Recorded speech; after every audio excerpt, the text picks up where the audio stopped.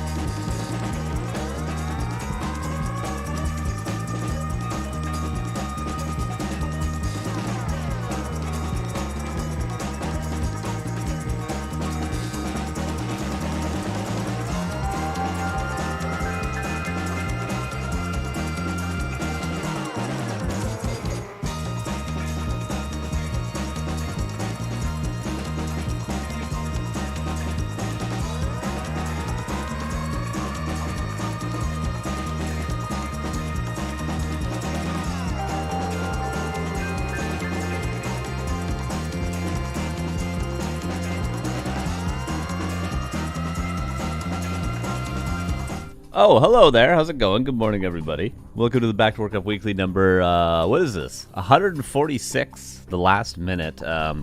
We didn't really know if we were going to do this until this morning or last night or something like that. Then we decided to go with it. We got a decent amount of signups. Hello, everybody. I'm just doing some last minute seeding of everything. Comp Quail, thank you for the 38 months. Good to see you. How are you? How are you? I almost have to sneeze, but I'm resisting. Because I know I'm at the in-between point of needing to sneeze and actually being able to sneeze. So if I get this over with early enough, I won't have the uncomfortability of not sneezing when I had to sneeze. Do you understand? Do you understand what I'm dealing with right now? Oh, just doing some adminning, and then we're going to jump in to the tournament. We actually ended up with a decent amount of signups here. Pretty good, pretty good. I'm just going to do the seeding really quick. Give me a sec, okay? Just give me a second, would you? Give me a second. There's a lot of pressure on me these days, everybody. Okay, just give me a minute here. Would you give me a minute? Just give me a minute to think? Give me a minute to catch my breath? God. You guys are needy. You guys are needy. Just give me a second here. You're gonna go under this guy. And... oh, two more people signed up. Okay, good, good. You guys can sign up. I'll let you sign up. I'll give you a couple extra minutes. I know it was last minute. Go ahead and sign up. Go ahead and sign up. I'm not putting the bracket live until everyone gets signed up that wants to sign up. Okay, go ahead. Go ahead. Where are you going? You go right here. You go underneath Scimitar. There you are. And then we got two more people. Okay. Cage, where are you at? Where are you at here? Do. What are you? What are you? Okay. And then this guy. And then we're almost ready, everybody. How is the start of your weekend going? Is it good? Is it good? Are you enjoying yourself so far? Are you guys off work?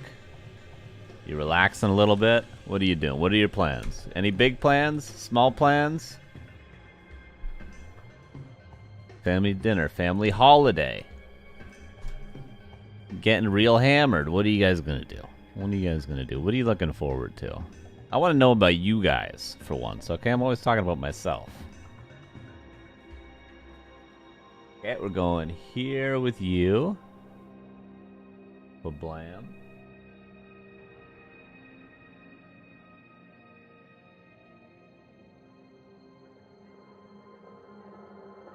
Where did I put that guy? Oh, underneath Scimitar as well. Everybody's going underneath Scimitar today. There we go. Oh, another person. Another person. We went from having like 5 people signed up to now we have 26 signups, which is awesome. Go ahead and sign up. I'll let you guys go. I'll let you guys go. Appreciate it. Appreciate it. It just makes the day funner for all of us when there's more people signed up. I haven't read chat since I put my camera on. Like, everything could not be working right now, and I wouldn't even know. I wouldn't even know. The whole street, you guys could be panicking. The world could be on fire, and I would not even know. That's where we're at right now. Oh, you go here. Okay, let me check chat. Hello. Hello. Hello. Working at home. ... Chilling at home. Nice. On several beers. Eating tortillas. It's okay. My weekend is fantastic so far. I'm going to cast some Warcraft. I'm going to play Mr. Mike's NA tournament later today and stream it on my channel. And then I'm going to cast tomorrow, and then I'm going to cast Sunday. Could not be happier. It's exactly what I would want to do with my weekend. Seriously. Could not do... there's nothing I would rather do than what I'm doing this weekend. Thank you, Andrew. Visiting hometown, seeing old friends a long time. Weird seeing how people you grow up can make you nervous. Definitely, dude. I'm almost on 10-year... No, I am past my 10-year high school reunion. I don't know if we had one. Maybe I didn't get invited. I look like this at high school, because so you can imagine there's maybe some people that don't want to invite me to the 10-year reunion, but that would have been last year for me. So yeah, I get that. I get that. But I've also lived in my hometown my whole life. Well, since I was like 10 years old. So I don't have to necessarily go back anywhere, but I understand the feeling. Okay, let's finish this. Oh, more signups. Oh my god, more signups. Okay. 2 more people. Hold up. We got you, and we got you. We're almost there. 27 signups, everybody.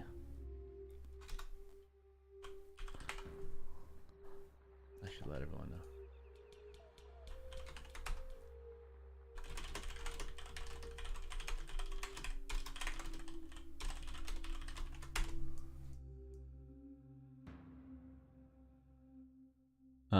Okay, that guy and Mr. Edo signed up, which is cool. We had a really good series of Edo recently, didn't we? I'm trying to remember. They all sort of blend together. Edo goes underneath Soima.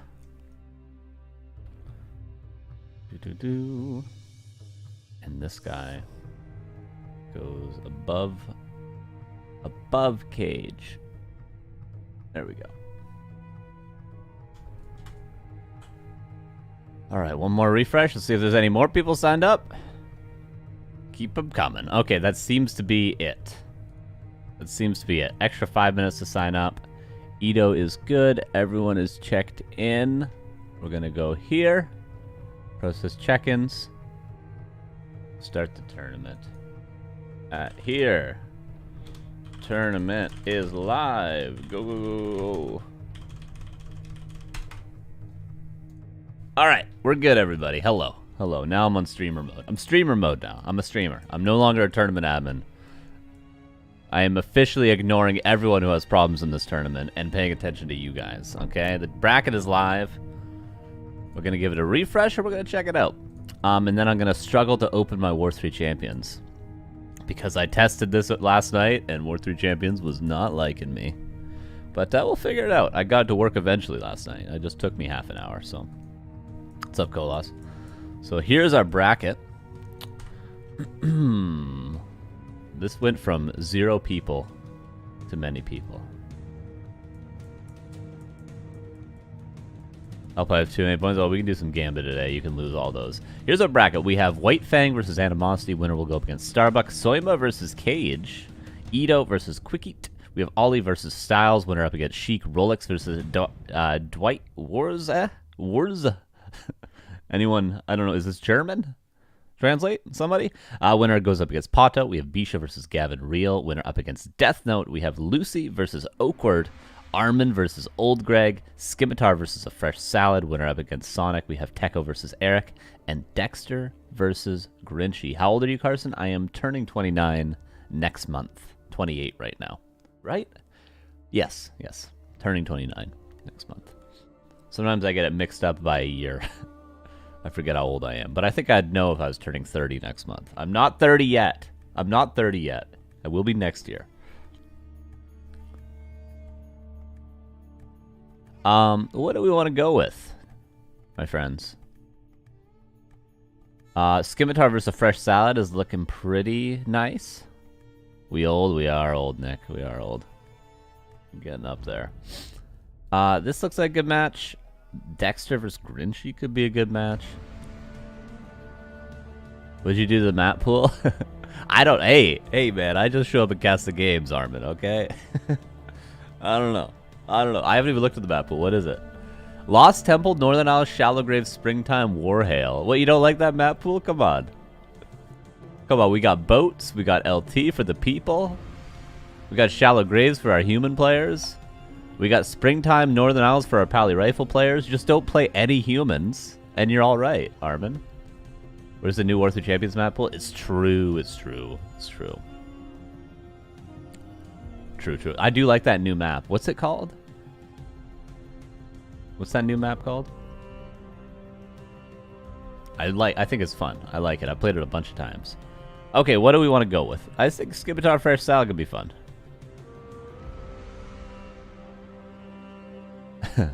Yeah, this is a not easy cage. Not easy. Or is there something else? You guys see a gem that I'm missing here?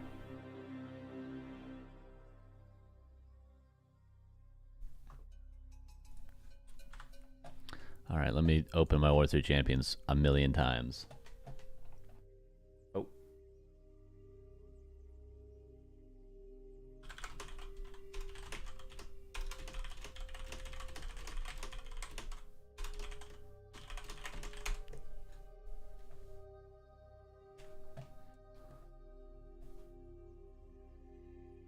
Okay.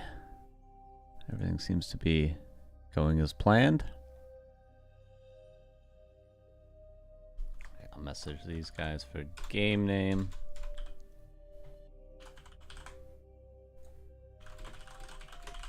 And now we struggle to open War 3 Champions. Let's try it. Animosity versus White Fang? Is that a good game?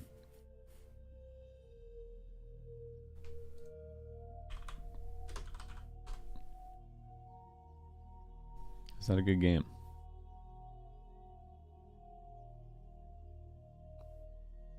Something with hail? Yeah, Warhail is a new map with boats on it. Very fun. A very fun map.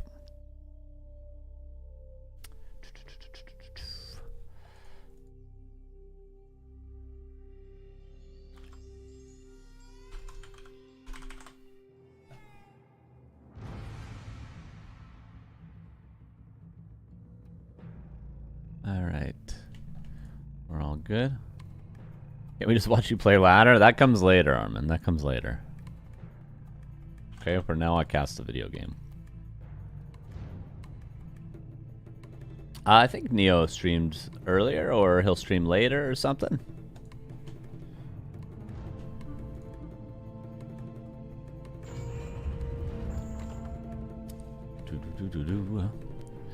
Okay, we got the game name for Scimitar versus Fresh Salad. Where are these guys from?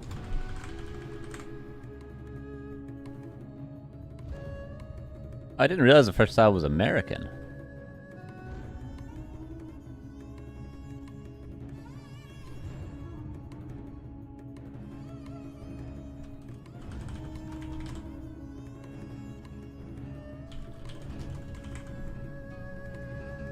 And then Scimitar with all the random capital letters.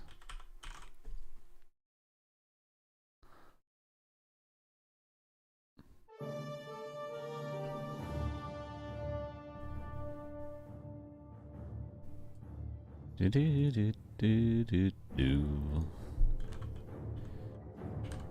Is it every other letter is capitalized? C M T capitalized in Scimitar. Okay.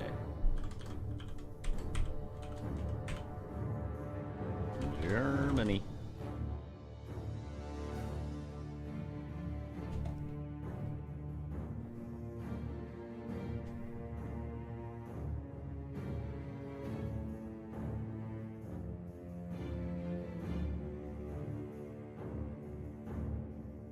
Of course they do, Andrew. They're Undead players competing in tournaments every week. Of course they want Undead to be rebuffed. That's what they call in the business a conflict of interest. Homie needs a barber. Are you one?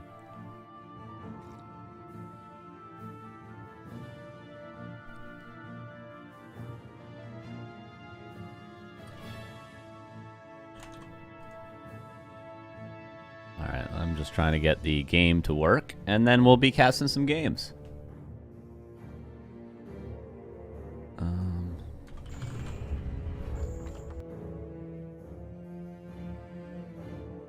Currently does not work.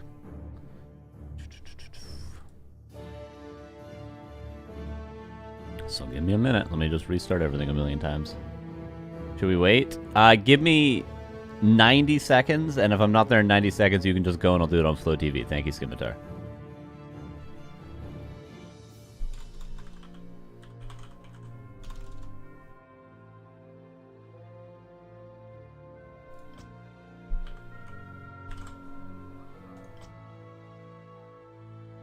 Oh, we're in it. We're in it.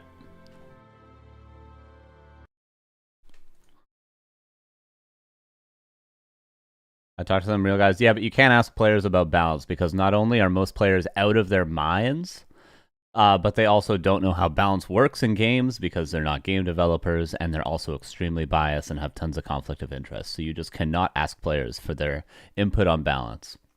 Nor should you ask me on my input on balance. You can give opinions, and opinions are always necessary and needed and helpful, but there are lots of people that you should not listen to, and there's many good reasons to not listen to them.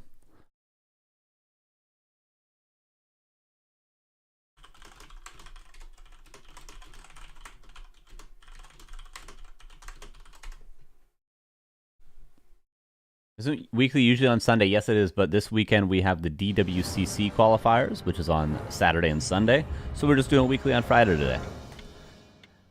But DWCC is a pretty similar format to this cup, so we'll have that as well. Oh no, I forgot to update my settings. No, we gotta go flow. So when we use our overlay, we have to have the new sort of Blizzard overlay. You know how you can like sort of get rid of everything in game? You can press hotkeys when you're observing or spectating with the new Blizzard thing to get rid of all the UI. So in order to use our overlay, we use that. But when I watch replays, I like to do the old version of the spectator view. So every time I cast, I need to change my settings, which I forgot to do.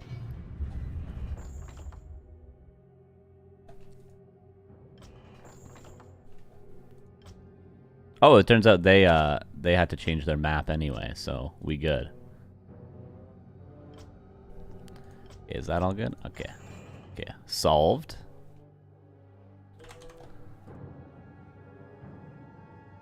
Seems like everyone is getting their first matches underway as well, which is nice to see.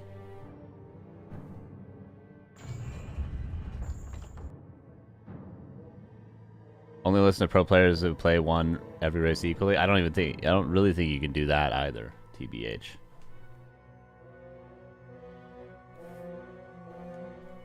What's up, Sonny? Posted wrong map. It was perfect because I had to restart my game anyway, Skivitar. I screwed something up.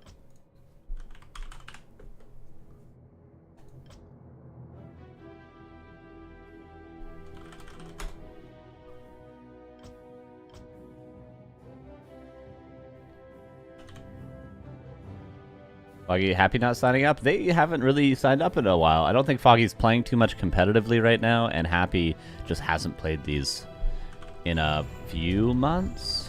6 months, it feels like, at this point.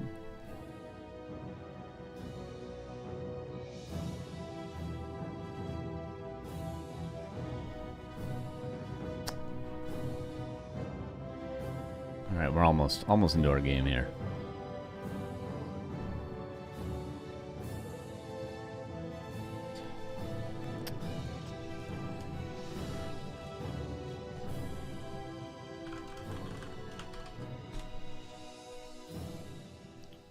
Balance the game around 0.1% top players is the best way to piss off 99.9% of other players.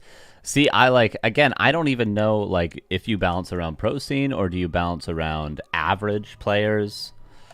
Like, I don't know that, which is why I don't balance games for a living, you know?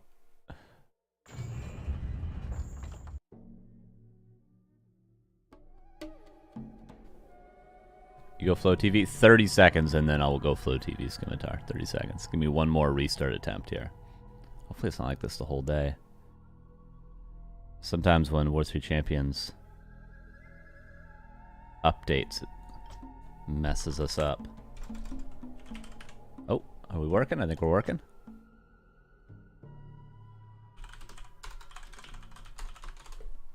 All right. I think we are good, everybody, and we're going to be jumping into our first game, which will be Orc against Human. Scimitar playing Orc, a Fresh Salad playing Human, which a Fresh Salad, I think, plays Pally Rifles. I believe. I do dare declare that he does indeed play Pally Rifles. Oh, Scimitar's in the chat. Goes KK. All right. All right.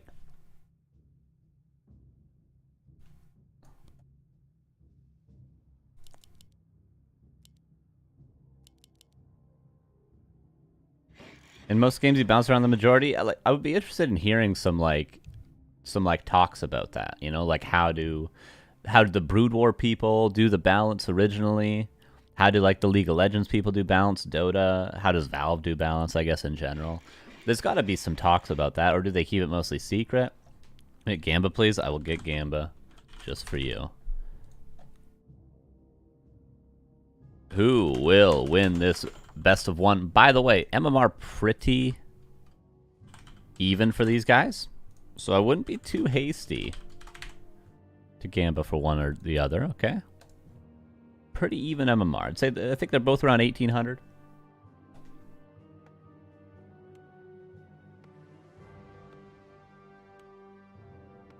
And here we go. Nice, everything working. In the upper left here is Scimitar, in the bottom right here is a Fresh Salad, not playing Pally Rifles.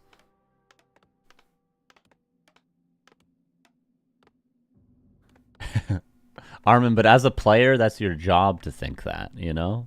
That's your job.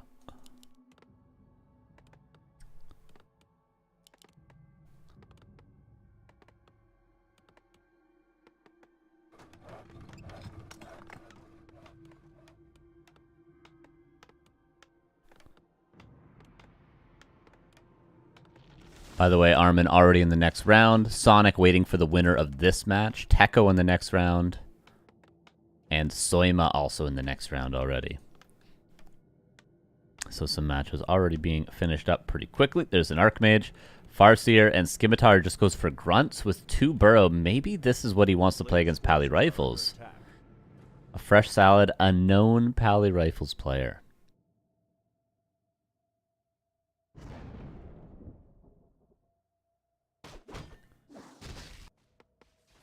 Three farm, no tower for a Fresh Salad. Does get the Priest. And one wolf goes into Scout. I kind of like this route for Scimitar. Gets some experience and some value.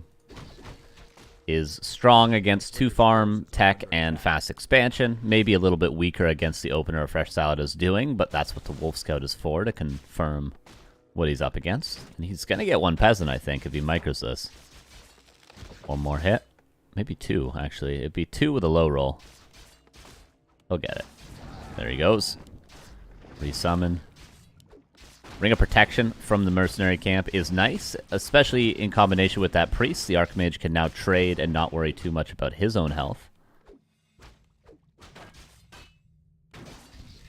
Seating in the grid is War 3 Champions. MMR, Soima, as best as I can find. Because not every player has War 3 Champions or War 3 info ranking, so it's hard to do it on that. Player's forces are under attack. What's LOL about that, Soima? How would you like me to do it?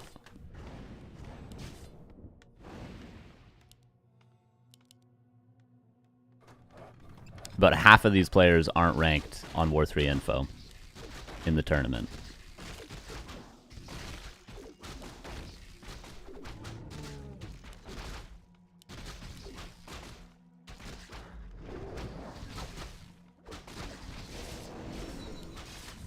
And level 2, nice little last hits there for Scimitar. Could get the Footman. Actually burns the Chain Lightning for it.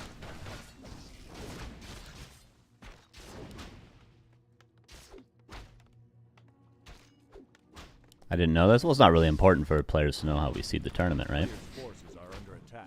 I could seed based on my favorite names. First to last, and that would be fine, right?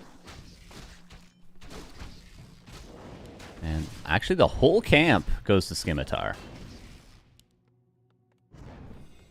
That's actually how I'm going to do seeding for the next tournament. I'm going to do it based on my favorite names.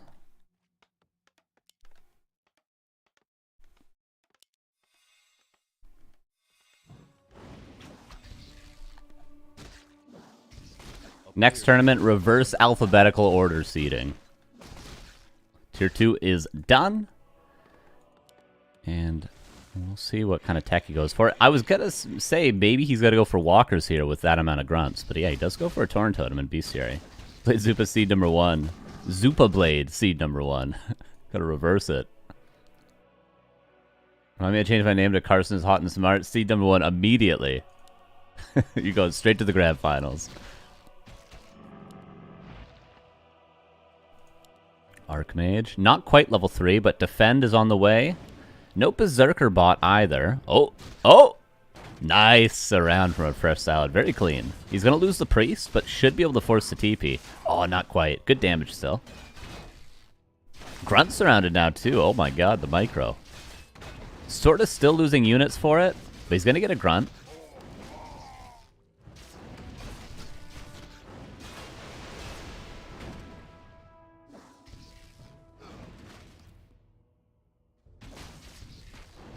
We're starting to get some good matches in the bracket as well. Rolex versus Pato. We got Techo versus Dexter. Would be pretty solid.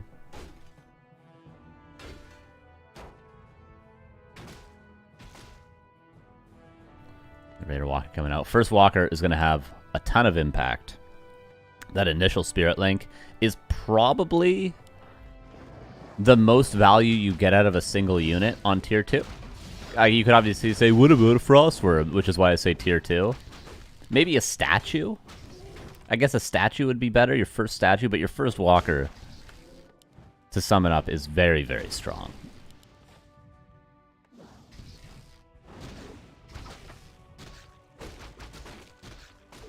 Because Spirit Link immediately gets value. Raider, you need to get Ensnare, etc., etc.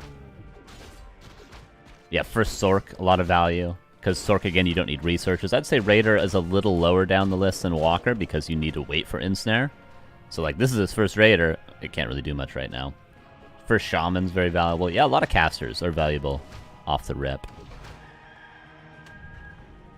But nothing allows you to win the fight quite like a Walker. Like, a Sork will allow you to pick off a unit if you're already winning the fight. But a Walker will allow you to win the fight that you might have otherwise lost. Is why I say. Same with a statue. Might do that too. First Priest can be nice because, like, if this Archmage is really low HP, one Priest is going to heal him up to full as soon as it's there. Didn't pick up item? I did not see. Seems like Armin's playing Lucy. Okay, after this match, we're going to have a lot of options for games to watch, everybody. Shaman Purge more value than Link? It depends on the context, right? If you're being harassed by level 3 water elementals, sure. If you're being harassed by Demon Hunter Naga, no. You see?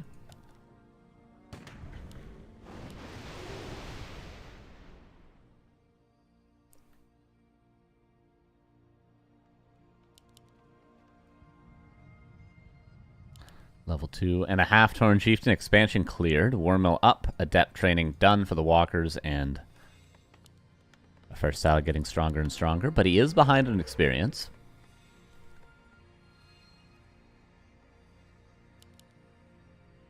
Shot being pulled now too. Is this a peon? It is a peon. A player's forces are under attack. This is an elf versus orc though. Oh yeah, I was talking hypothetically, you see. That's what a hypothetical is. What's the strongest unit on tier 2 early in general was the question.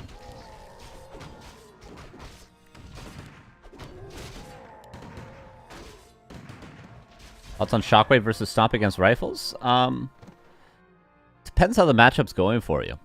I feel like if you're in a comfortable position, going Stomp is great, and if you're in any sort of position where you're a little worried about winning a fight, having Shockwave can give you a little bit more utility. Like Shockwave here is good. He found an angle on the base. He's got an expansion coming up. He's definitely got to force a fresh salad back. This is going to be a lot of peasants killed.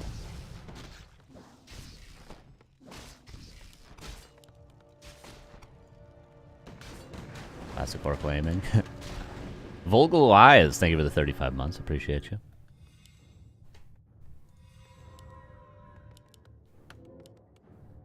That was a very nice timing.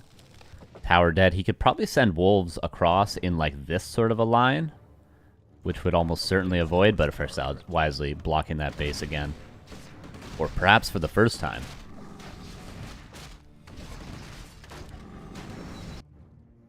Salad is going for that. I like the pure lame approach from Scimitar.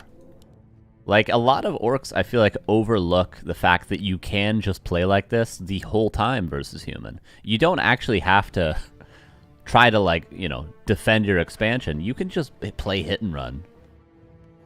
Once your expansion's at a safe, you know, safe point in its production. You can just play lame. There's nothing wrong with playing full hit and run. I think playing against Pally Rifles has shown that. Obviously, you're up against the Mountain King here. But except for the Mountain King, there's no more mobility in the army of a Fresh Salad than a Pally Rifles army. It's still riflemen. There's still no sorks. And this was 0 units lost? Yes, 0 units lost. The First Salad is forced back. 0 gold right now. Water Elemental finds the expansion. Scimitar, no doubt, will take the same angle. Like, at this point, you've got to continue laming, I think. Well, maybe not, actually. He could just break upkeep and try to take the fight.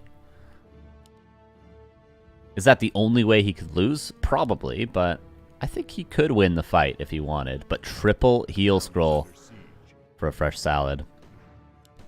And he does have a talent portal, so he's going to be able to kill this expansion. And then TP back. How much damage will he take, though? He's going to lose probably every peasant before he can kill this Great Hall.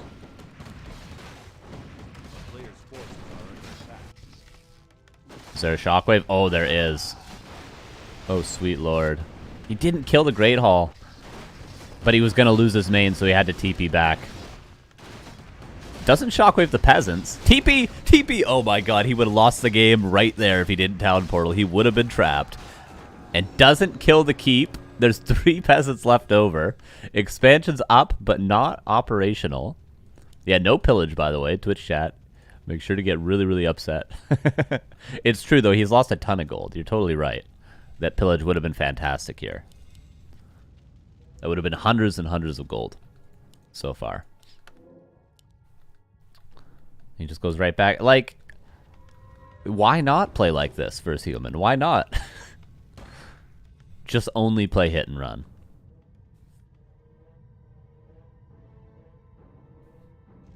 If it works against human when you're super behind, why wouldn't it work against human when it's an even game? Is he gonna buy a Zeppelin? Scimitar is one sick man if he buys a Zeppelin after all of this. And I love it.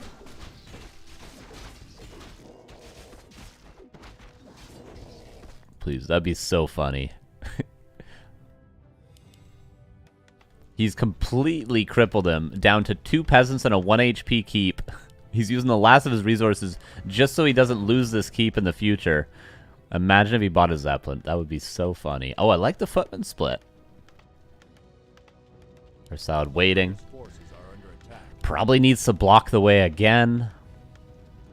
And then he needs to go across again. Could still win a fight, but he's not going to be able to win a fight in probably by the 15.5-minute mark, I think that's when Scimitar will 100% have the fight won. Weekly Cup is Friday just this week because we have the DWCC qualifiers. Goes for the red camp. Nice choice because he's very close to his main base. He can always back up and defend if he needs to while also getting lots of value. Very good. I would like to see solo creeping on the Mountain King after the Archmage hits level 4. But at this point, just take what you can get, honestly.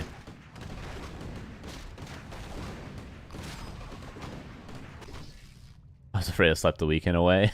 That would be terrifying if you thought it was Friday and it was Sunday. Ooh, Cloak of Flames. And still 3 heal scrolls. Yes, it's 41 against 60, but do not underestimate the impact of the heal scrolls. And no TP needed this time for a fresh salad. He's here. Will Scimitar just take the fight? Probably not with how he's been playing. He wants a 40 supply advantage, not just a 15 supply advantage. Oh, he's not even mining fully with this. And by the way, is this a 6 Peasant Expo? It seems a little far. Maybe I'm seeing things, though. He's only mined 500 gold off this gold mine. It has not paid for itself. This game is not over yet. At all. Shockwave lands. Remember, 3 heal scrolls. First one being burned. TC has much less mana than this Mountain King, especially with Aura level 2. Kodo comes in. Will it get a Devour? Does. Gets a Berserker, actually. High value Devour. Speed scroll in. Gets a Rifleman now. Would not be surprised to see Scimitar TP out in a second. He got double Devour. Killed a bunch of units. I don't think he's going to get a ton more value out of this exchange. He's probably just going to lose things the longer he stays here. 49 versus 39. Both still trading units. One more heal scroll. Archmage being pressured a lot. Heal scroll to save him. Nothing else to save him. And the Archmage actually does go down level 5, and that's got to be it, right? That's got to be it. TC had a greater heal. Has a potion of vulnerability. That's kind of what a fresh salad was missing. Was the invul pot. Orc is losing every unit. I mean, the Archmage is dead. Okay, they're both losing everything. Level 5-5, though. Does it even matter if you have no units, if you have these heroes? Bolt. Dodged. Nicely done. And Shockwave, a GG. And a nice game. Very fun. Very fun. Probably not too fun for a fresh salad, but we were entertained.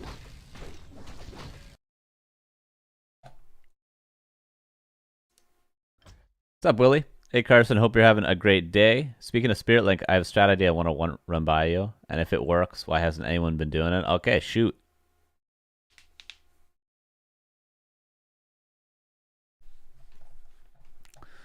I am listening.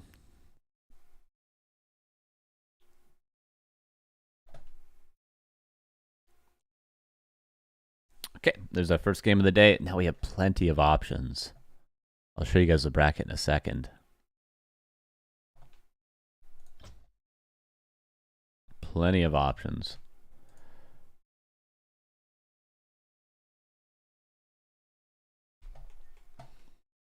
All right, close this out. Scimitar won. Close game, though. Close. I feel like in a best-of-3, best-of-5 situation, these guys might go the full distance with how that game looked. But Scimitar, the lames were solid. The lames were solid, and I respect it for what it was.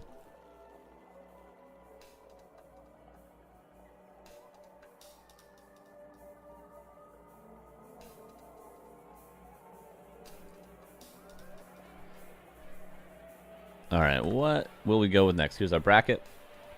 This is a good match. This Undead music is going ham right now. There we go. Armin versus Lucy could be fun. Orc versus Undead. This is Undead versus Human. Scimitar is going to be playing Sonic now. Yeah, this is Lucy. The first character that's like this little thing with the 2 lines going to the left. You can always tell it's Lucy with that character.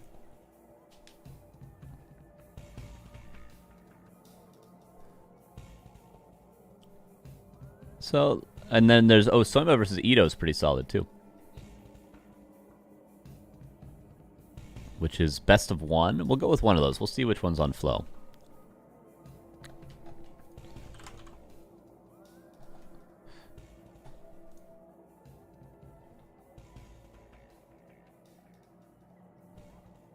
Keep peons in base and one with army and link all peons. Yeah, well, people do use peons in fights. And honestly, one thing that people should do more is spirit link their workers in their base before they leave. Like if you go back home with walkers, you should be linking your peons and then going to fight.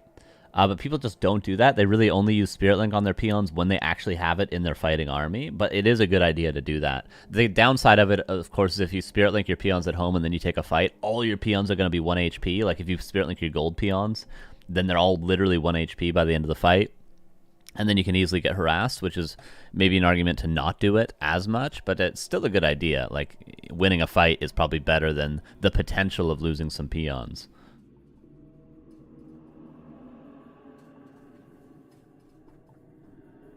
But the thing about that, like trying to hit a timing, like Spirit Link all 12 of your peons and then go take a fight, is Spirit Link only lasts 45 seconds, right? It will run out eventually. Hello, Noob here. As human, how do you defend against Blade Master stealing your creeps? Well, you should be able to get the first creep camp before the Blade Master shows up, and then you can buy Dust of Appearance, or you can just play very patiently. Eventually, they run out of Windwalks, so you should be counting the Blade Master's Windwalks. I think Blade Master has 240 mana at the start. Windwalk costs 75 mana, so that gives him 3 Windwalks. He'll use the first one to get to the first creep camp, and then he pretty much has 2 more if he doesn't have a Clarity Potion. So just wait those out. They don't last that long. Wait him out. Once he's out of mana, then you can creep right in front of him and laugh at him. Point and laugh as you creep in his face. How much HP regen do peons have? 0.5 per second, I think.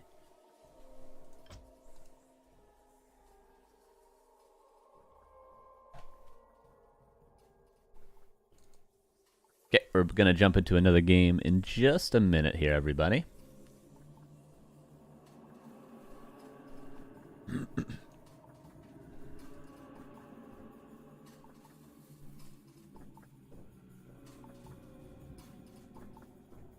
Yeah, it's definitely good to do, Willie. It's not a bad idea.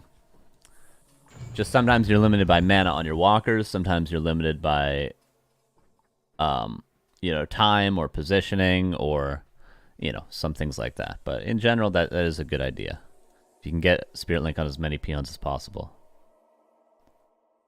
Wait, I have more points now, not less. That didn't work. Okay, as soon as we get our overlay to work, we will be in another game. I don't know why it makes me do this. Go through all the effort of fixing everything, and then War 3 Champions updates for the new season, and it breaks the thing again.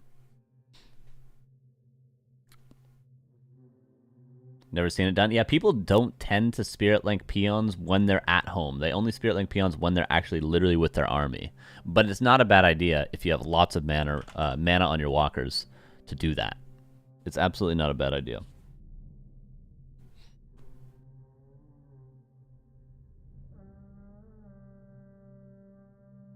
How much mana for Bloodlust? 50 mana for Bloodlust, right? Or 40? It's 40 or 50. Do-do-do.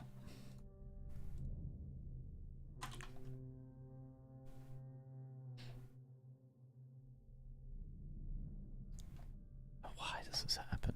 There's always a new bug every week. Every week I stream, there's some new thing that goes wrong. It's alright. We'll be in a game in a second. Why do people just completely stop using Scrolls of Protection? There are a few things that people do consistently, or I should say avoid doing consistently. And I think it's just out of laziness. Protection Scrolls are good. And they're cheap. But people just simply do not use them very much.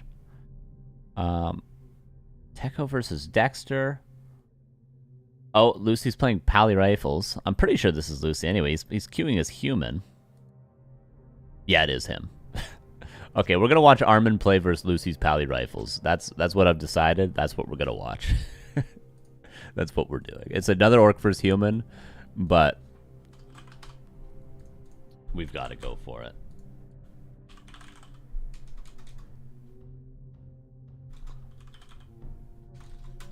What is he going as right now? Well, we're gonna just call him.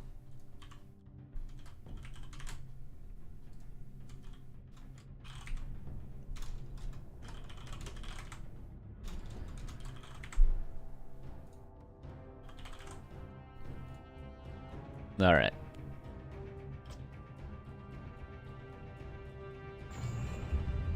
Yeah, seeing the effect of the armors from pally rifles? Yeah, exactly. That's a good point. The armor aura.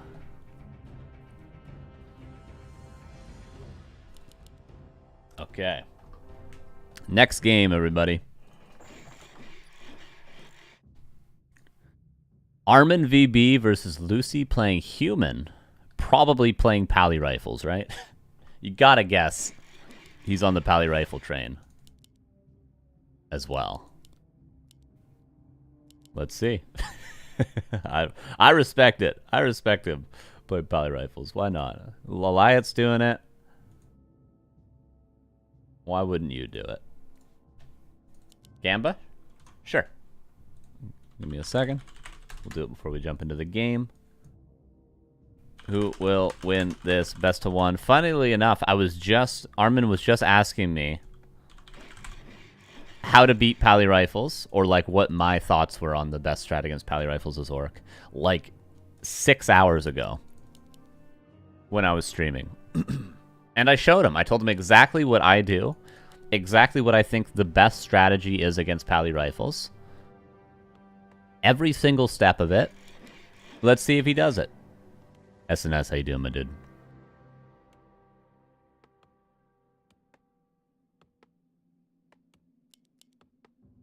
The Light also bought protection scrolls. The Light also went 2 barracks footmen for some reason one game.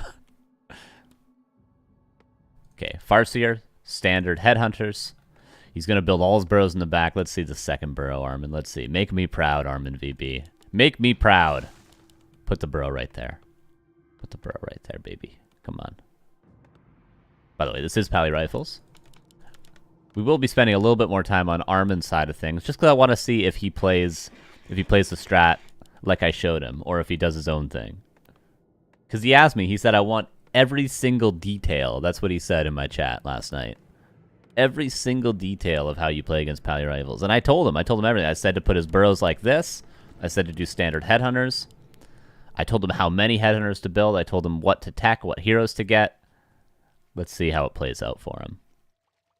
What I did not tell Armin to do, because I wouldn't dare, is how to micro. Because he knows how to do that, and he can do that much better than me. So I didn't tell him how to micro. Let's see how he does it. Let's be shocked and awed at Armin VB's mechanics here. Typically, Lemus would pull this. Oh, no, that's Last Refuge he'd pull it on. No last hit there.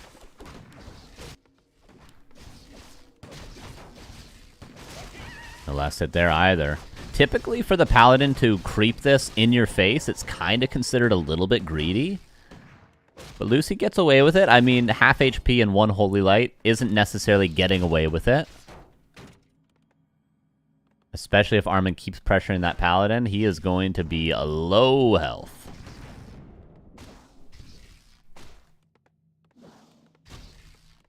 What's up, Versetti Television? How you doing? A player's forces are under attack. So tech for Lucy. Tech for Armin. Armin's going to go up to 6 headhunters. That's going to put him at 29 out of 31 supply. Once he hits tier 2, he'll go tier 3 immediately and grab a panda. We'll see if he follows those steps accordingly. For now, just trying to put damage on everything while taking no damage on his units. You can do this because currently headhunters outrange riflemen. Headhunters 550 range, riflemen 450 range until they get the upgrade. Can we catch a Carson game? I'll be playing a tournament later today, Willie. On my own stream.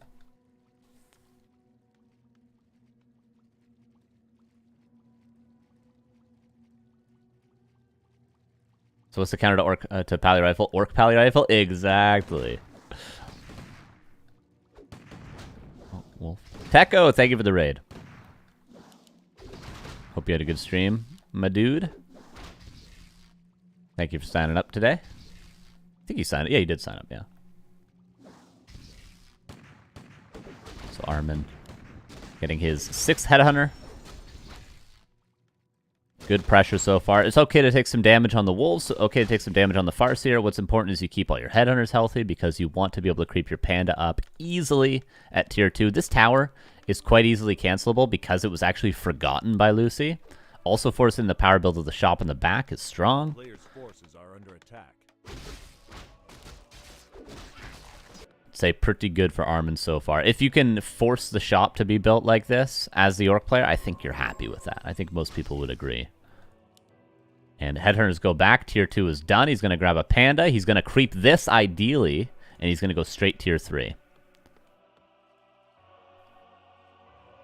Because Armin is a good boy and he listens. There it is. Drunken Haze. Oh yeah, if you creep the marketplace and you get heal wards, you just win the game. You just win the game. Straight tier 3. Now we need to see a 7th headhunter, a 4th burrow, and a shop for Mr. Armin VB. Okay, you got 1 of the win. Also very good. Is this the Hitman strategy? Yes, I would call it that. Hitman, TS Yogg. Scars also claimed it, which Scars is definitely the sort of player that would come up with something like this, but I'll give credit. Hitman and TS Yogg probably would give credit to Hitman as well.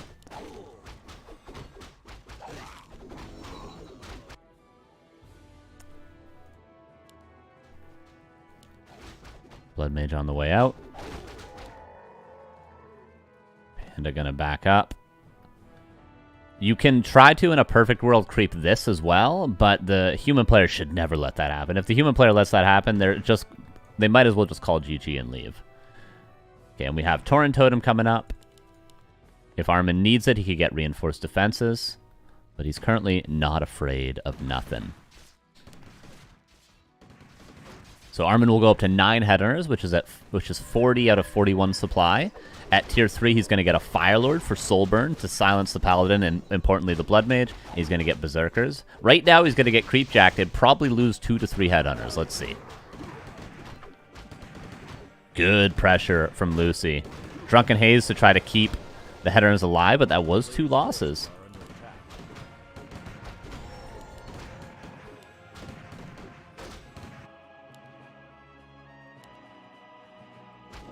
And Lucy towering up, actually not necessary, but I like the timing of the towers to obviously defend against the lames. Armin getting reinforced defenses. Panda trying to creep level 3. Farseer needs to go get the Firelord. Oh, he forgot his shop and his Panda's low. Armin forgot the shop. And he isn't getting the Firelord. Armin, no, he's crumbling. He's falling apart at the seams. Did you watch Grubby vs. Saul? I absolutely did. Push him vulnerability. Oh, no. No, Armin. Not like this. Anything but this. Shop canceled. Reinforced. Not that late. It's going to be done in a second. He needs a Firelord, and he needs a Tauren, and he needs Berserkers. He only got Berserker now. The macro is falling apart for Armin VB.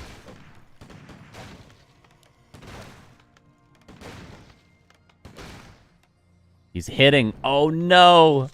There's towers up for Lucy. He's prepared for this. Armin, no! Tauren is on the way. Berserkers. It might actually be denied. Berserker form. Oh, no. It is denied. That's a spicy meatball. Oh, sweet lord. I had high hopes. I had high hopes.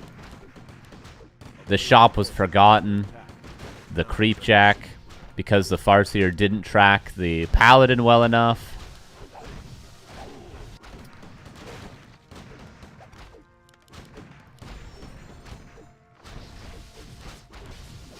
And no Berserkers. There is going to be a Tauren out in a second.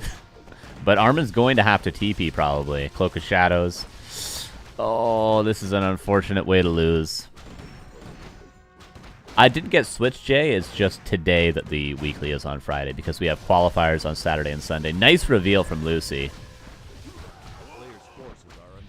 Very unfortunate. Very unfortunate. Well played to Lucy. Hit his timing. Got his towers so he couldn't be lamed. Didn't take too much damage in the early game. What can you say, but hats off to you. You did the Pally Rifles.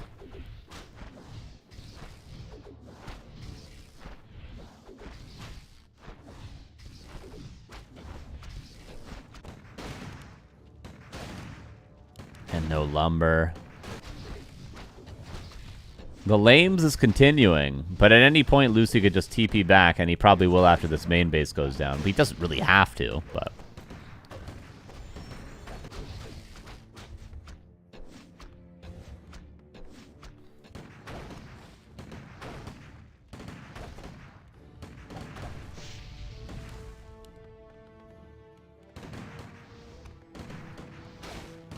And I think Armin will look back on this game and sort of know... He'll know where it went wrong. Which is at least a nice feeling against Pally Rifles, because typically when you lose to Pally Rifles, you like, I don't know what I could have done better. I did everything I could. I pulled every trick in the book. I bought 20 Zeppelins. I was split pushing with 6 different control groups. But in this case, I think you could say, I know what I did wrong.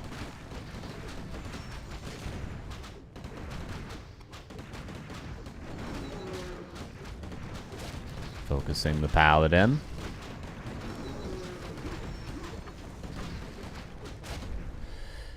And Armin will call the GG. He tried a new strat, didn't work out, but maybe with a little bit more practice it will in the future. Lucy, fantastically played. He knows the Pally Rifles. He executed it well, and he gets the W. And we'll see if he continues Pally Rifles throughout the day. Because he will be playing either Deathnote or Gavin Real next, so... Probably not. I forgot to shop. I know. It's okay, Armin. What's important, I don't know if you heard me say this, but what's important and what's a nice feeling is at least you know where you went wrong. Whereas with Pally Rifles, in other cases, you're like, what could I have done? I don't know. I did everything I could. At least now, you're like, okay, I know I made these mistakes. Next game, no problem. No problem, right? It's easy. No problem. Just go next. Fix up a couple things. Come back stronger than ever. It's a good feeling, Armin. You should be happy. You should be celebrating.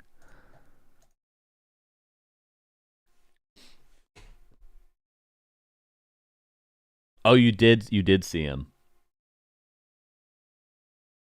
Yeah, imagine, you know how good creeping that marketplace, or creeping the marketplace is? Imagine if you get heal wards.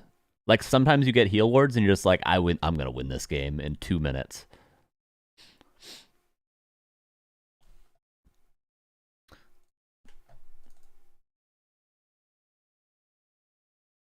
Yeah, I normally build, normally once I tech to tier 3, obviously you can probably figure out things better than me, but how I do it, at least so I don't forget anything, is after I tech to tier 3, I get my 7th Headhunter, then I get my shop, then I get my burrow, then I get 8 and 9 Headhunters, and then I get my Torn Totem as the last thing. Because if you get reinforced defenses, you don't even have lumber for your first Torrent anyway. So you don't need it perfectly on time. If you skip reinforced defenses, you can get that Torrent out immediately at tier 3. But if you research reinforced defenses, the Torrent Totem timing does not matter. As long as it's not cancelable. And my third burrow is 10 seconds late. Yeah, there's a couple things there. There's also a way you can play where you don't go Torrent Totem and you instead just get +1 after your 4th Headhunter, and then +2 immediately at tier 2, and then +3 on your way as soon as you hit tier 3, and you just end up with +3 Berserkers and Tri-Hero. That's a cool way to play as well, but I think the Torrents are better. Anyway, enough about Pally Rifles. Sheik vs. Pato, best of 3. I think that's where we're going to go.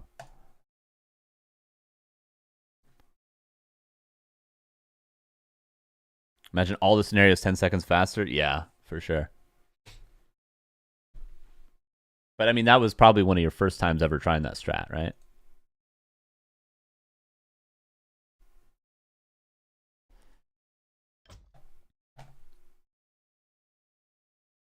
Oh.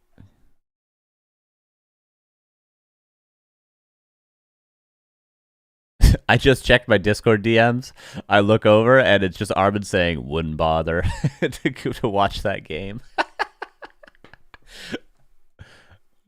No, I'm glad we watched it, Armin. I'm glad we watched it.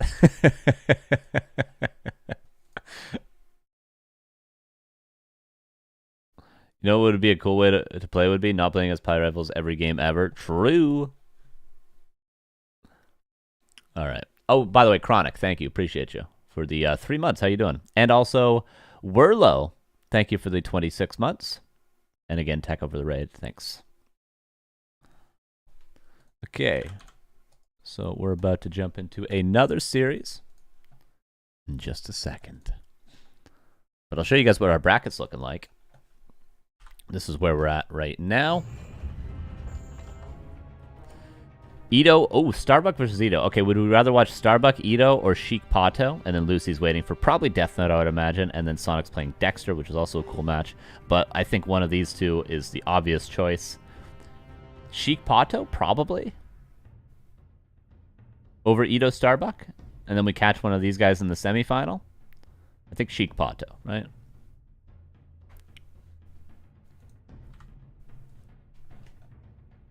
Sheik Pato. We got a couple Starbucks. Yeah, Sheik Pato. I think so. I think you guys are right about that.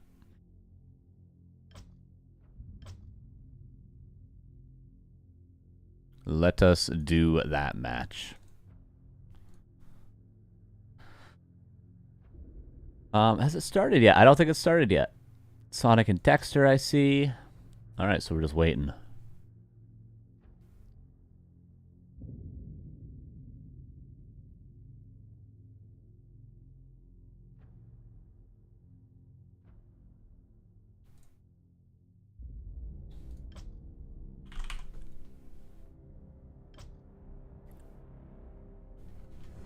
Hey, let me close up that prediction. So this will be best of 3. So we're probably committed to a quarterfinal after this. And then we'll probably watch a semifinal, then grand final. It's probably our day. So three big, long series in front of us today. Yeah, let me update the score for this one. Northern Isles. It is a very good human map pool this week as well, so I think that even further justifies Lucy playing human. Lost Temple, Springtime, Northern Isles. Both Springtime and Northern Isles are great Pally Rifles, and then Lost Temple, classically a good expansion map, although I feel like these days Lost Temple not as good for human as it used to be considered, TBH. But, you know, for going by first assumptions, it's a human map, you know. But honestly, I think it's kind of more of an orc map these days. Pato, Sheik. Pato, one of the few players from the Americas left at the top level, and Sheik, one of my favorite Undead players to watch currently.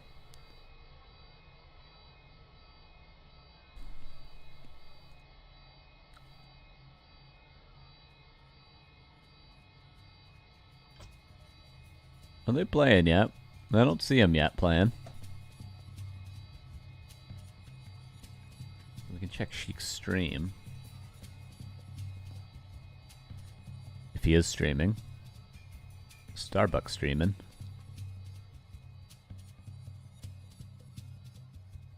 I don't see him streaming. Okay, we wait. We wait a second. I might go get a coffee while we're waiting. At Pato. Sheik. Starting soon? Question mark. Okay, they're about to start in pretty soon here. While we wait for the series to be started, I'm gonna get a coffee. I'm gonna get a coffee. Yeah. You guys go get yourselves a drink or something too. Go get yourself a snack. Go get yourself a drink. I'll start a prediction with 5 minutes for the whole best of 3. We'll win this best of 3. You guys can vote. Pato or Sheik. 5 minutes. Start prediction. and I will be right back in 2.5 minutes. Okay? I'm not even going to go to the break screen. That's how fast I'm going to get this coffee, okay? BRB.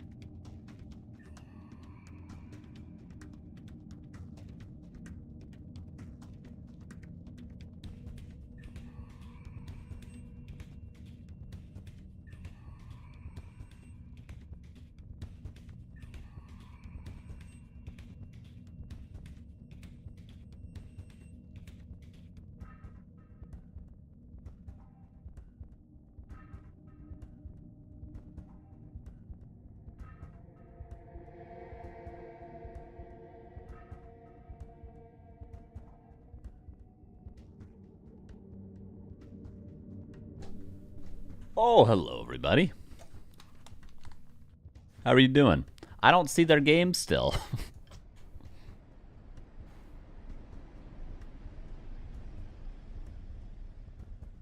I don't see their game. Wait, do I? I see Starbucks game. Oh, Ponto Chic. There we go. 50 seconds. 50 seconds for map 1. What have you guys been saying in the chat? Nothing. Nothing at all.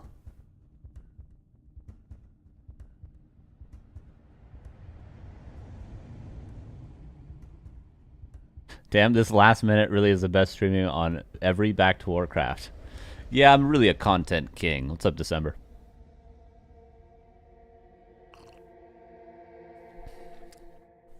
All right, Pato versus Sheik. This is an exciting one. Sheik, like, I would say he's kind of a... From what I've seen of his games, he feels like a Undead versus Elf specialist. It feels like really his best matchup. And Pato is just a stone cold killer. Giga Chad, you might say. Make coffee and bagel. Nice, nice, nice. Hell yeah, Armin. Alright, loading into map 1.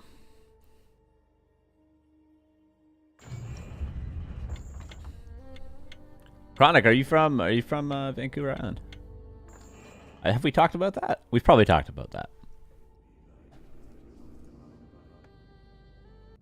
Alrighty.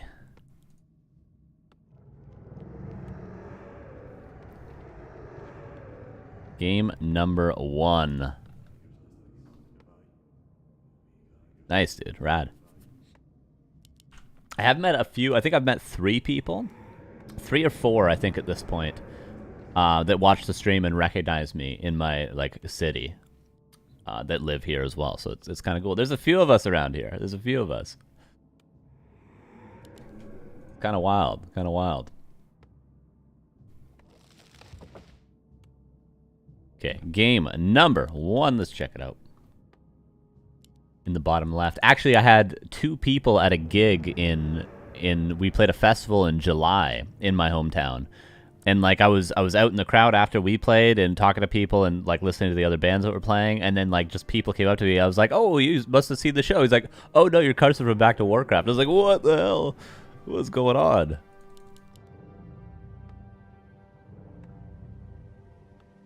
Sheik in the bottom left, Pato in the upper right. Demon Hunter versus Death Knight. A classic matchup. You could go back to 2008 and they would be playing these heroes.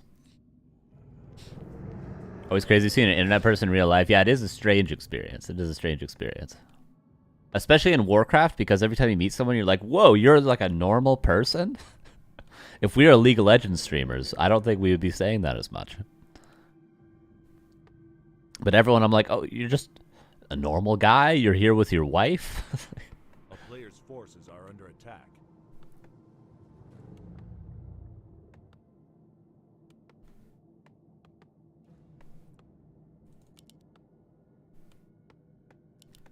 Okay, Death Knight, 2 Ziggurat. We'll see how Sheik plays it. He is a very, very tricky player. Sometimes he'll go for a fake Nerubian rush into a fast tech. Sometimes he'll go for a tech into a delayed expansion while the tier 2 is underway. Oh, that's a deny. That is a big deal because now he will not get level 2 from this camp. Which means no mana burn, only immolation. But if he detonates skeletons, he will get level 2. So he's going to get the double Deto. 24 experience in the bag, and now he should get level 2. Oh, he didn't. Did he deny a second creep? Somebody do the math for me. Somebody help me out. Player's forces are under attack.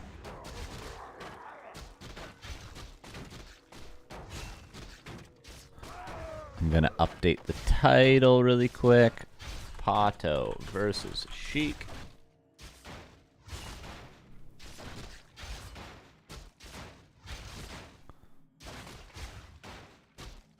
And Sheik, greater heal on level 2. Obviously, he can't possibly deny any creeps. And Pato did get level 2.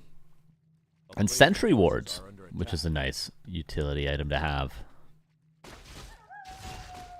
But Sheik doing nothing too crazy, just one base play. Pretty standard, not going for any fake outs. Maybe feels comfortable that he is potentially the favorite in this matchup and is just going to play it straight up tier 3 timing. Oops. But there's the mana burn. And the ring plus slippers, probably the best 3 items with the wards as well that Pato could have gotten. Sheik is always going to want some different items, maybe mana over health, but health isn't the worst thing. Especially if he plays Naga stacking, having a greater heal is nice. Almost a surround. Does lock it in. It feels like Pato just sort of gave that to him. Maybe this was a wanted surround so he can get some ghoul pickoffs. But the replacement on the right side almost gets the kill. But he does fight his way out. No ghouls lost, no TP lost, just health.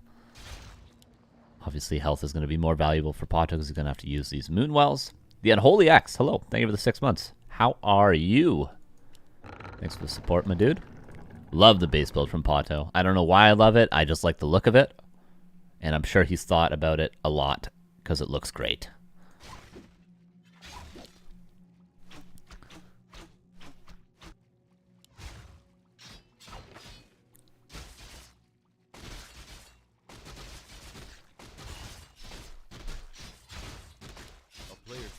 What do we have from Sheik? Graveyard on time. No second crypt yet, so no Gargs. Again, I just think straight tier 3 timing. They're really the only question mark. Oh, a couple of ghouls. Potentially could fall. One does go down. Demon Hunter has Boots of Speed now as well, so he could catch up to this ghoul. One more auto attack. No Nerubian, so he will get it. The only question mark I have for Sheik is, what is the second hero? Will he go for the Naga, which is a delayed timing with a stronger early tier 2? Or will he go for the quicker timing with a weaker tier 2, going Naga third, Lich second? Obviously, Lich takes 55 seconds to come out of the altar. Naga is instant, so at this timing, Sheik could be a little bit stronger.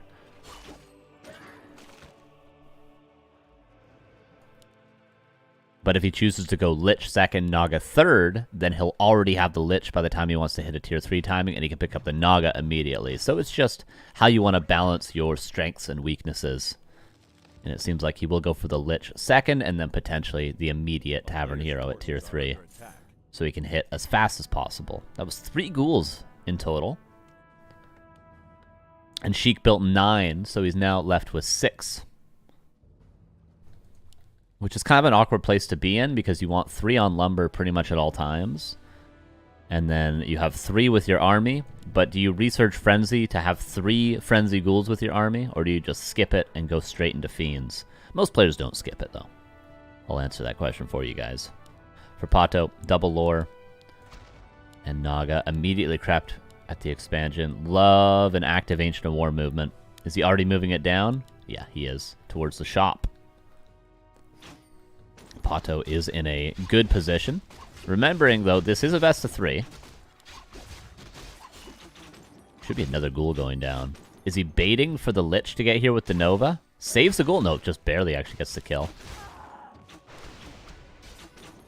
Another ghoul. That's ghoul number 5. I think an archer did die. Did I miss that? Yeah, I think an archer died. That's where the skeletons were summoned from. Nova's here. TP might have to be swapped. No, Boots of Speed could also be swapped. And yeah, does need a TP out. Wait, since when is quarterfinal best of 3? I think it always has been. Quarterfinal, semifinal, best of 3, and then grand final, best of 5 is how we do it here.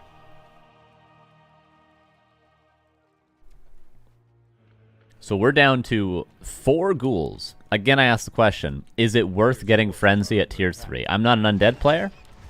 My Undead is quite bad. I don't know the answer to that question. But he is now going for Fiends.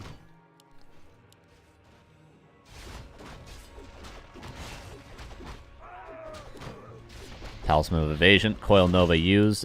So close to getting level 3 Death Knight. But Pato just does not want to allow him to do it. Demon Hunter's also going to get level 3 if he's able to finish these creeps off. Boots have not yet been swapped to the Naga. I would like to see the Demon Hunter have boots later on. But at this stage, I think boots on the Naga could be a lot stronger. Does Frenzy help with Lumber Collection? Yeah, just the return. It helps the same way like Endurance Aura would help with Peons if you left a Tauren Chieftain at home. They don't mine any faster, but they trip in between. If you get what I mean. But Undeads don't really struggle with lumber. If you're struggling with lumber with Undead, you've had some massive problems in the game. It's kind of a nice thing about Undead.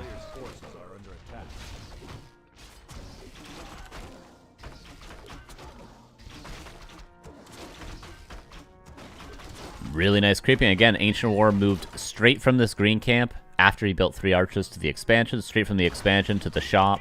This is beautiful from Pato.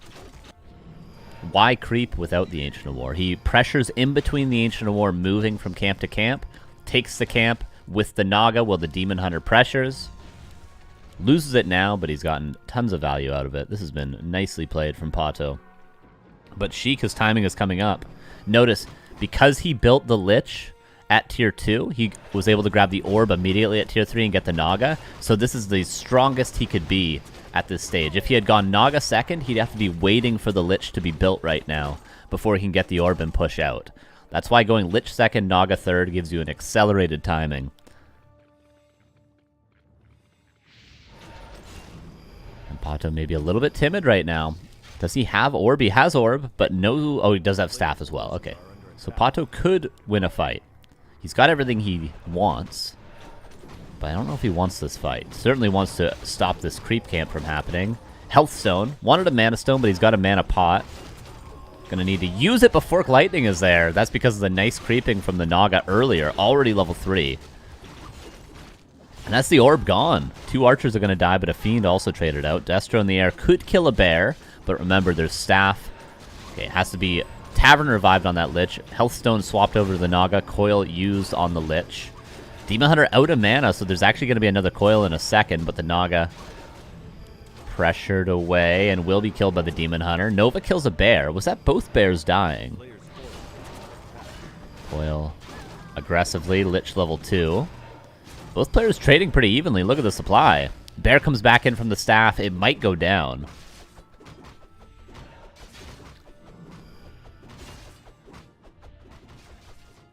should have staff, yeah. And Sheik was aware that there was staff off cooldown.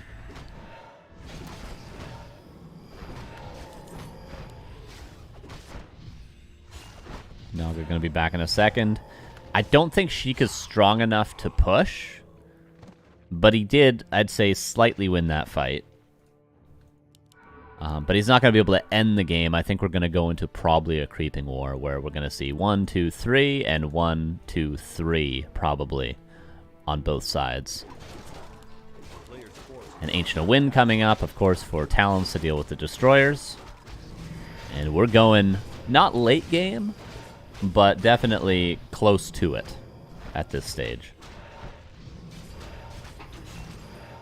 Big upgrades for Sheik to be had, though. Level 3 Lich, level 3 Naga, level 4 Death Knight are all possible with the creeps he has on his side. For Pato, he's going to struggle to find much more than Naga level 4. He'll get close to Demon 5, or closer, but he's not going to get it. So in short, this creeping war favors Sheik, I would say.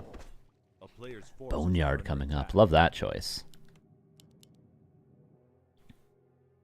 But there is going to be Talons. Wellspring also being upgraded. A little bit late, but it's pretty much on time if we look at the night cycle. Obviously, you want Wellspring to already be done by the time night hits, but it's a quick upgrade. It's 30 seconds, so you don't waste too much time getting it. And he does have it for the nighttime, so... Okay, who's going to break upkeep first? Sheik is building an extra ghoul, but in doing so, he's not going to be able to get a Frostworm on below 50 supply. Yeah, Abomination coming out as well. Got Hood of Cunning, which is now on the Lich from the red camp. And Helm of Valor for the red camp for Pato. Both players going to be happy with that. The Demon Hunter going to be extremely happy with his drop. Look at the Demon Hunter's inventory. Yeah, no rune braces or anything. It's mostly armor, which isn't going to help against the nuke. But still, like, he is a tanky boy. And Naga pushed him with vulnerability. The only thing the Demon Hunter might be missing is Staff of Teleportation, but what item do you give up in this inventory? The answer is there's not really any that you want to give up. And Sheik is buying time, I think. He's not going to commit to a fight. He's just looking for maybe a shop kill, maybe a couple of wisps. Yeah, Coil's the wisp.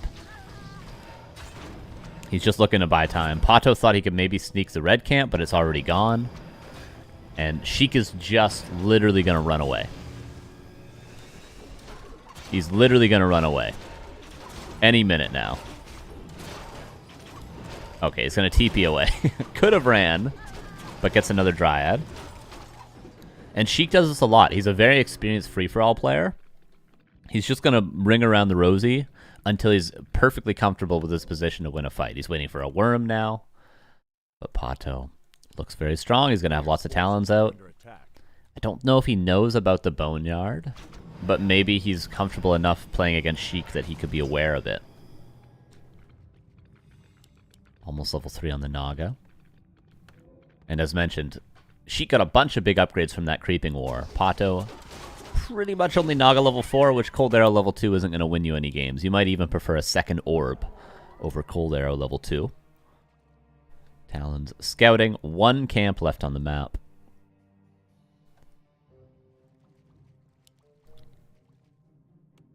And again, I don't know how much information Pato has, but Sheik was just in Pato's base, so he knows everything. I think he saw a Talon. Maybe he didn't, though. But he is getting web, so he must be aware. Even supply, more or less. Upgrades 0-0 for both players. Generally, in very high-level games, you don't see a ton of upgrades. In certain matchups. This being one of them. Because it's so high pressure a lot of the time. And it's more about having a big army to contest creep camps and to creep fast than it is to have upgrades and having a very high value army. Whereas something like Night Elf Mirror or Undead Mirror might be more about upgrades and getting a very strong army. Web on the worm from the creeps. There is a town portal if Sheik doesn't want this fight. Talons come in. Right now they can currently not attack the worm because it's webbed. Abolish on the illusions on the Frostworm. Talons reach. Death Knight is 1 HP all of a sudden. And he TP's out. The damage is crazy from the focus fire. But Pato lost more there. Look at the supply. I think all the Talons got nuked down. But look how fast the DK drops. And that might just simply be the Demon Hunter focus fire with a Fork Lightning. The Demon Hunter is doing crazy damage. What's that? 5, 8, 14, plus 19 before Roar on the Demon Hunter. And then plus 32 with Roar. Yeah, Sheik's goal in these sort of fights, though, is just to lower the Talon count. You can't allow the Talons to get anywhere, I'd say, past 8. Once you get to the 8 to 12 range, you might as well Dark Ritual your Frostworm. So he wants to avoid that at all cost. Lich does have scary items as well, speaking of nice items.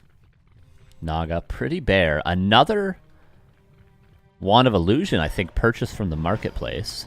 Shop that was killed earlier, trying to be rebuilt. I think Pato's thinking about another orb. Sacrificial Skull, little unorthodox usage, but positioning is fantastic. 2 A-bombs in the front. Could be good. Where are the Talons? They come from the side angle. Again, I don't think Sheik is going to be favored in this fight.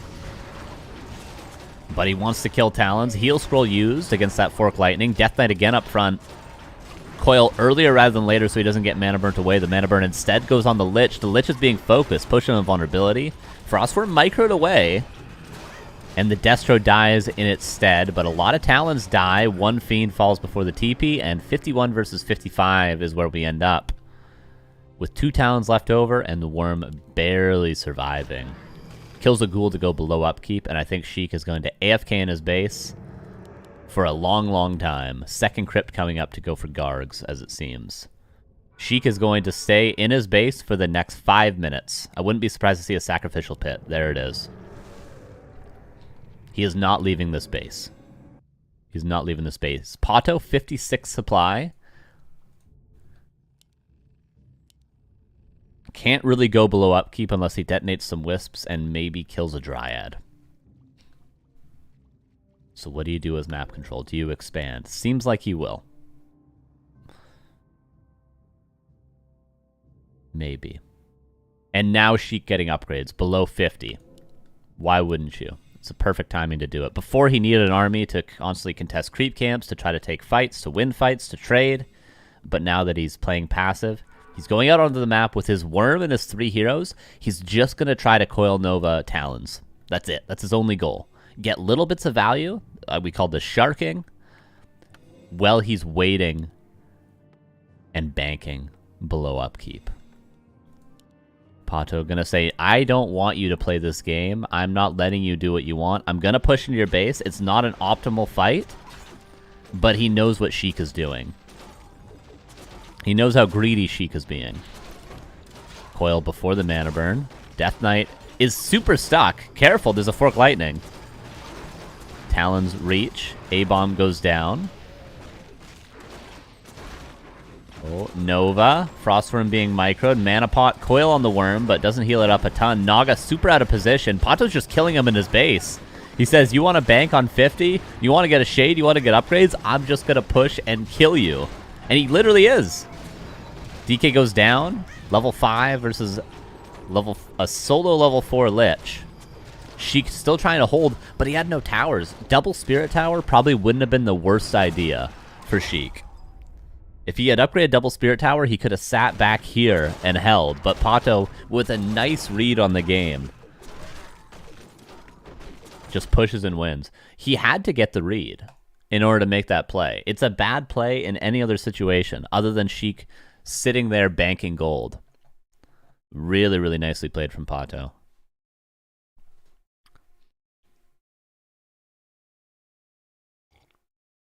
He said, you will not sit there until the gold mines run out. I will not let you. I will not let you do that.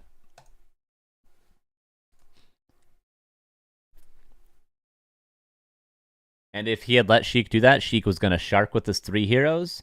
He was going to Coil Nova Fork Lightning Talons. And then he was going to bank 3,000 gold and then go into Mass Garg's 80 supply and all in the Tree of Eternity when it was moving over to the natural expansion. And Sheik would have probably won that game had Pato given him the space.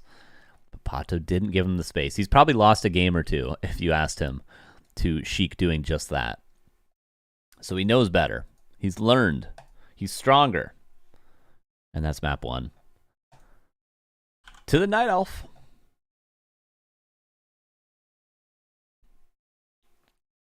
Let's see what map number 2 has in store.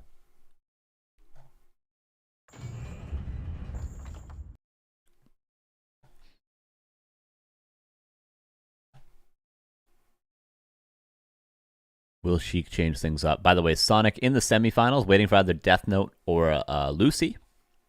Still no results from the other two semifinals, one of which we're watching.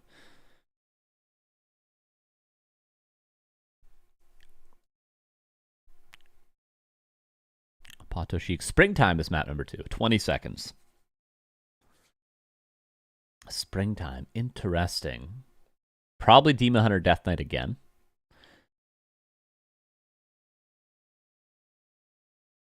Maybe a better map for an expansion from either player. Slightly better than Northern Isles, I would say. But still DKDH 1 base-esque map, I would say. Very similar played to Northern Isles. Springtime is. I'd say the big difference on this map is maybe the shops are much more contestable, whereas the consumables on Northern Isles, the Tuskars, you pretty much just get those. But on this map, you actually have to fight for the consumables at each shop, which we might see more of in the early game. Other than that, mercenary camp, no marketplace, couple small differences, but Northern Isles in this map play out kind of in the same ways.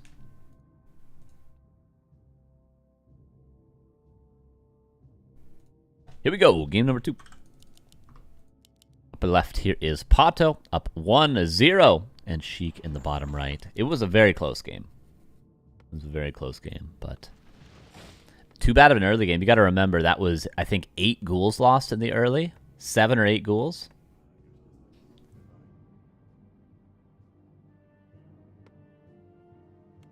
Buzzkill. Or just suggest actually showering today. Maybe would help as well.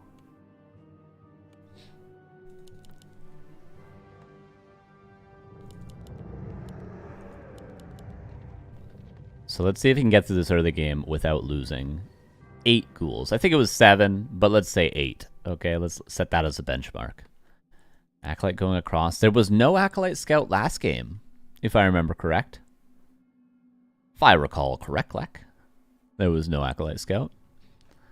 So this is a potential for some plays to be made. It could simply just be the unsummon trick, pulling the creeps, delaying a little bit so that maybe Sheik can contest this creep camp. If you don't do that pull, Demon Hunter immolates this, runs straight to the center, gets level 2 before you're ever done your first creep camp.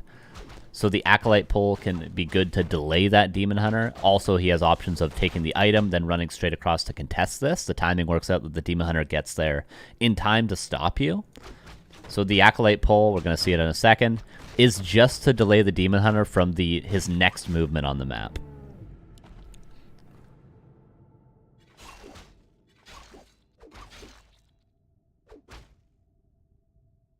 Notice this is making it a little bit tricky for the Archer just to creep it on her own, but the Demon Hunter still is going to grab the item and go across.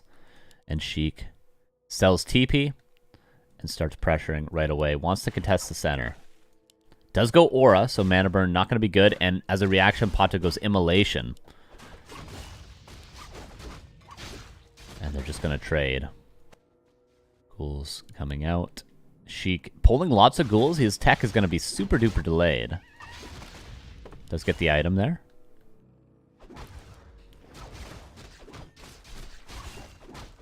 And Pato, did he deny some creeps? Ancient of War died? And this is why you do the Acolyte pull. How is that possible? Did he just not eat a tree? Well, a good thing Pato's up 1-0. Because this is an absolute disaster. 4 Moonwells, and the skeleton is going to point and laugh at Pato as he scouts the space. Going to point and laugh. A player's forces are under attack. 4 Moonwells and another Ancient War being built. And Sheik has delayed his tech a bunch. A whole bunch. He still only has 1 ghoul on lumber, but he could just tech and just be ahead. Pato's still going to get level 2. But remember how well he utilized that Ancient War last game. 3 creep camps with that Ancient War. Now he didn't even get 1. This is like a deadly 835 push situation. Yeah, I think an accelerated timing from Sheik. Lich second, Naga third, go, go, go. Try to not lose ghouls. Like, I think Sheik's only goals in this game should now be do a little bits of damage, delay where you can, but don't commit any ghoul lives. And just hit a clean frenzy timing with every ghoul still alive, which he has 9 of right now in total. They aren't all here. Some are back home mining. 2 of them, I think.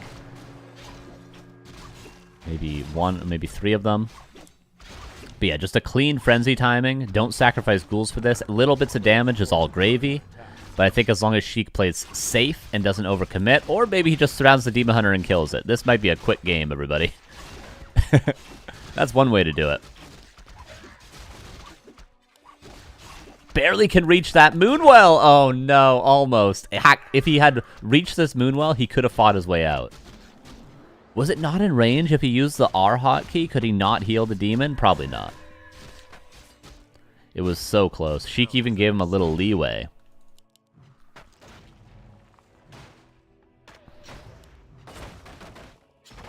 This is going to have to be a Tavern Revive. Already have the Tavern Revive. Demon Hunter coming back in.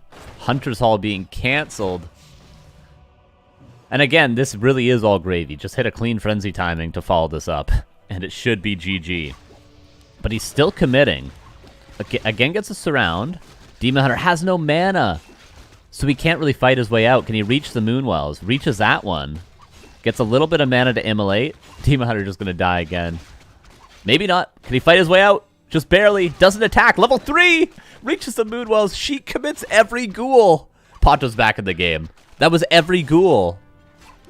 I told you, Sheik, and you didn't listen. I told you you didn't listen. He saw blood in the water. It happens to all of us. Pato is absolutely 100% back in this game. He's probably, might even be ahead. Oh, but has to keep his Demon Hunter alive. Ghouls being pulled. How many ghouls do we have? Okay, he rebuilt a bunch of ghouls. The issue for Pato, of course, is the Moonwells. How does he heal up? He needs a shop. Is he building one? No. A player's forces are under attack. Oh, Cold Arrow reaches. Naga will die. Level 3. Okay. All right, Sheik does not fumble the ball on this one. Nice Naga pickup. We're just going back and forth right here. Moonwell's in position. That's the end of the Moon Juice, though. That's pretty much it. And there's no shop. How do you heal? How do you heal? You don't. You do not heal. You yield. If you can't heal, you yield. Okay? Put that on a shirt. And give it to Pato. Naga's going to be back out, but Naga might just be focused right away again.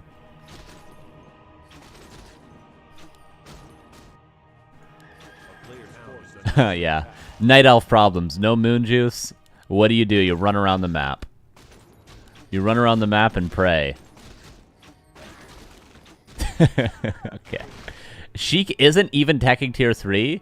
He just realizes he can end the game on tier 2. This is like classic Sheik play. He's like, okay, I did so much damage, I'm not even going to hit my frenzy timing. Whereas Happy would just be going tier 3, playing safe. Sheik just says, I'm going to keep pumping ghouls, pick up a Naga, and just kill you. This is the difference between these two players. A player's forces are under attack. Okay, Death Knight is just chasing. Play the Benny Hill theme. Naga back again. The trees are revolting. Why is Pato not building a shop? I mean, I realize it's been difficult for him to get buildings up without them being canceled, but build a shop anywhere. Build a shop in the, you know, in the corner of the map if you have to. Get some potions. You know what I'm saying? Still trying to build an Ancient Allure. If he can get a bear out for rejuve, okay, there's a shop. The town is under siege. Benny Hill theme again. They're going to have a coil and a mana burn at the virtually the same time, so Pato shouldn't really ever allow the Death Knight to coil him, but he can't take one more auto attack. Naga did die again. Oh, and he loses again. Fun second game, an unfortunate game for Pato, but he almost had a comeback. If Sheik hadn't let up the gas pedal, Pato probably comes back after all those ghoul kills. But Sheik just continues the pressure, which is a great choice. It was a really great choice.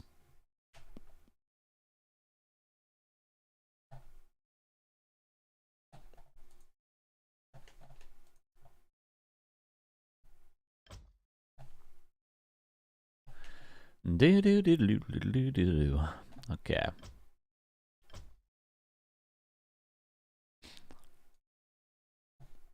Do we have game 3? Oh, we might have actually missed a game, potentially. Maybe not, though. Just wondering. That was game 2, but we might have game 3 might have been very, very quick, and we might have missed it. Let us see.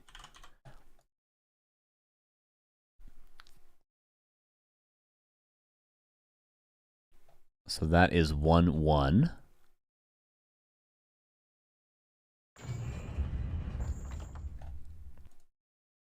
Fun game, very fun game. Who could argue? Who could argue with this series?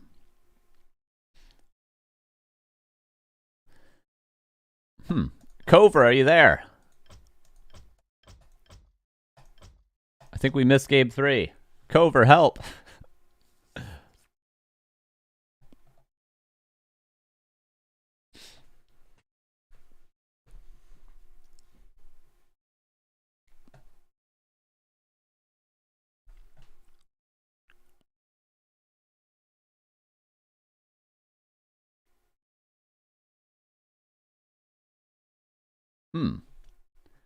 Guys, I think we missed a game.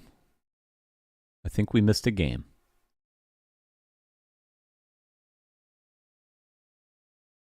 Do we miss? Maybe we missed the first game of the series? We might have.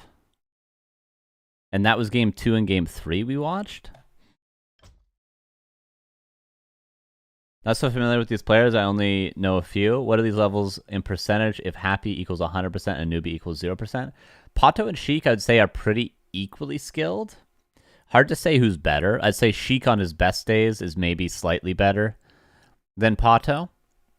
But on the average day, they're probably around even. And if happy is 100% and a newbie is 0%, they are very good. They're very, very good players. Like, I could put it in terms of MMR. These players are about 2,500 MMR, maybe 2,600 MMR at their best. And Happy's 3,000 at his best. So if we just go by that, we could say these players are 70% if Happy's 100. Is that fair? 70%?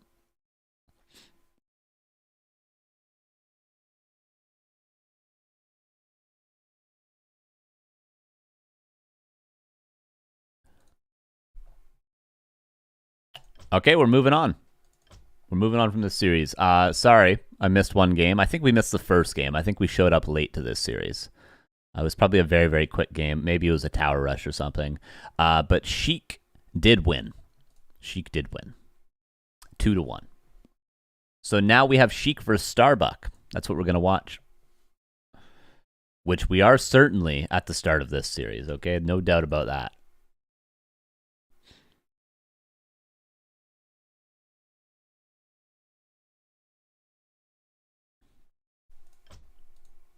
So Sheik versus Starbuck.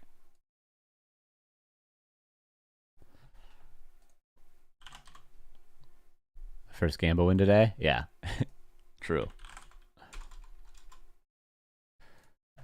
Let me update the score. Play that.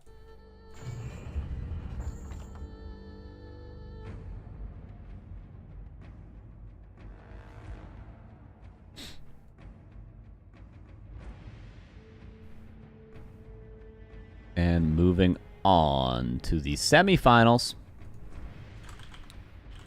We get to see Dr. Bucky now. The current rank number 3 player in the world. Or is he number 2 in the world right now? Absolutely crushing it. On his way to becoming... Yeah, number 3 player in the world right now. On his way to becoming one of the GOATs. Playing so damn good recently.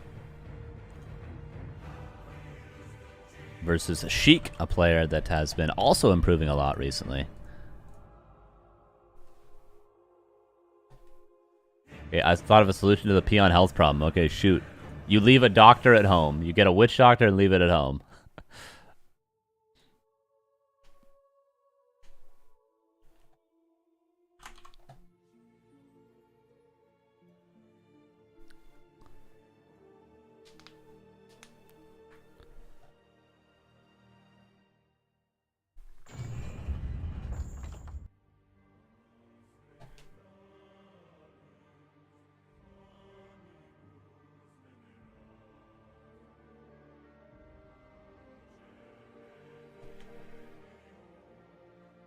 Control grids them in 3 groups, 4 each. So you have 7 on wood and 5 on gold. Yeah, understand. I understand.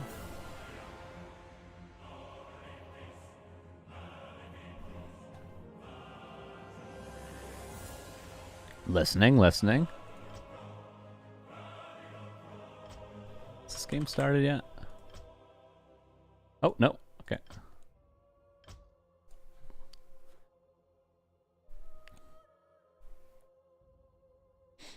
Okay, they are vetoing right now. I'm in the game.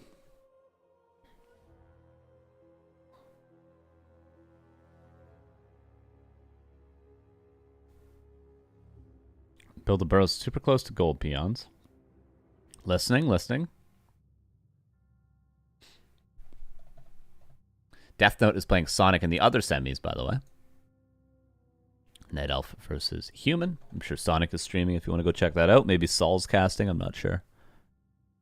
Okay, let me update titles. Starbuck versus Sheik.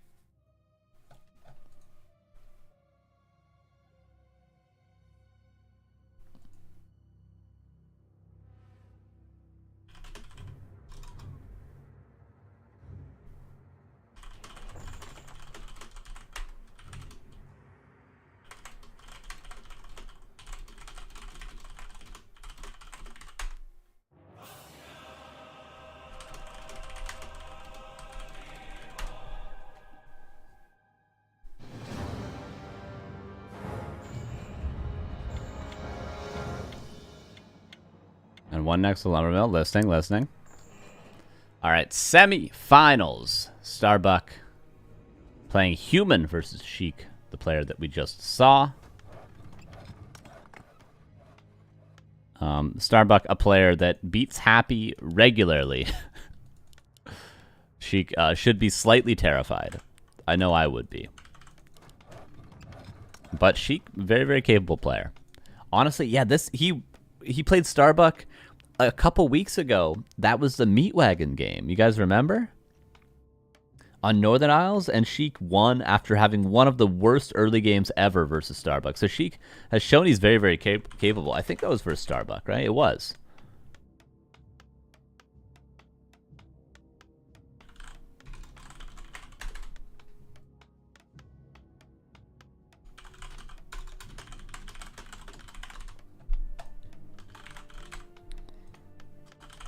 And it's just a best of 3. You just got to win 2 maps.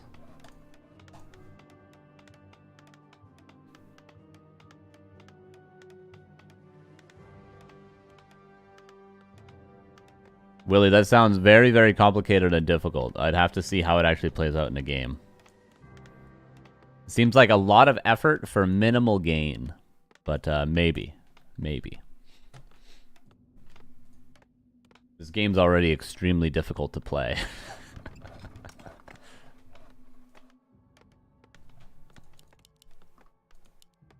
Upper left here is Starbuck. Bottom right here is Sheik.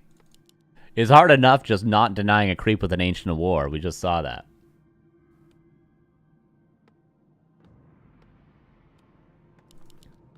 Death Knight coming out. Archmage coming out. No Mountain King, no Pally Rifles just yet. I do wonder if Starbuck will play Pally Rifles, or does he want to save the updates maybe that he's made to the strategy for a series against 120, for a series against Happy? That's something that Starbuck has to legitimately think about these days. Is, do I want to burn my strats on these weekly cups when I might be playing in the grand finals of a tier 1 tournament next week? Which is a nice problem to have, let's say. It's a problem that very few European players have ever had. But Starbuck is there. Death Knight coming across. Straight harass. No TP sold, has just a rod. But Inner Fire made this not so easy. This is a 3-farm expansion attempted from Starbuck. Maybe expecting Sheik to do a Lightning Shield creep at the Renegade Wizard here. But instead he's going to split creep it with 5 ghouls. Ring of Regen is a fantastic item.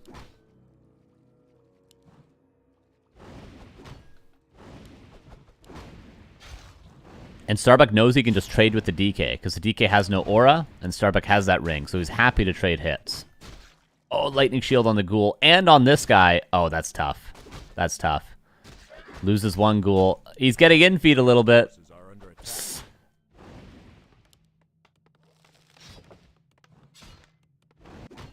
Oh, unfortunately. He got a good experience. He did successfully creep the camp. He just lost 1 ghoul. But in doing so, he also successfully stopped the expansion from being super early. Starbuck goes into tower. He gets a 4th farm now.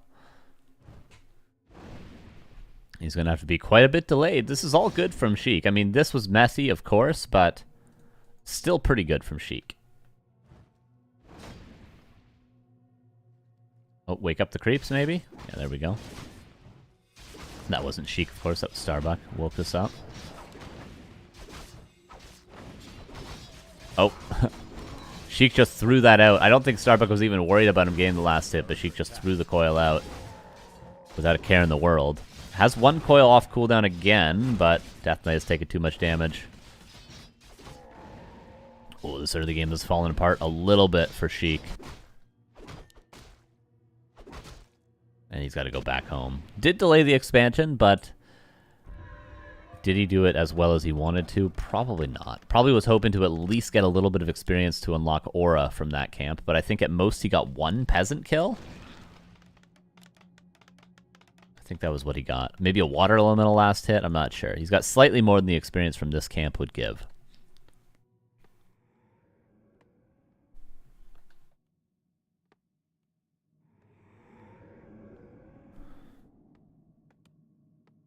Kevin. That's funny.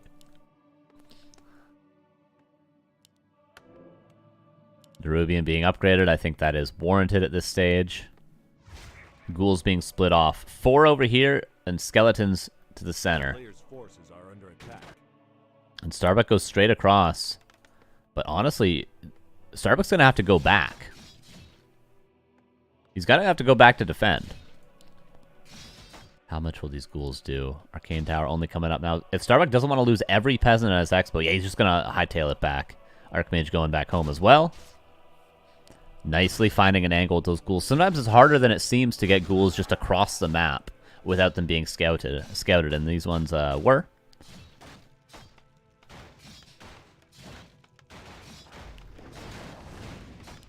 One ghoul should go north. Tower will not be canceled. But Sheik is just happy not to be killed in his base. Gets surrounded, never mind. I take it all back. The footman stuck around.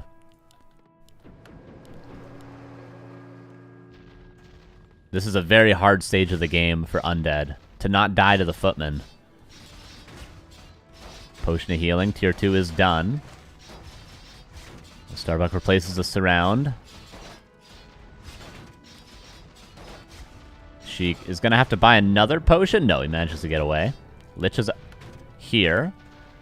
So Starbuck pretty much forced 2 potions with this pressure. No way he gets a Slaughterhouse cancel. Nova's here.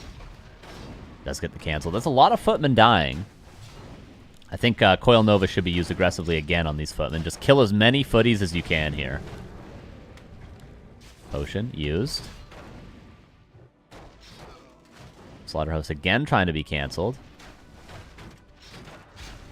Double Water Elemental, that'll do it. But every single footman except for one has died. So 2 potions and 2 Slaughterhouse cancels. That is what Starbuck got. Which is great.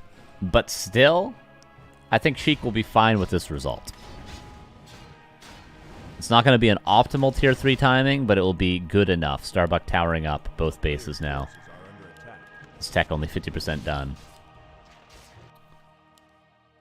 Footman being chased down. This might be level 3 on the DK. Solo experience with that coil.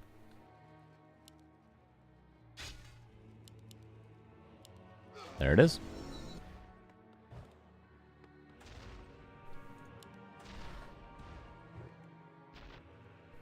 Oh, coil aggressively on the Archmage. Hold up a second. Starbuck panics a little bit, cancels the tower to get in range of the Arcane. He's still blocked. Wait, he's still blocked. Ring of Regen value is instrumental here. Oh, the block. This TP is forced.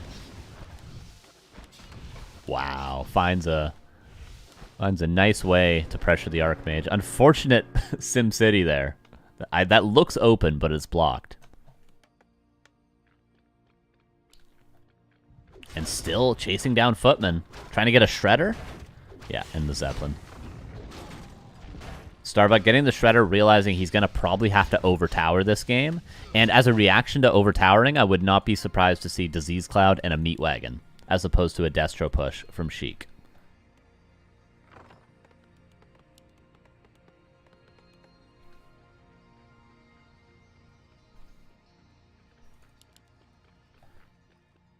Per statue.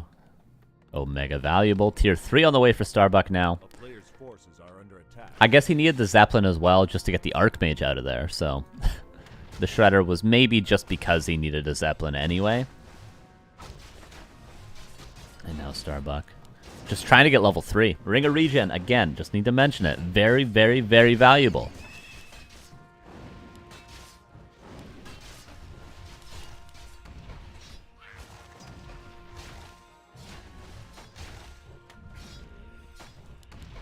Sheik playing it slow.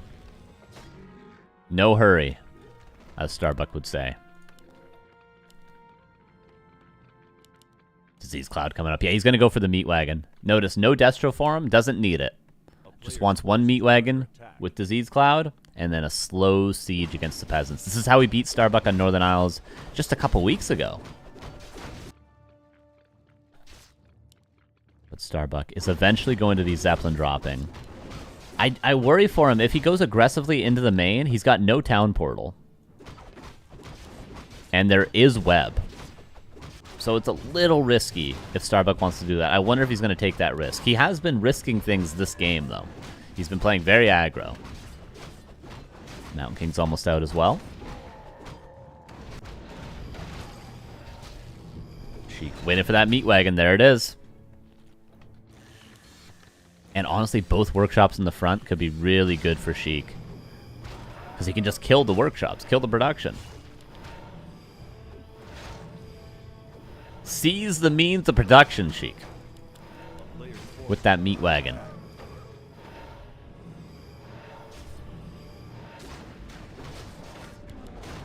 Scroll the Beast used to creep. He's got the gold, he doesn't really need to sell that item.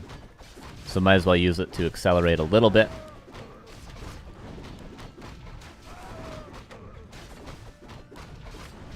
Gets an aura. And Sheik. Naga third. Interesting. And Temple coming up as well. For Necros or for Banshees? I do wonder. Got a Mana Stone from the lab in the center. Yeah, this Naga and the Temple of the Dam coming up is cool. I wonder how he's going to play with this. Here's the first meat wagon. Starbuck under some pressure, but he reached tier 3. He's got everything coming online that he needs. But he still needs a little bit of time just to get the actual units. There's the disease. Starbuck can absolutely not win a fight yet. Double Temple coming up. Is he going for a Necro Wagon behind this? That would be just beautiful.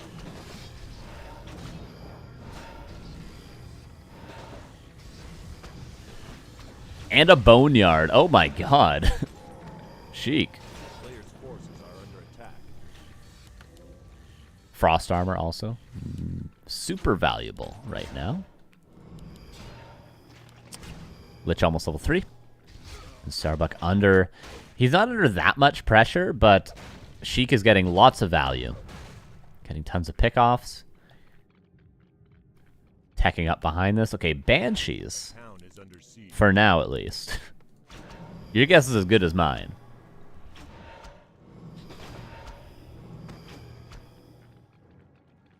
And Starbuck right now cannot really fight due to the threat of the nuke.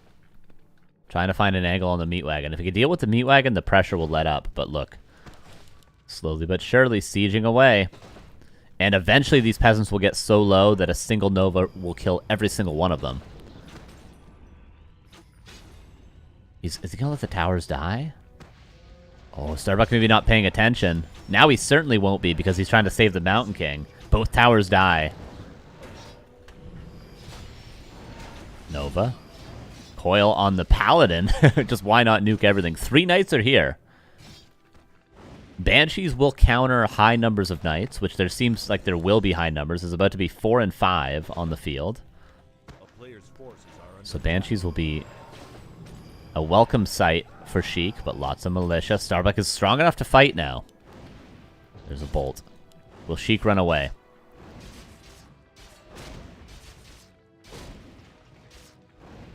He will run away for now. Didn't really do much economic damage. He was close to doing some. But maybe he's just happy to get the tech switch. The full counter to knights is coming online. But there is flying machines. Starbuck is not forgetting to produce flying machines because he knows at any point these 2 destroyers could morph in, or these 2 statues could morph into destroyers. And then the knights are countered. Goes for a surround, I think. Preemptively blocks it on the left or right hand side there. There's another bolt.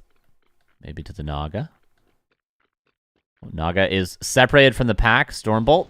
Frost Armor needs to be used. But that is a locked-in surround. And that Naga is donezo. Sheik forced into the back of his base. Master Training coming online for the Banshees. Now that Starbuck sees Double Temple, how will he react, I wonder? He could cancel both these knights and put up a Sanctum. But maybe he'll just try to end it right here, right now. 78 versus 53. 1 knight goes down. Staff being saved for a hero, it seems. But he might use it for this knight. No way you want to let 2 knights die like that, right? Frostworm comes out. Oh my god, the worm. There's not that many flying machines. Okay, there's enough. There's enough. I take it back. I take it all back. Forgive me. Trying to keep the worm alive at all costs. Chaotic fight, but still, it's 80 versus 52. The coil misses, the worm dies. And Sheik's getting kills here and there, but I mean, just look at the supply at the end of the day. Orb is on the Death Knight right now to try to kill flying machines, it seems like. Coil and the Fiend didn't want to try to nuke the... He could have killed the Mountain King, potentially. Oh, there's a push of invulnerability, but Staff was on cooldown. Level 4 Death Knight. There is a Holy Light surround on the DK. Coil, Nova, fights his way out. Wait a second. 2 knights about to die, and the Mountain King getting very low. Sheik has a Coil. Mountain King. TP might need to be swapped, and it is. Death Knight, oh, gets killed last second. Sheik's so close to getting lots of value there. Just look at the supply drop from Starbuck. But unfortunately, the Death Knight dies at the last second. Had he not lost the DK, I would say we can play from this stage. But with the DK being dead, it slows down the momentum that Sheik was kind of building up slightly. Yeah, imagine a couple things. Imagine the Naga didn't get surrounded before that, and it was alive for that whole push. Imagine the DK lives. Could be a different game we're playing now, but still. Supplies. Look at them. Banshee numbers are rising, but not enough mana for possession on any of these bad boys. And unsummons the Boneyard, I was going to say.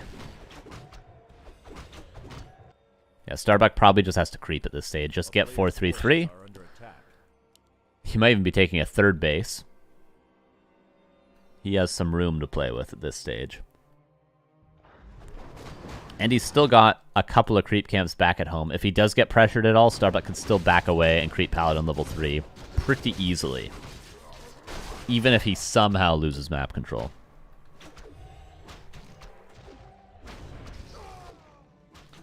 And we're just going to have lots of Banshees. There is not currently any real counter to the Banshees. If Sheik, like, imagine Sheik gets 8 possessions. There's only 2 staff. That's 2 staff and a bolt against 8 possessions. Maybe you kill another Banshee, you're still stealing 4 knights. That would turn the supply completely over. It would reverse the supply. It'd be from 54 versus 80 to 70 versus 64 in one fell swoop. But Sheik needs time. And Starbuck's not going to give it to him. There's going to be a couple of Banshees dying. Death Knight finally out.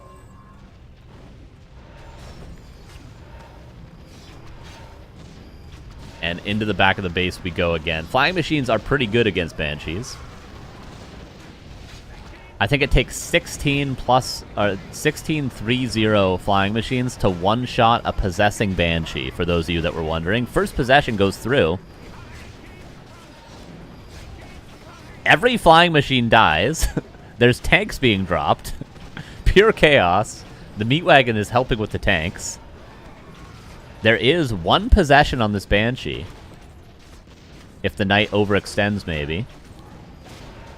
Zeppelin picks up the tanks. Oh, Naga.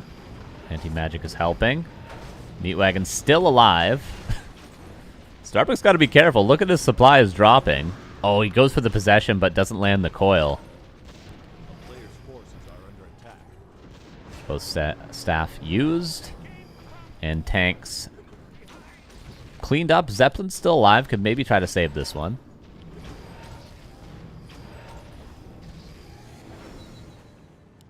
And Sheik lives for now. Starbuck has a third base mining. And I don't think Sheik knows about it. And now we go into Griffins. Because why not?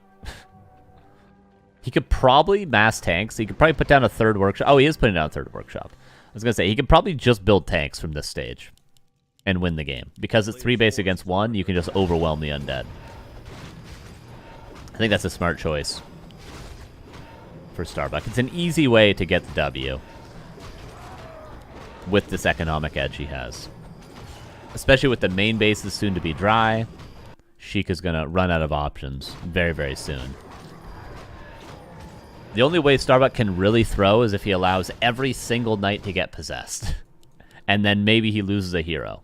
But he's not even building any more knights. He's only got 2 left, as it seems.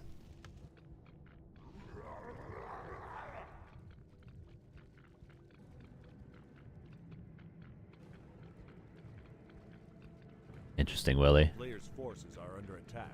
Oh, he's stolen Ogre Magi. Bloodlust on the Lich. And on the Naga, that is really cool.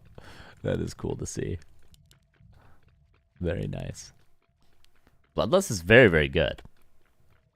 Even more movement speed on these heroes. Oh, the Banshees. Nuking them.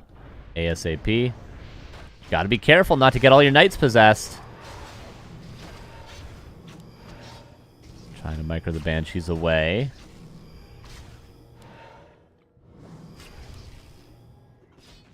Banshees do manage to get away. One of them gets nuked. Coil defensively is there. Other Banshees get into the base. Tanks are here. Meatwagon is defending. But Sheik is being spread thin right now like butter over too much bread. The nuke is on the Lich, and the Lich is dead. Ding dong, GG is called. 1-0 for Starbuck, but not without some adversity in that game. That's for sure.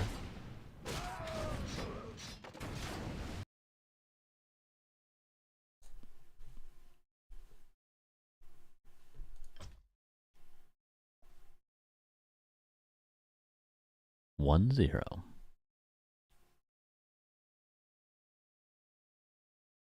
Sheik is such a unique player. Yeah, he's very, very interesting. He's unique, but he's not like... It's not like bad unique, you know? It's like very smart, tactically unique. Things that actually work and are grounded in standard play.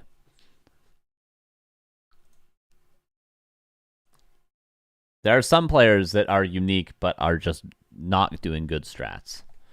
Sheik is a good blend, I would say. But Starbuck is the second best player in the world. Third best player in the world right now. So,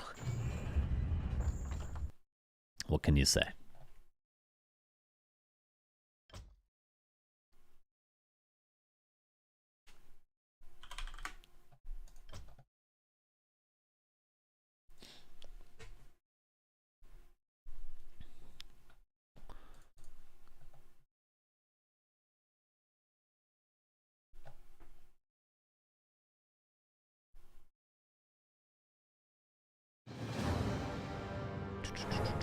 We are loading into game 2. We might need to go flow.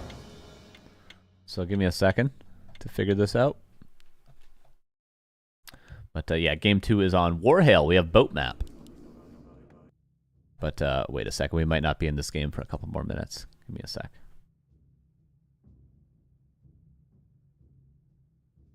Yeah, 40 is number 1 player in the world right now. Happy number 2. Starbucks number 3. That's what the rankings say, at least.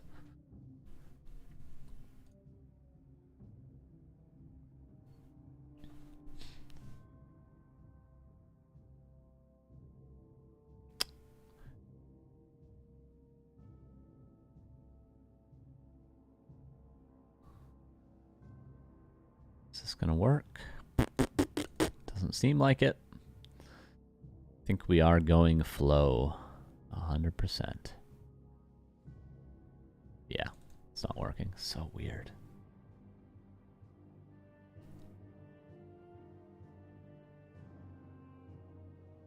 Okay, yeah. We will go flow TV for map number 2. So another 90 seconds, and we'll be into second game on Warhail. 40's number 1 right now. Yeah, him and Happy have been going back and forth. Lin has dropped quite a bit. Lin has dropped so much that Focus is now the best orc in the world, according to the rankings. But that's what Lin gets for not learning how to beat Pally rifles. It's really his own doing. What's up, Jimmy?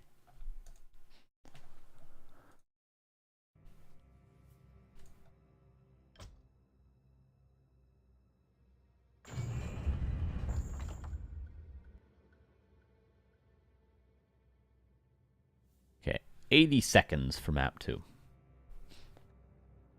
We all know Lin is actually top 5. Yeah, Lin is probably actually third best in the world.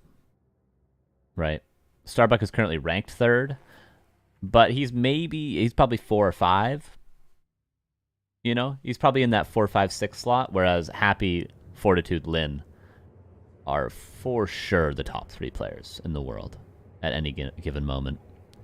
I'd say 120 could take the 4th slot. Starbuck could take it. Life or Kaho could take it at different times. Infi could take it at different times. Focus maybe at different times. But I'd say that 4th and 5th slot sort of interchange a lot. Top 3 is Lin, Happy, Fortitude. For sure. For sure. But the world rankings are based on tournaments, and Starbuck's been grinding tournaments and having fantastic results.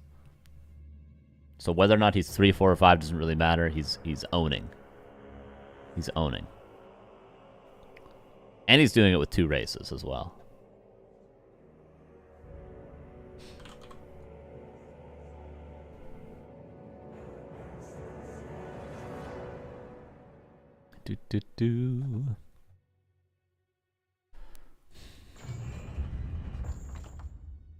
What's your top 3 fave to watch, though, Carson? Well, since I'm an orc player, I like watching orcs. But, like, in terms of matchups between players, I like watching Lyn versus anybody. I like watching Happy versus Fortitude. Starbuck versus Happy. Like Focus versus like Night Elf players. Like I think Focus versus Korean Night Elves is nice. So watching like Focus versus Laliat is a really fun matchup.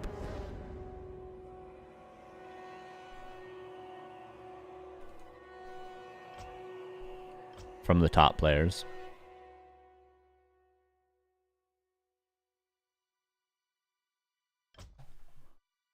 Alright, let's update this score.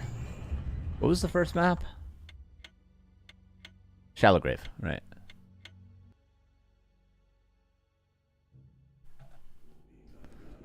Okay. Game number 2. To see who will be in the grand finals. And here we... Yeah, maybe Focus versus Moon would be another good example for sure. Forgot about Moon. Bottom left, here is Sheik. And Remind's been playing a little bit recently, which is cool. So, you know, maybe Focus versus Remind, stuff like that. And in the upper right, here is Starbuck. I also really like watching Linguagua, but he just doesn't play that many tournaments. But Linguagua against anybody is always a pleasure.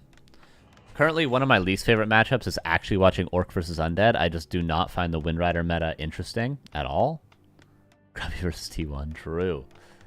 I still find the Wind Rider meta at all fun to watch. I'm waiting for orcs to switch back to different strategies. Ice Orc also, yeah, Ice Orc and Linguagua are sort of in the same category for me.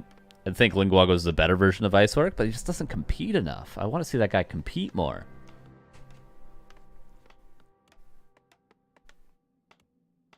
Okay, Archmage versus Lich. Okay.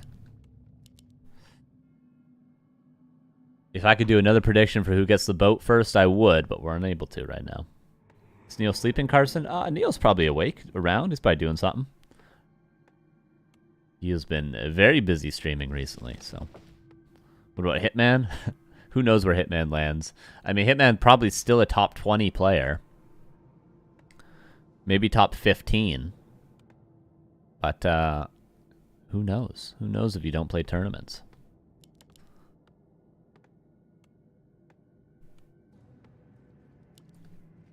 You could probably confidently say top 20 for him, but that's the best I can do right now.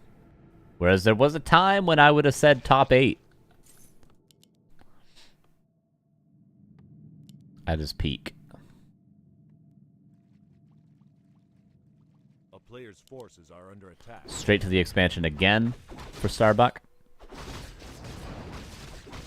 Yeah, I was wondering about that vest. I think he might be hiding the Pally Rifle adjustments, potentially, which is why he's playing Archmage, but also, you know, it's not like Human is hopeless versus Undead with Archmage. You know, Human, before Pally Rifle was popularized, Human was doing just fine with Archmage. So I think at this stage, for both versus Orc and versus Undead, Pally Rifles is just another option, but Archmage is still going to be standard. Because Undead and Orc players have been finding better solutions, Undead's much more than Orcs. But Orcs will get there. Give Orcs another month of losing a Pally Rifle in every tournament, and they'll figure it out. But then it will just be, it's just going to be another strat that is totally viable and totally playable, but you don't have to play every single game. That's where Pally Rifles is going to end up, I think. Footmen go in. Is he going to use a Nova? Could use it on all 3 Footmen. Oh, it just misses on all 3 Footmen. But cancel on the gold mine. I feel like that could have been defended a little bit cleaner from Sheik, but still hard to not get your gold mine canceled at least one time. And now the lumber's hurting. He's got to wait a little while longer to rebuild. I did see Grubby play versus Saul. Yes, I did. Very, very entertaining. That was the content I wanted to come home to last night. The boat! He's doing it! The tree line! Starbuck! The people's champion. And this is why, I'll say it again, I say it every week, this map is imbalanced because on this spawn, the tree line is actually worse. I'll show you the tree line at the other expansion after this. It needs to be fixed. It actually needs to be fixed. The boat! Get to the boats! And he does. Yes, Starbuck. Yes, I love it. I could not be happier. I could turn the stream off right now, and that's all I needed to see today. We're good. We're good. We can take a week off now.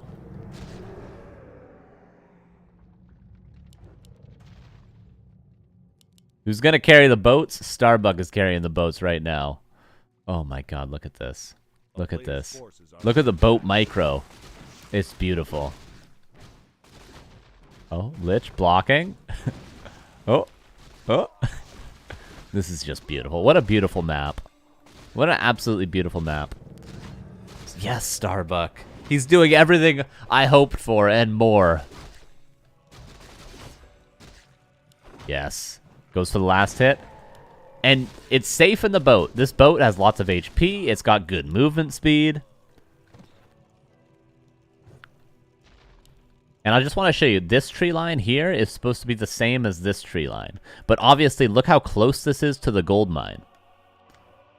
So this map is imbalanced for the expansion. If Sheik had spawned on the other side, Starbuck would infinitely abuse the gold mine being right next to this tree line like this with the boat, to the point where he'd have to build a ziggurat right there. This is why this map is a little bit imbalanced. Currently, I think the tree lines just need to be fixed. Either put the opening here on this spawn, or put the opening here, I guess, on this spawn or something. But this is no good. This is no good. Where's the boat? It's still over here. Archmage escaped the boat.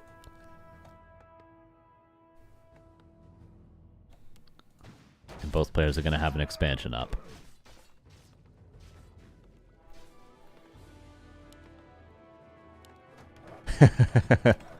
No! Don't do that, copy pasta. We're all Starbuck fans. And honestly, I might be a bigger Sheik fan than I am a Starbuck fan.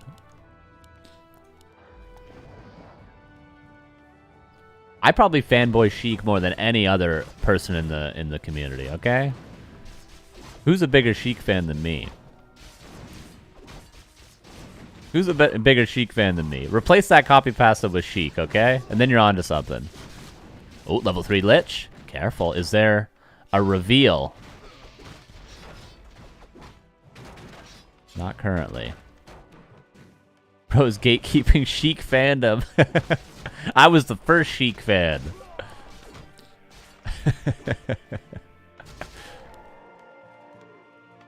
Two towers are here. Where's the boat when we need to protect our Archmage versus the scary Lich? It's almost day. The cloak actually item works during day and night. Unlike Shadow Meld. Oh, big pressure from the Lich.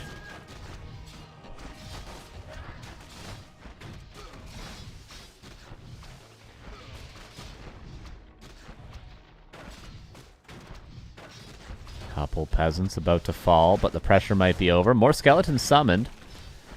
Maybe Dark Ritual could give him one more Nova. Lich almost level 4. Ooh, would love to get one more kill so that he gets the upgrade on the Dark Ritual. Close. I think that was actually denied, the peasant. Eats a ghoul. And what is Starbuck doing? Still playing defensive, healing up over here.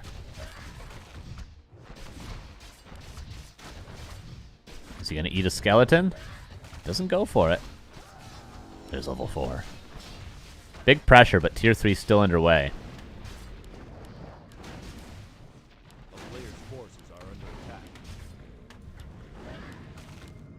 Oh, and TP forced.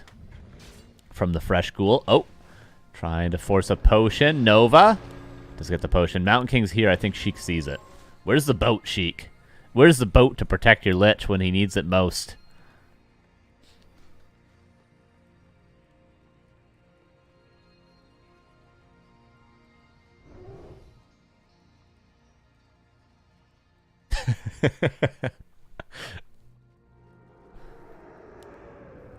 Oh, how the tables turn. The chop. A player's forces are under He know with the water elemental instead of the AM? Yeah, I think he did. I think he did, yes. It wouldn't have killed, but it would have done more damage. Triple Griffin Aviary coming up for Starbuck. Look at the macro from Starbuck. Oh my god, is that what you guys want to hear? The incredible macro. 3 Griffin Aviaries. How does he build them so fast? He must use hotkeys. Oh, Ghoul's trying to land a surround. Not a lot of safety for the heroes currently, for either player. Death Knight almost out.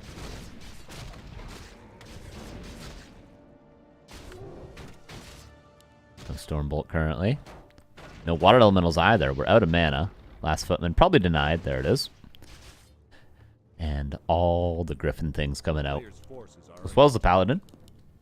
For Sheik. Just currently single Slaughterhouse, single Crypt, single Temple of the Damned. Very modest. The boat. Don't let it die, Starbuck. Don't let it die. Or deny it at least. He tried to deny the boat. I don't know how much experience it gives. Can we get a confirmation on how much experience the boat gives?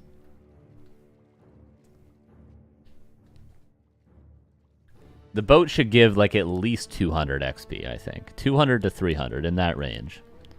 Like a level 10 creep.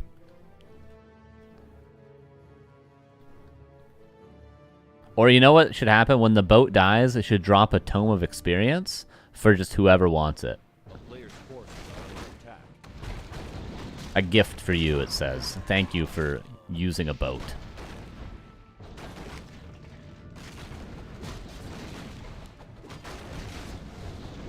Almost a Nova, but Griffins do so much damage that he doesn't have time to get enough mana. Boat is level 1. Okay, so 20 experience, son?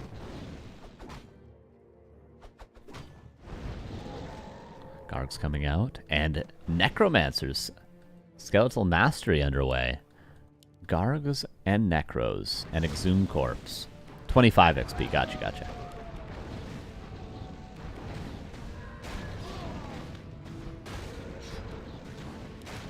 Starbuck is going to creep so much faster. This stage. Dragonhawk's coming up. Goes 5 Griffins into Dragonhawks, and now a Workshop coming online. This is full air from Starbuck, but Necromancers can do pretty well against Griffins. Cripple and all these Skeletal Mages can be very strong. Of course, would like to see some attack upgrades for Sheik. There's no higher value upgrades than when you go Necro Wagon, because all the Skeletons also benefit from the upgrades.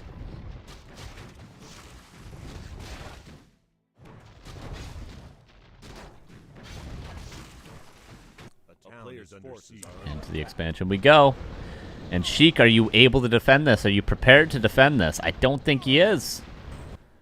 Pulling everything. He's not online yet. And Starbuck again, 75 against 50, just like game 1. Dragonhawks finding value. And cannot defend this army. Starbuck, too quick of an expansion, too good a macro. And gets the 2-0 into the grand finals. I really think it was the boat that did it for him. I think it was the boat all along. Who's going to carry the boats? Starbuck absolutely did.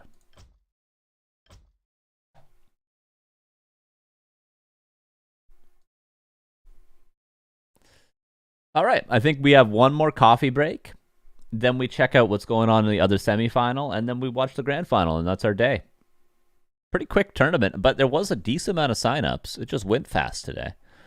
Okay, so we'll take a 3.5-minute break. We'll see how Deathnote versus Sonic is going.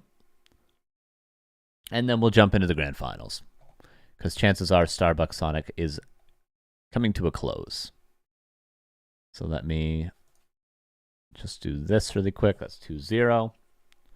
We'll go to a break for 3.5 minutes. Be right back. More games very, very soon. I promise. I just need another coffee. Please don't make the wrong click when paying out. I don't think I did that earlier. I've done that. I always do the predictions correctly. Oh, because you bet so much for Starbuck? Is that why? There you go. There you go. Okay, we'll be right back in a couple of minutes. Stay tuned, get a drink, Grand finals most likely coming up pretty soon.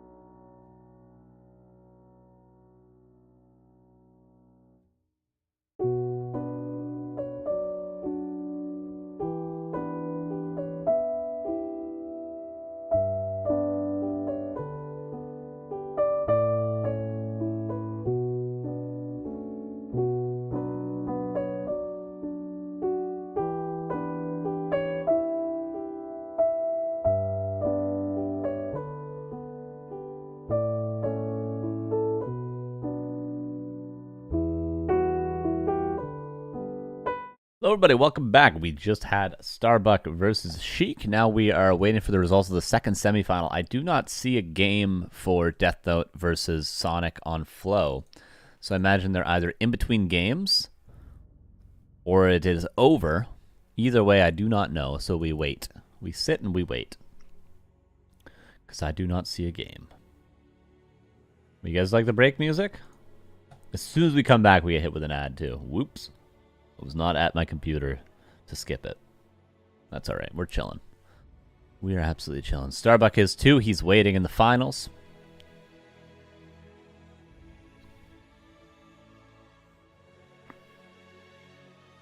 Oh, there's some hot dogs waiting for me. It's a hot dog Friday. Who else is having? There's got to be one of you guys having hot dogs today. Somebody's eating hot dogs. The only question is who. That's really the only question they've ever had. Who's eating hot dogs? I always ask myself. I sit and ponder. I sit and wait around and ponder. Lasagna, even better. Had a pogo. Chicken strips. Delicious. Delicious.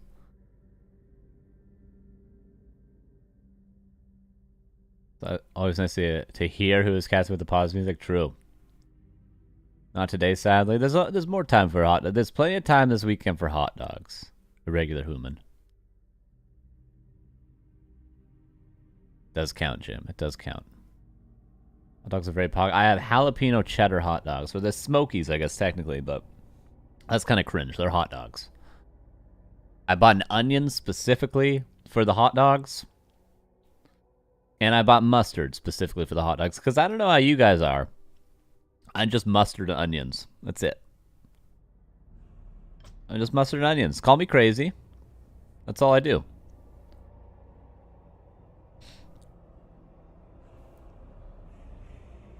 That's a lot of hot dogs, Nick. That's a lot of hot dogs. Mustard all the way? Yeah, I know. Yeah. I know. I also have some pasta that is left over, so I'm going to eat that too. But the hot dogs come first. I went to the grocery store last night. I bought hot dogs, cookies, and ice cream. I had also gone grocery shopping previously in the week, so I got other things. But it was kind of funny that's what I bought. That's what I bought.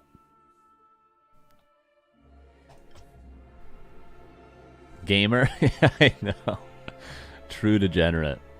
And then I came home and I streamed Warcraft 3 ladder until 2 in the morning. It was fantastic. Yeah, 2-liter bottle of iced tea. True.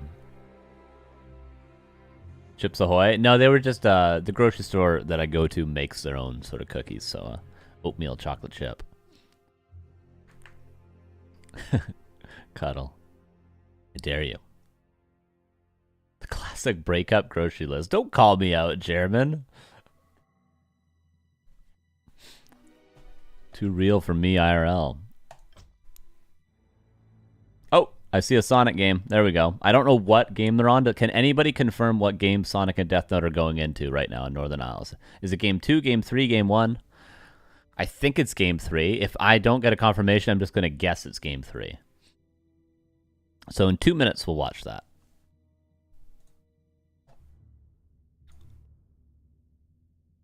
What's up, Bent PG? How you doing?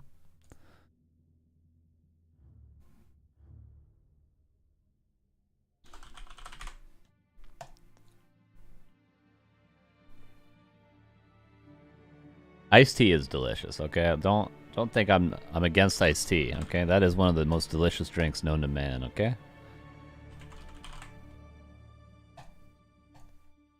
I'm well aware of iced tea's game. I went to the store for frozen pizza, chocolate milk, and some almonds. I can't drink chocolate milk, okay? It's a dangerous game for me. Frozen pizza, though, yes. When they're on sale. When they're on sale, for sure. But mostly these days, I'm just coffee and water. I drink like 3 coffees, and then I drink water, and that's about it. That's all I drink.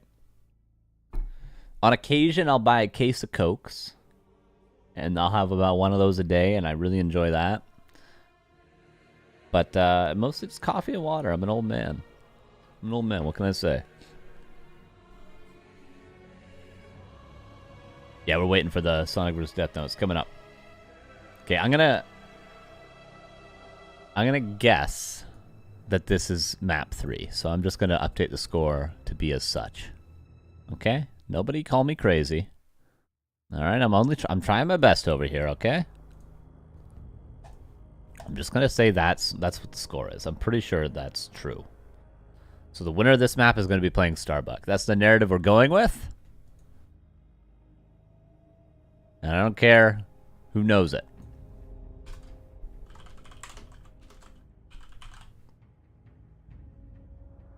We'll do a prediction for the singular map. Who will win this best of one? Will it be Sonic, the autofill, Sonic, the bad boy of Warcraft 3? That's right. Thank you, Google Chrome. Yes, that is what I wanted to type. And 15 seconds and we'll be into the map. Easy tournament for Starbuck? I mean, look at the bracket. There's a lot of good players. We had Soyba, we had Ito, we had Armin, we had Tekka, we had Dexter, we had Lucy, we had Pato, we had Sheik, we had Deathnote, we have Sonic. There's a lot of good players in this tournament. I guess we're kind of missing Hawk and Dice. Those are the two main ones, right? This music is going ham right now. Starbuck is S. Yeah, he's an S tier player, but really, short of Happy signing up, Starbuck is the only player of his caliber that plays these tournaments. Sometimes we have Soen. We've had Laliat. We've had X-Lord even, but X-Lord doesn't play anymore. X-Lord obviously is that level when he is active, but you know, we've had some people, but very rarely is there somebody up to Starbuck's caliber. Here we go, game number 3, and our one and only game we're casting from this series between Sonic and Deathnote. Deathnote been grinding a lot recently. Been cool to see him improving and playing a lot more tournaments, playing a ton of ladder. Sonic, we all know him, the bad boy. He's gonna do whatever the hell he wants, Sonic. He's gonna stay up all night if he wants to. He's gonna eat nothing but chips and ice cream if he wants to, because he's a bad boy, okay? He wears leather jackets, he rides motorcycles, he wears aviators indoors during the night when he's staying up all night.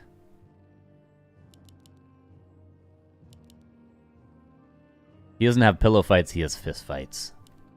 He's a bad boy for a good reason. He's going to tavern build. What else would he do? Upper right, here's Deathnote. As I mentioned, been grinding, been improving, been nice to see him improving a lot.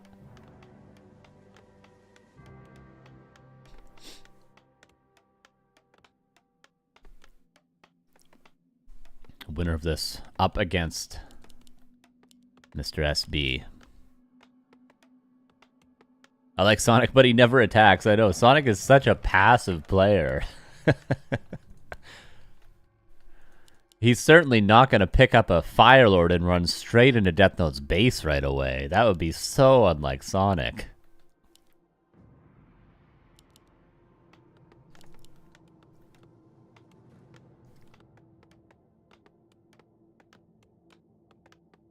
Divide, yes, exactly.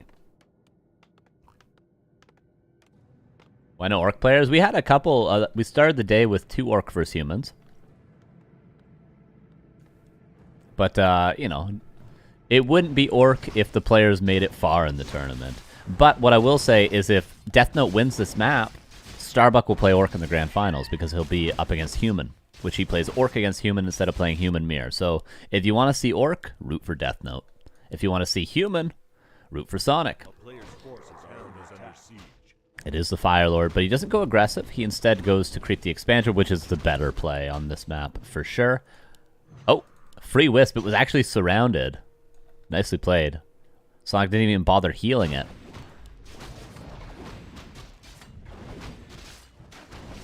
And immediate 3-farm expansion with a late 4th farm from Deathnote. Oh no, sorry, it wasn't immediate. My bad. He crept the green and then the expansion.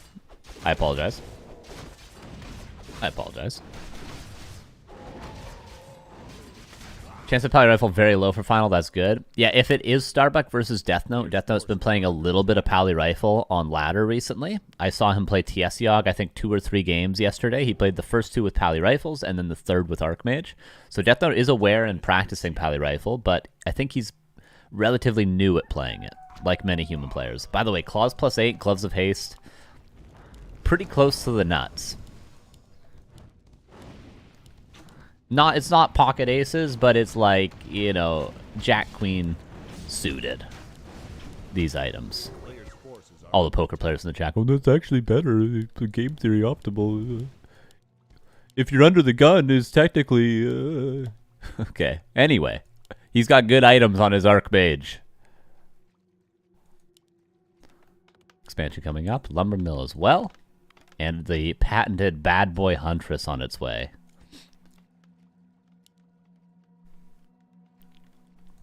That's a lot of lava spawns. Very high level commentary here at Back to Warcraft. GTO nerds dying now. Mario comes out of left field.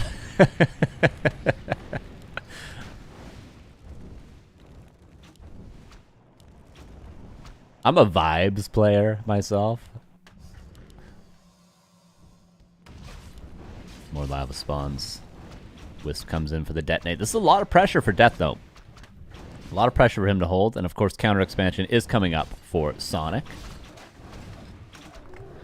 Lava spawns, what is it, 13 hits nowadays to split? So we're about halfway there for both these bad boys. But they're both about to expire. They will not be splitting today, unfortunately. And the pressure. These claws, like, it's so hard to trade with the Archmage. Without these items, Deathnote would probably be in a much worse position.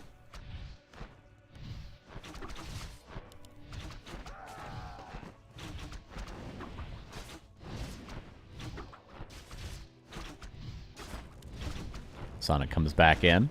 Incinerate on the Fire Lord. He is now using that.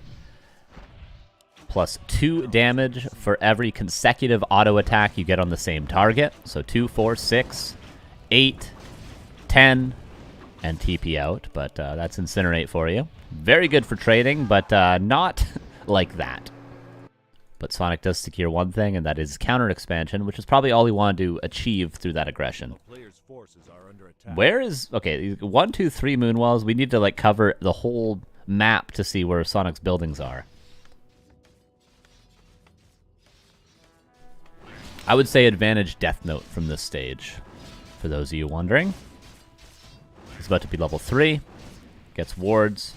Sonic has a kind of a suboptimal army and a suboptimal hero. And Deathnote, I don't think he took too much damage from the early pressure. He's got so many lumber peasants. I feel like this was a miss macro. 3, 6, 9, 12. 12 is fine, but generally you want to build more over here. He's got 13 now. You can make 11 work on 2 bases. And typically you'll tech on, like, maybe even 8 lumber peasants and then rebuild the extra at your expansion and transfer them to the main.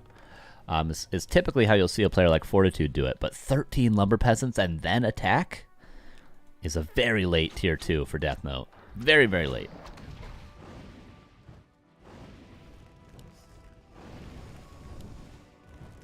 Sonic not using Incinerate there. Did go Lava Spawn level 2. Could surround this Lava Spawn. State in Canada are you in? I'm in BC, it is called. British Columbia.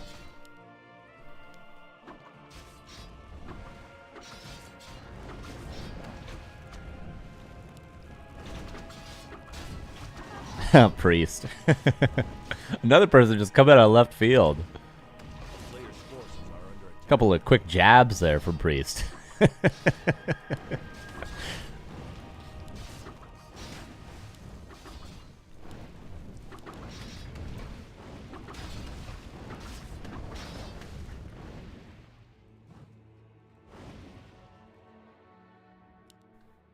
3 water elementals is going to put fear into even Sonic as he backs away. Lots of Huntresses. Once there's not the water elemental numbers, he can start fighting, or maybe some detonates could be warranted. Tier 2 almost online for Deathnote. Deathnote, by the way, a second barracks. Going more rifleman heavy, which I think makes sense against this number of Huntresses that we already see. It's going to be a very suboptimal 50 supply army for Sonic if he doesn't trade these Huntresses out soon. Footman accidentally wanders into the wrong neighborhood, but not the end of the world. We're going to soon replace all these footmen with riflemen. They're coming online.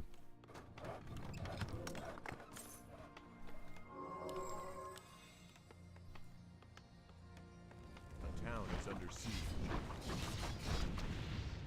Is it more like Britain or Columbia? British Columbia? Well, yeah, Maya's more like Columbia.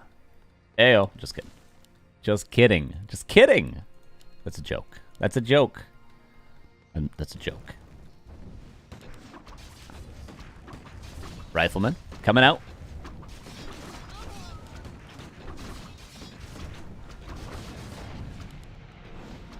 Militia called. Not breaking upkeep yet. Blood Mage underway.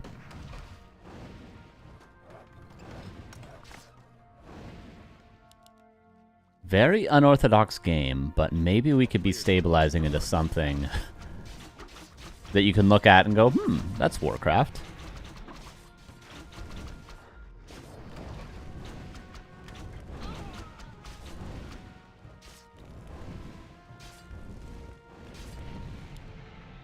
Sonic with the double cloak. Probably won't use either of them. Demon Hunter's under. No pressure yet, but he soon will be if he tries to start creeping. By staff. He could go for the Tuskar and maybe go for the lab. Unfortunately, the Ancient of War, I don't know where it is. It's over here. So there will be no Ancient of War creeping allowed for this Demon Hunter. He's really going to struggle to find level 3. I feel like Deathnote is in a great position if he just macros. I do feel like Deathnote could have already broken upkeep and he'd be on his way to 65-70 supply and he would probably just have killed Sonic. But now, because he spent so much time before breaking upkeep, Sonic's going to have bears available. And there will be no timing for Deathnote. There will be no timing.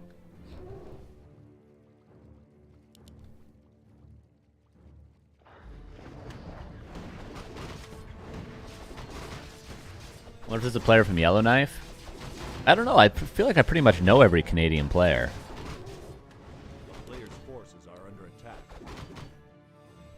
There's, there's Insub HTRT. They're from Montreal. There's some players from Toronto. There's Deuce, who is from BC, but I think he moved to Alberta. There was Canuck, who lived in Alberta, but he, let's just say, doesn't play anymore. Aware from, I think he's Toronto or Ontario. A few other people from BC, like me.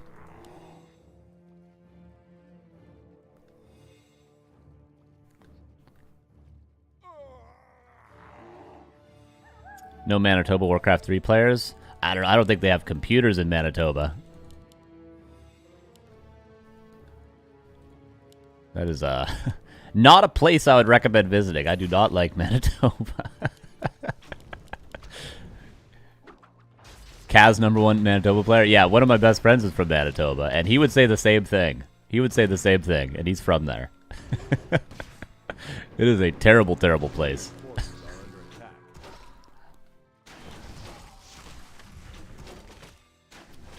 Okay, Deathnote 70 supply, Sonic 68. So we just have pretty much anyone's game here. Naga 3rd for Sonic. Will be good for another orb in the future. Oh, first Flame Strike. No Blizzard Retrain yet, but Water Elementals are going to be nice because notice 0 Dryads with this army. Blood Mage getting good mana drainage, but has to back away soon, taking a ton of damage. Heal Scroll to save him for now. Couple Riflemen in front go down. Militia come in from the main base. 5 of them. Archmage now. Might want to swap that Hellstone over to the Blood Mage. Lava Spawn is splitting, but Firelord has no more. Out of mana entirely. Oh, Hellstone was swapped. Naga, no Fork Lightnings, but did have the Orb passed over to her. First Sort comes in, actually second one. Will help to catch Sonic, maybe in a little bit of a slow trap, but Sonic now finally has his first Dryad. Heal Scroll still being held onto by Deathnote. Would ideally not want to use it just to save the Blood Mage, but he does. 67 versus 64. Still anyone's fight, but the Firelord is just dead? And the Blood Mage is going to be able to squeak away. Sonic took this fight with really no consumables whatsoever.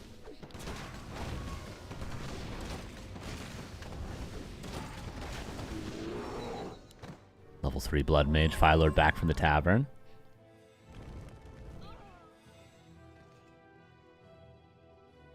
Expansion still stands. Deathnote does need to buy heal scrolls again before I think he's going to be willing to fight. But he is certainly in the lead.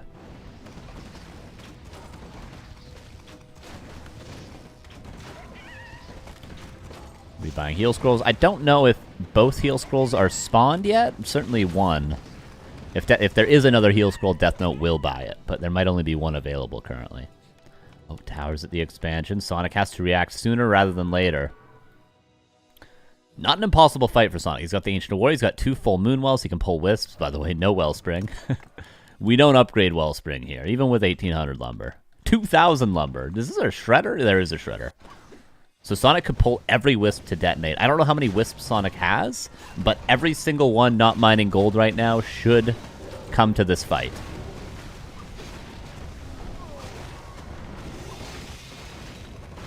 Siphon is good on the Demon Hunter that does not reach level 3. Bears are finding good surface area. Again, the Blood Mage may be a little bit far forward. Heal Scroll kind of, again, just to save the Blood Mage. Level 3 Water Elementals are nice. Again, where the Wisps for detonate. Peasants on auto repair are actually going to get these 3 towers up. Demon Hunter is dead. And I think Deathnote's doing it. Naga going to die probably. Staff out last second. But all the bears are trapped and towers are up. The expansion will certainly die. And I think Sonic, the bad boy, might be out of this one. 77 versus 46. And GG is called. Deathnote into the grand finals. The practice pays off. You love to see it. A matchup that you would not think maybe 6 months ago would have gone Deathnote's way. But it does.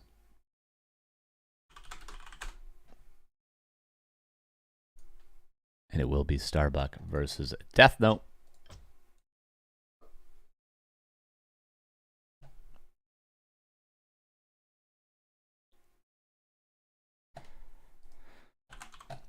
Oh, which means we get to see Orc versus Human. I love this matchup. We might get to see Pally Rifles. Oh, yeah, this is awesome. This is awesome.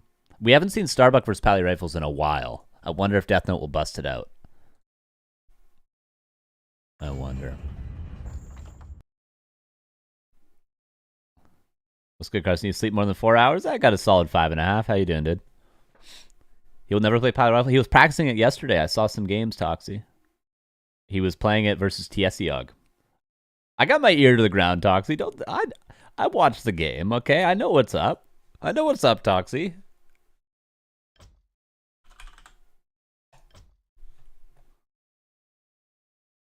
You generally live on little sleep? It depends how busy I am.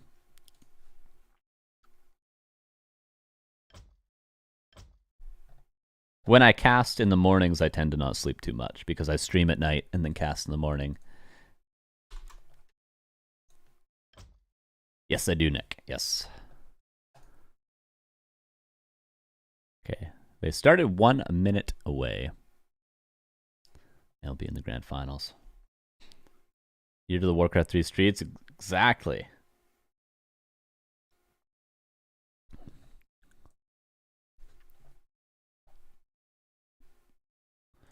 Okay, let's update this. This went to Deathnote. We're done with that match. Our last match of the day will be the grand finals. I couldn't be happier. Couldn't be happier to see these two players facing each other. Deathnote with a chance to prove himself after grinding on War 3 Champions for quite a while now. He had a ton of games last season. He got his highest MMR ever. He's been consistently at the top of the ladder. I think he's like rank 2 or something right now on the ladder. And who's rank 1? Well, Starbuck. Yeah, literally Starbuck's rank 1, Deathnote's rank 2. So these are the highest 2 people on War 3 Champions currently playing each other. And I think Deathnote is playing his best Warcraft he ever has. Which is nice to see. Did you watch Dark? I think I watched the first episode of that, but. And how good was he? Pally Rifle versus Tiesiog? Tell me. Well, you know, Tiesiog's a very good versus Pally Rifle player. He beats Lemus pretty consistently.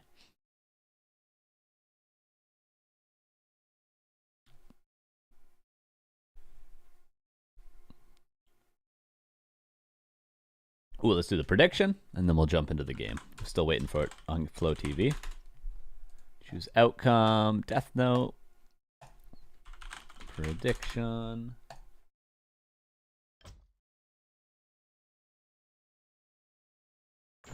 Who will win this best of 5? The whole series, everybody. The entire series is what you're betting on. I don't want to hear one person in chat go, "Where's the payout for game 1?" No, it's the whole series, you degenerates. I'll give you guys 5 minutes.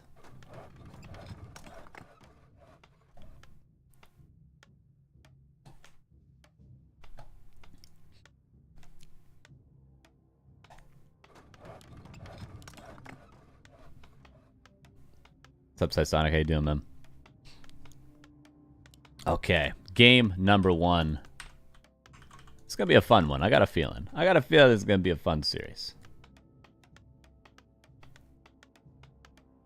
Obviously, Starbuck's Orc, very, very strong, but, you know, I think some would argue that his human is probably a little bit better these days. He's got to play human a lot more at the top level. He doesn't get probably as much practice with Orc as he does with human.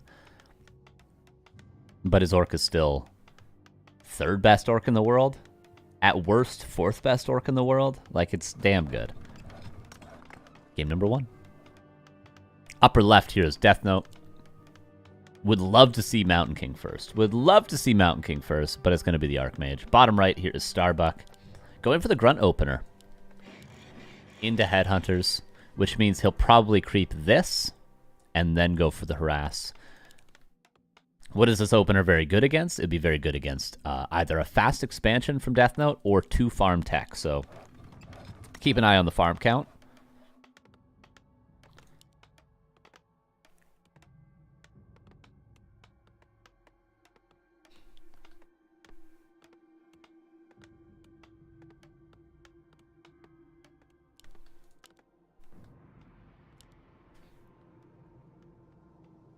Footman is here. So no mercenary camp and no expansion right away. Tower.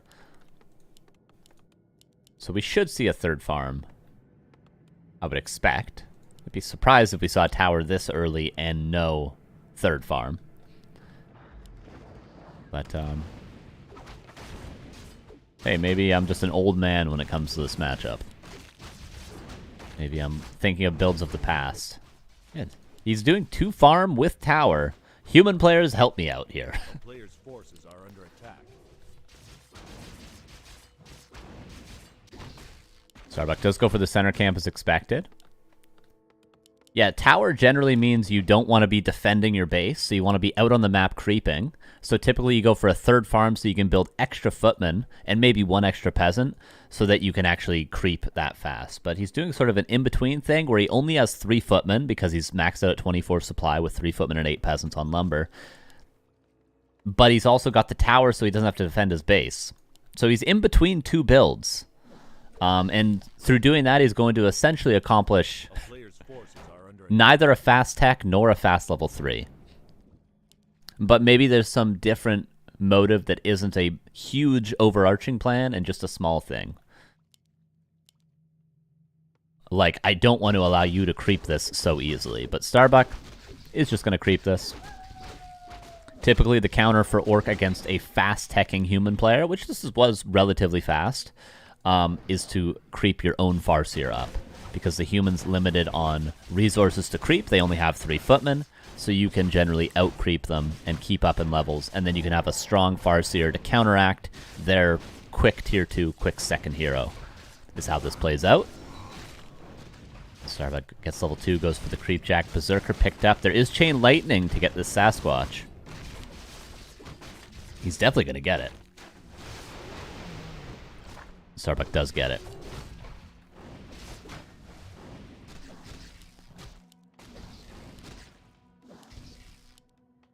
And some peasants going to go down. Headhunter's backing away. Blacksmith is done, so first rifleman will be coming out soon.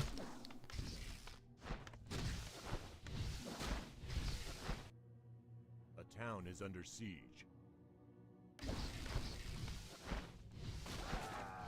And Starbuck will probably play. He's going to get 6 headhunters, and he's probably just going to get a bestiary at tier 2. Starbuck plays a style versus Riflecaster that I 100% agree with. Everything, every way he plays it. Starbuck understands this matchup really, really well. There are some Orc players that I watch, I'm like, I don't think you know what you're doing. When Starbuck plays, especially against Riflecaster, I'm like, every step of the way, this is perfect. So we'll see. We'll see what Starbuck does, but I expect strategic perfection from him. Berserker gets caught out, and that will go down. That's going to give him close to level 3, if not denied. Could be denied, and just barely not. Unfortunate for Deathnote. He had the right idea, but the wolf attack barely reached. Should see TC, Bestiary, Brute Strength, and a fast expansion, which is, we're seeing all those things right now. Didn't go for a 6th Headhunter, which I guess because he went for the Grunt into Headhunters. And Deathnote, of course, Riflecaster, Mountain King. He's attempting to hit a timing on the Great Hall that's about to be constructed. So Deathnote now wants to creep, wants to get level 3 Mountain King, and wants to push that Expo. A player's forces are under attack. So Starbuck probably will creep nearby the expansion. We'll probably creep these camps, 1 and 2. But actually being a little bit greedy. There's a world in which Deathnote finds an angle to cancel this Great Hall, and then he's just in a really good spot. But right now, we can see the whole map. We know Deathnote's not going to go for the cancel just yet.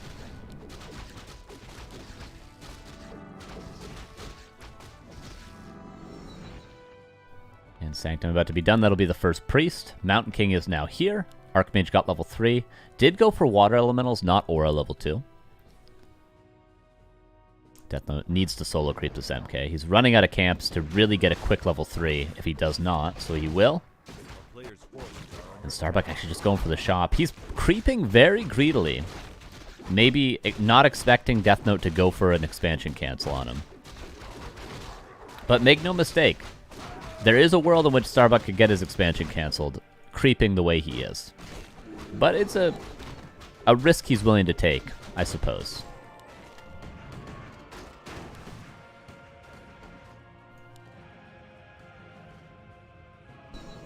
Level 2 Mountain King. Claws plus 8. That Archmage is going to be hitting hard.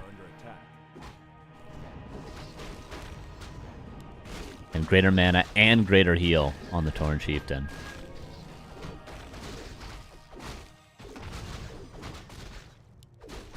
Trying to get the heal scroll. Deathnote will get there first, and Starbuck doesn't even have the gold. But he's got the potion of invulnerability. I don't think Deathnote quite had the gold to get both items. We're still underway for our timing if Deathnote can get a little bit more creeping done. The only issue is he might need to take a red to get MK level 3. Okay, he's going to solo creep this. Maybe he can barely get MK3 at this camp. I'm not exactly sure. An expansion will be up. And Deathnote will be pushing in the next minute. And that's it. That's the game. Break the expansion or lose the game. That's very simply how this matchup goes with these openers. Scourge Bone Chimes, Jesus.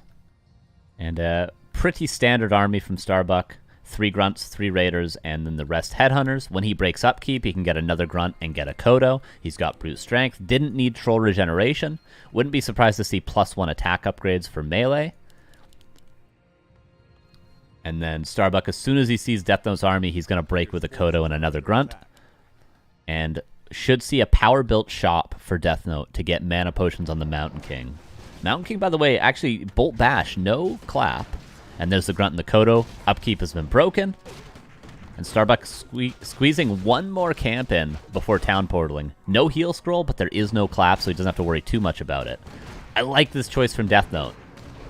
I really like this choice. He killed every peon, I think?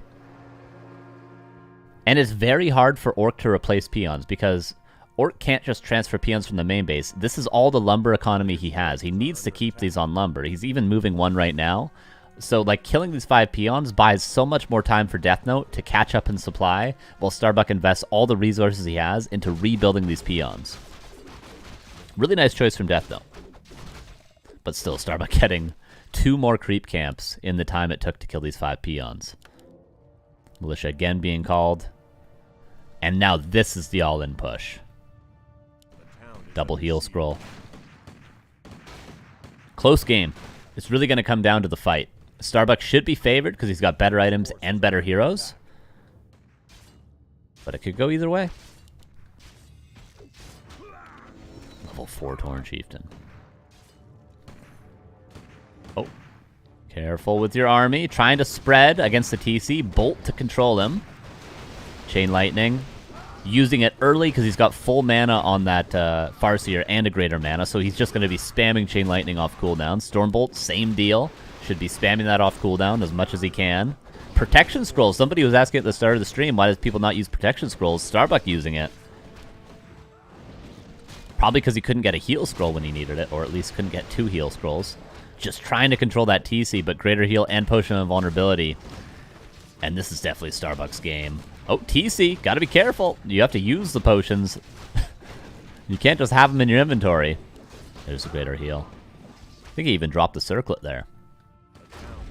And that is 1-0 for Starbuck. Very nice standard game from both players. And that's how it goes. Break the expo or lose the game. That's really the meta we're in currently. Like it or don't like it, that's where we are. Hey Carson, why do so many orcs go for brute strength for 1 to 2 grunts? Well, you have to think brute strength is 150 HP and 4 damage. And upgrades are typically 12.5%. So typically 1 upgrade is only valuable if you have 8 or more of a unit. Technically, if the math checks out, even though it's not like that because we have upkeep and things like that. But for brute strength, it's essentially, I think it's a more than a 20% bonus to HP and more than a 20% bonus to damage, both. So it's extremely valuable with even 1 grunt. Brute strength is an insane upgrade.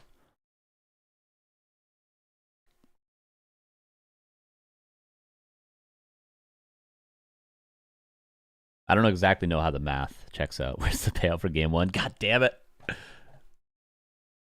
Yeah, brute strength is ridiculous. It's good for 1 grunt. It's good for 2 grunts. Typically, as orc, for this matchup, it works out that you have a little bit of a lag in your production where you have enough resources. You want to get your expansion up and you want to get your bestiary in production. You tend to want to grab a heal scroll and you want to get heal salves on your TC. So you have a little bit of lag in production. So typically when you hit tier 2, you can invest lumber and not so much gold and get brute strength before you even get your first grunt. And it sort of helps you get everything online that you need from gold early tier 2. So typically you get it sometimes even at 0 grunts, you'll get brute strength just because it flows better macro-wise. But in this case, Starbuck went 2 grunts and then into brute strength because he needed the lumber to get that immediate expansion. But that was a fast expansion for the Starbuck. That was the fastest possible expo because he had such a great early game. 18% HP, 15% damage. So it's better than 1-1 on grunts. It's literally better than 1-1 by almost 10%.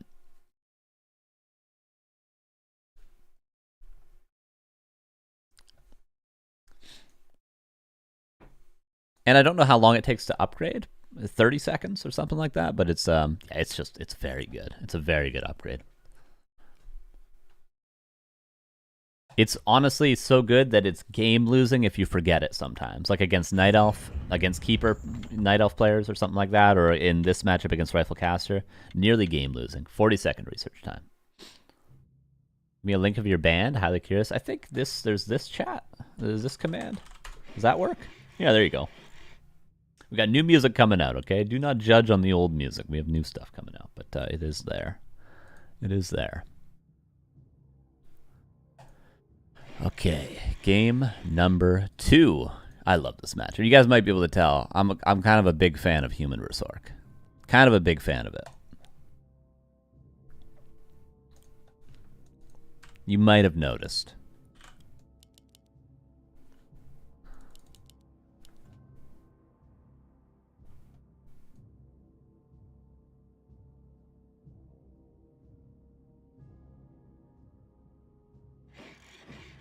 Nice, dude. Hobby musician yourself. Love to hear it. Game number 2. Bottom left, here is Starbuck. This time standard headhunters, no grunt opener.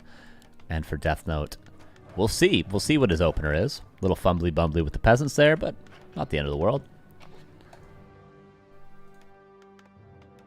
Actually lost quite a bit of gold doing that. I'm just comparing the gold mines, so 2, 9, 70 gold difference in the gold mines. It is, you know, as Grubby would put it, GG. But little mistakes can add up, especially against the caliber of player that Starbuck is.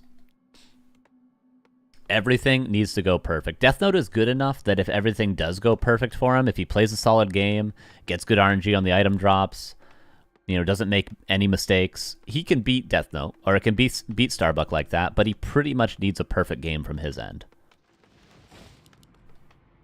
And Starbuck probably has the leeway to make a couple of mistakes with how good he is.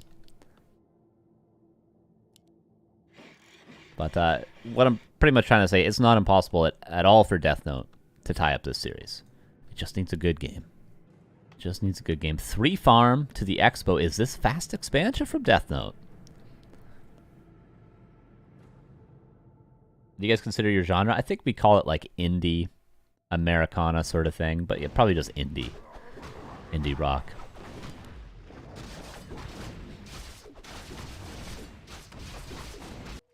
Starbuck to the main, sends a wolf. You have many options. The human could creep the Tuskar here, the expansion here, or the green camp here. So Starbuck's covering all 3 options as opposed to blindly scouting one.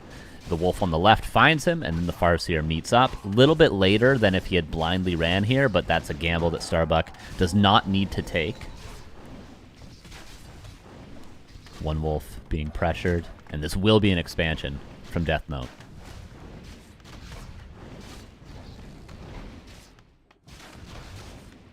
Will do, thank you. I'll let you know.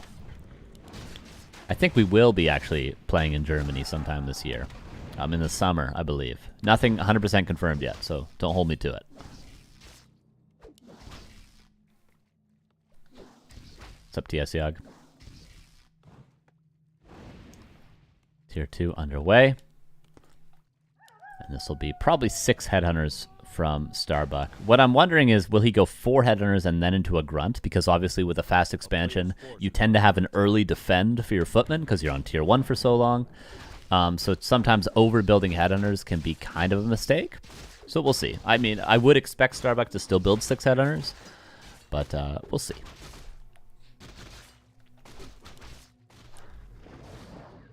Expansion.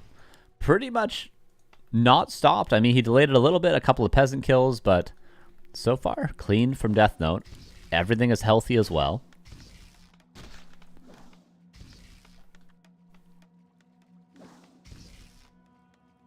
Second Murloc gets pulled. Starbuck just happy to take some creep camps away, not allowing the Archmage to get an easy level 3. And Starbuck knows he's favored in these fights because there's no defend yet. There's no possible way he could have defend yet. It's on the way now. But Starbuck knows he's got a small window of complete and total map control before the footmen have those big shields. There's level 2. +1 attack for Starbuck as well. Wow. And a 7th headhunter. 31 supply of headhunters. This is making me feel very much like it's a 2 bestiary play from Starbuck, but we will see.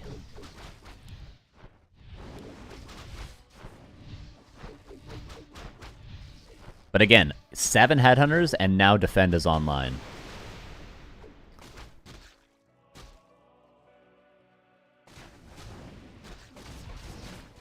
Pressuring. Deathnote dealing with the wolves first, and then he'll deal with the headhunters. Sold the TP for Boots of Speed. There's defend. And Starbuck. Naga, yeah, it is some sort of all-in. But how do you deal with the defend footman? I guess that's what the Naga's for. Naga, probably one of the better heroes to clean up these footmen. Panda is great, yeah, but not good at individual unit kills. Whereas the Naga can kill 1 footman at a time. This is a cool strat from Starbuck. Very unorthodox. Naga's not the worst hero if you do end up having to go late. Like, you could easily go tier 3, get a Shadowhunter 3rd, and play this out with a Naga. So it's not entirely like the game is over if he doesn't win in the next 2 minutes. But it's more all-in than a TC, that's for sure. Deathnote wouldn't be out of his mind if he put down a second barracks. There's the town portal. Militia called. Any units go down? No, doesn't look like it. Everything is safe. And there's the double bestiary. I think Deathnote is happy just to have a little bit of breathing room. Tier 2 underway. Shop being power built. Again, I would say second barracks might not be the worst call for Deathnote. And then I'm probably expecting a tavern hero from Deathnote. Something like a panda second. I think he's just going to need whatever units he can get at this stage to hold. Mountain King might just take too long. A Mountain King will not be out until about the 9-minute mark at this stage.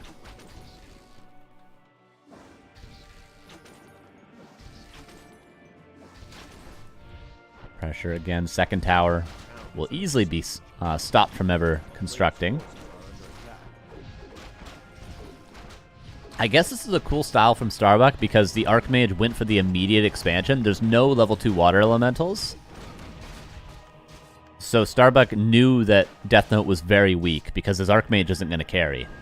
So he just goes for the Omega pressure build, which is cool. I mean, if Deathnote had instead delayed the expo, got lots of items, got level 3 Archmage, maybe Starbuck would have played a slower approach. I do wonder. It's cool. It's a cool concept, though. Deathnote has held on to tier 2. He's losing footmen, but importantly, he's not losing economy. And now he can get a second hero. Probably Panda at this stage, right? Or does he go for Mountain King? Archmage could be dying. Is getting a Mountain King out now. Archmage is certainly dead. At least he forced Starbuck to the other side of the map. Starbuck's still yet to lose a unit, I think. 1, 2, 3, 4, 5, 6. I don't know where the 7th headhunter is, but maybe he lost 1 headhunter at some point. A player's forces are under attack. 2 more footmen. Free pickoffs. Pillage and +1 for the Raiders now. Archmage had to be Tavern Revived because it could not wait 55 seconds behind the Mountain King on the altar. And now Deathnote knows he's just got to hold on. It's not going to be easy, but he's just got to hold on. Oh, is he diving on the Archmage? Ambitious, but it might just work. TP purchased. Potion used. Mountain King coming out. Double Sanctum also on its way.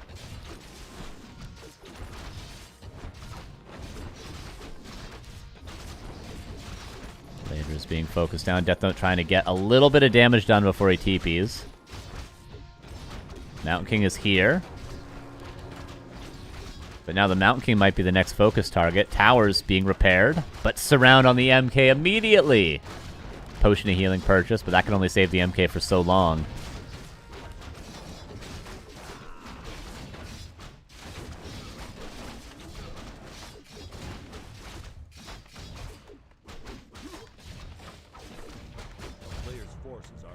Can you change the overlay to show hero items? They do show hero items. Starbuck has no items on his heroes. Neither does the Mountain King. It's just the Archmage.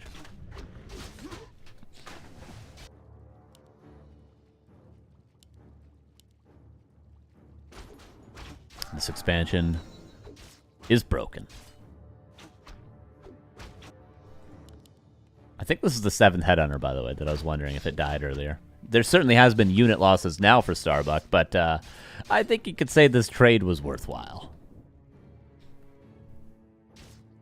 A town is under siege.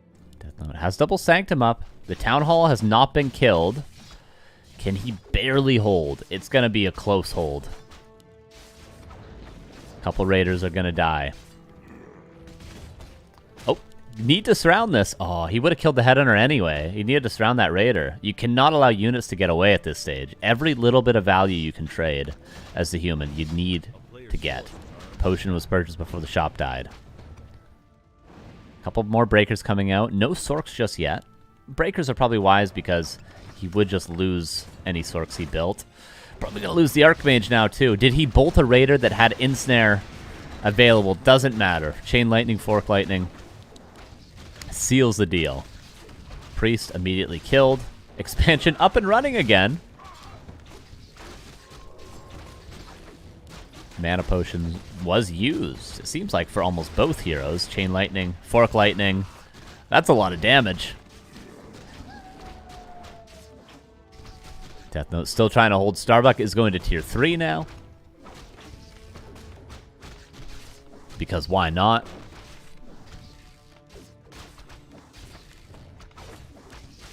And he's just killing everything. Even if Deathnote were to hold at this point, the hero levels are just way too strong. You can win 2 base against 1 with these hero levels. 2-1 against soon to be 5-4? I mean, get out of town. Oh, trying to use a clarity. Deathnote trying to cancel it. Oh. No, too much going on for him to do that. Power gets up. Don't think it matters. Maybe Deathnote thinking Starbuck is, you know, on 1 base, suboptimal heroes. Maybe if you can barely hold. But now with this Town Hall dying, I think this will probably going to be the end of it. A player's forces are under attack.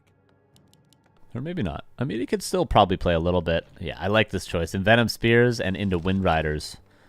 Also getting the Kodo upgrade. Transitioning to a actual fighting army. Can probably get Shadowhunter 3rd. Maybe. Doesn't matter. 2-0 for Starbuck. A cool punish to the expansion.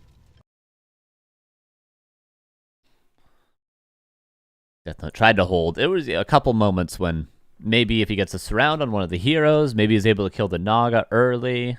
Maybe able to get a couple more Headhunter kills at some point. You know, it sort of snowballs in favor of the human as opposed to the orc, but it was too clean all around for Starbuck. Didn't lose a single unit in the early game, killed pretty much everything. And he's got the 2-0 lead.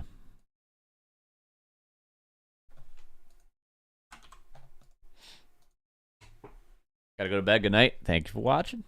Thanks for hanging out.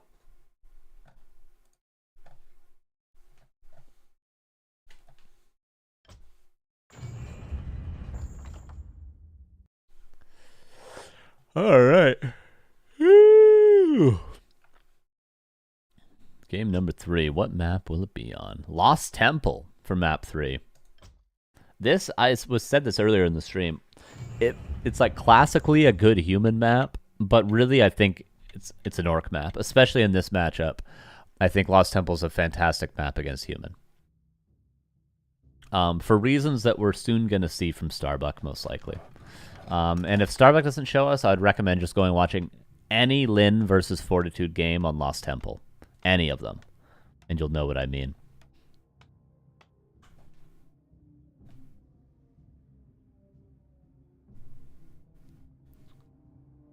Nothing can describe it better than actually just going and watching the games on Lost Temple. Which we'll be checking out in just a minute once the overlay works again.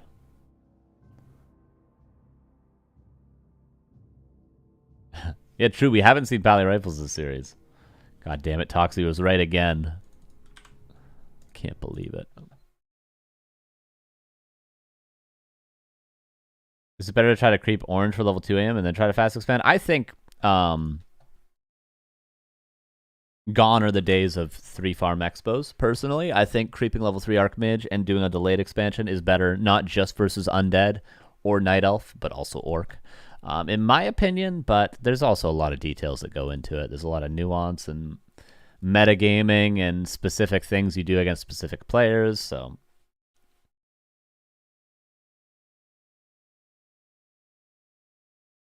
Starbuck is a great human, knows the exact timing, so he's very strong versus human. Yeah, for sure. That definitely helps him a lot, playing both sides of this matchup.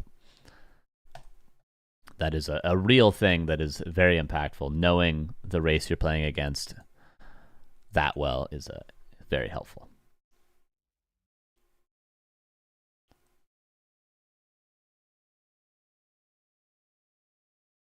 Is this going to work now?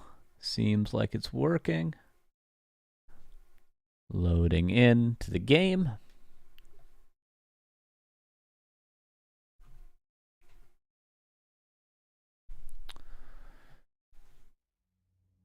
And Lost Temple. A very important first point for LT is what are the spawns?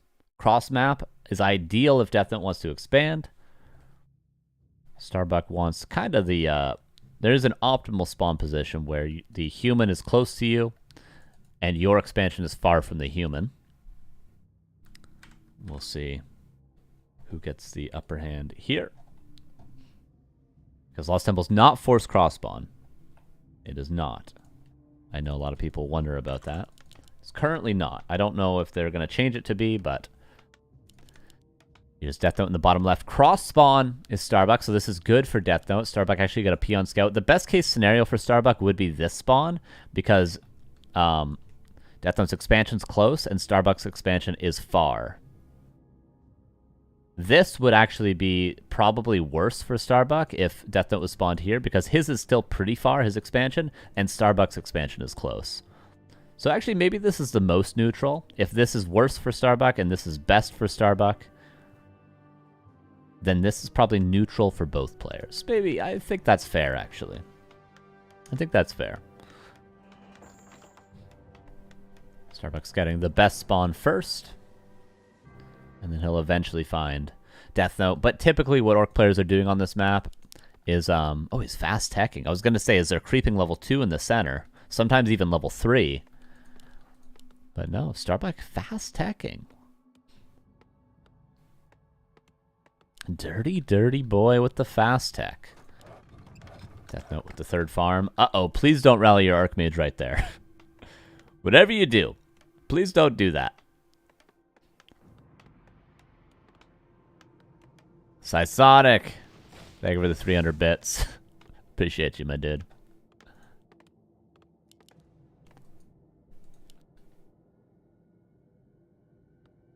I just want to stare at this Archmage. Oh, okay, good. He rallied it properly. This is actually scaring me. If you rally here by accident, it will go here. No, actually, if you rally here by accident, it will go here. If you rally here, it will go here. So don't rally bottom left ever in your altar.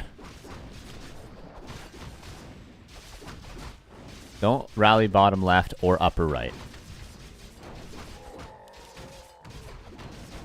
And very fast tech Starbuck. Knows the routing in the center of the map to not aggro any of the creeps. Easier said than done. Even he messed it up here a little bit. But the peon does find Deathnote. And Starbuck will go into the main base because he knows there's no way there's going to be an arcane tower with the 3-farm immediate expansion. You skip that tower to get the expansion going as fast as possible. So Starbuck should just stay here. Every summon of wolves, just attack these peasants. It's the same as attacking peasants over here, right? Like, you know, it's the same deal. Only you know the human's army is going to be defending these more vigorously, so. Great choice from Starbuck to go to the main. And we see the damage already piling on. And that's just the first set of wolves. It's the free set of wolves to start your mana regen, and he gets 2 peasants already. This is kind of a disaster.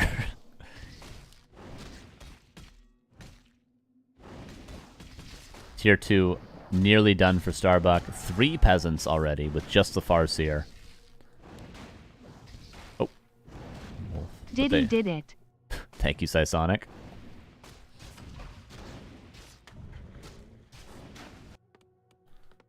Starbuck just ping-ponging between the bases. And spiked barricades coming up to not allow any sort of counterattack pressure. 4v4 players are rejoicing in the chat. Oh, this is really, really rough for Deathnote. And what are we going to see from Starbuck? Just double bestiary, right? Or will he go tier 3? He's going to do something weird, maybe. Obviously, he could just go 2 Beast Wind Riders at this stage, if he wanted. Another peasant. Denied. Town Hall is coming up. Okay, Torn Chieftain. And double bestiary.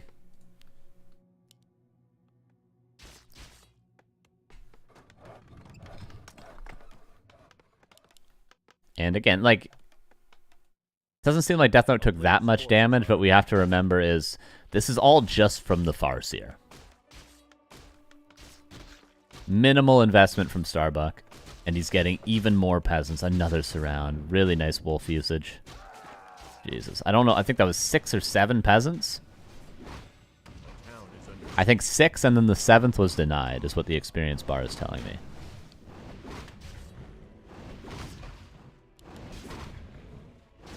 Will we have, I think, at least 2 Wind Riders and then into Raiders might be the optimal way to play this, but also you could just go purely Raiders.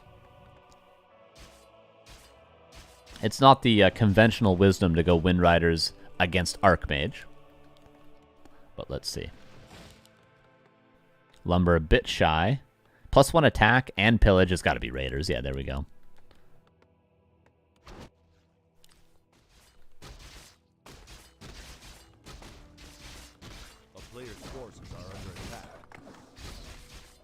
Weird to see fast tech Raiders. You generally see it with headhunters with some grunts, because without any sort of damage-based unit, like headhunters or grunts, the ensnare doesn't really get you many kills. So just going pure Raiders and only Raiders means you kind of have to just hit buildings, and that's your whole thing. You're just going to hit the town hall until it dies, and you're not going to be killing any footmen or playing really creep heavy or playing map control.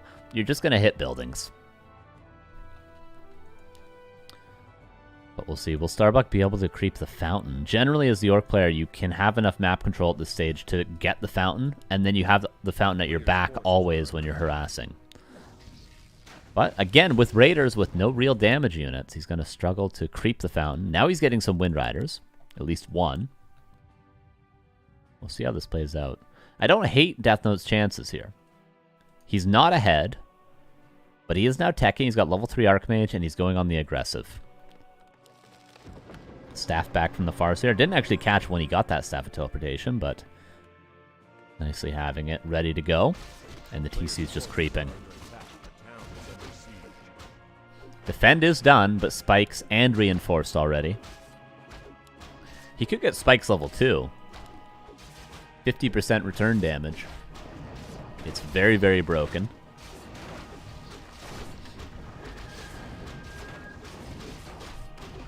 Masonry as well for Deathnote and more towers.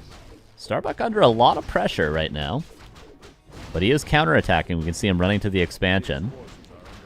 We'll come back to this damage in the main base because there's Raiders here, but look at the SimCity. I like this tower positioning temporarily. Needs to start building farms. Farms all over the place. In the main base, farms. Oh, I don't like Starbuck's position currently, actually. There's a lot of towers coming up. He's losing a lot of gold in the main base. And he's got no counter expansion coming up. I don't think the mass raiders are going to get anything done. Deathnote's defended. He's got towers.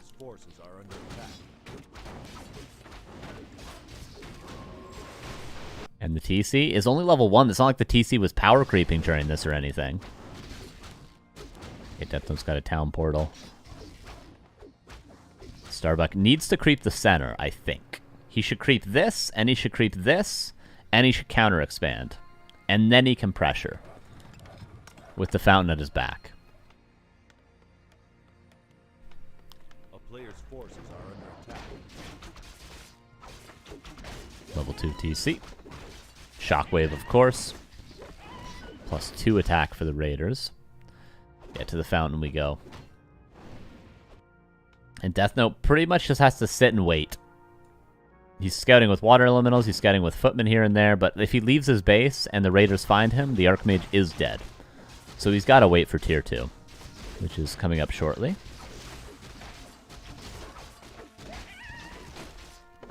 But really, the best position Deathnote's been in this series, I would say, right now.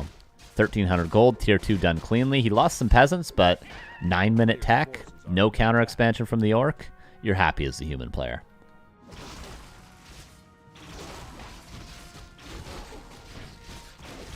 But the fountain, lots of experience, 2 really nice items. Greater heal and heal wards, that's great. Heal ward's not as nice on this map as others because of the fountain, but still good. Footmen find their way into the main. Good for scouting, but they will get picked off. But at least now he knows he's got a little bit more space. Rebought the TP, and we'll start creeping. The Mountain King's soon to join. Will he get stuck? Please don't. Please don't. The moment we've all been waiting for this whole game. Good. Nice rally point. And Starbuck now goes forward, but I mean, this isn't entirely safe. 4 towers is not a crazy amount. All the experience soaked up on the Archmage, not the Mountain King. And Starbuck finds an angle on the Town Hall. Immediate Town Portal, +2 Raiders you do not want to mess around with. Tier 3 tech as well for Starbuck. He'll go for a tiny Great Hall expansion as opposed to a slow Expo because he has not crept this yet. So instead he can pressure, maybe Town Portal back home once Tier 3 hits, and immediately counter expand. The timing works out pretty similarly. That's a lot of Raiders. And Pillage will be his expansion for the time being.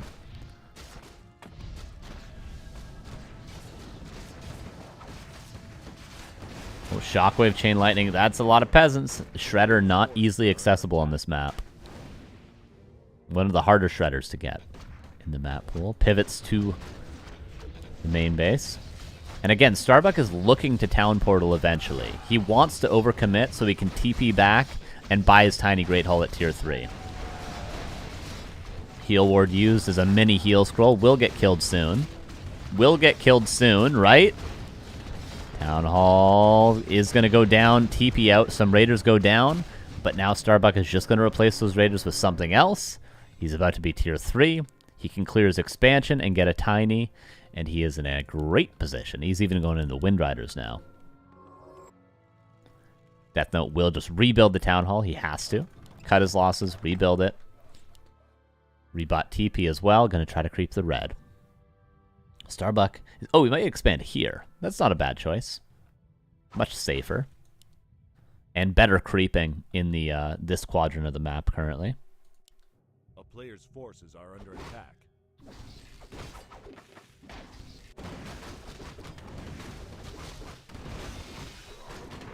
Deathnote could use a heal ward. There it is. Gets Cloak of Flames. Remember when Crystal Ball dropped from these red camps? Does anyone remember that? Crystal Ball was unironically a drop from this camp. You could get Brilliance Aura as an orc, or a Crystal Ball. Oh man, I just remember that right now. I don't know why. Okay, Tiny Great Hall is going to be purchased. Deathnote. Is he going to find every peon? Oh, it's going to be close. Barely enough vision. Sees it. Deathnote could have a strong fight. And every second that Deathnote fights is 1 second the Tiny Great Hall is not being placed. Starbuck might actually just want to send... Okay, he's going to staff over with the TP. I was going to say he could send the Farseer down and build it at this expansion, but needs to defend his army. Deathnote's going to have to TP out eventually. Trying to get a couple unit kills before he TPs out. Wind Rider goes down. Raider goes down. Heal wards for both players being used. Careful with the Archmage. Does TP out before the Shockwave comes in. And again, this was every second they fought here was also seconds of no counter expansion of a later Tiny Great Hall. So not the worst for Deathnote. Obviously not an optimal fight, but not the worst move. And expansions mining over here. Workshop coming online, maybe to deal with the Wind Riders and Bat Riders that I think we saw in production for a second to deal with the flying machines, but a Tauren Totem as well. And this could be legitimate Taurens as well for Starbuck. Maybe a Shadowhunter third at this stage. We could be going into the super duper late game if there's not a huge mistake from either player in the next couple of minutes.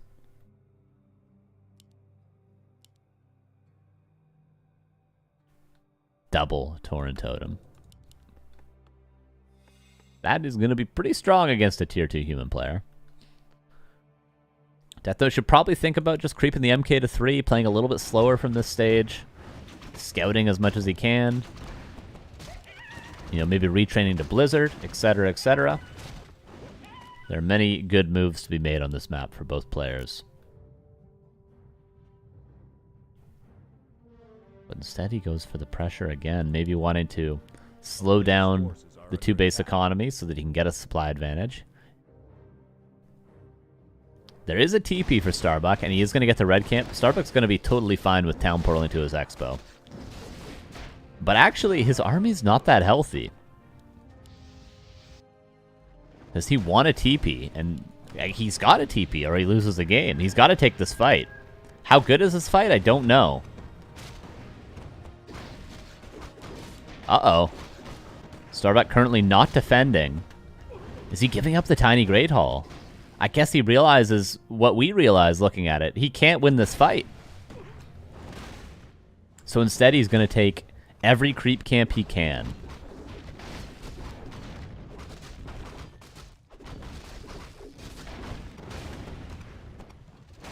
Deathnote needs to immediately creep these, if possible.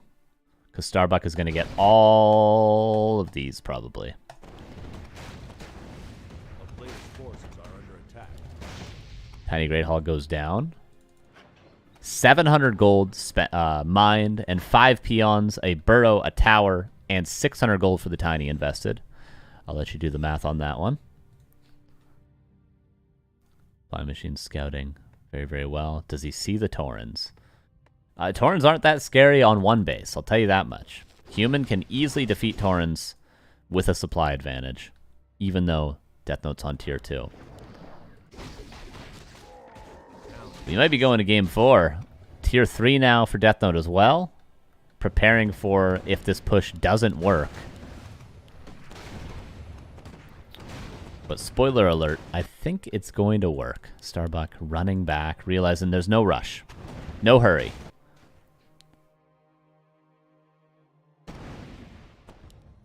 A player's forces are under attack.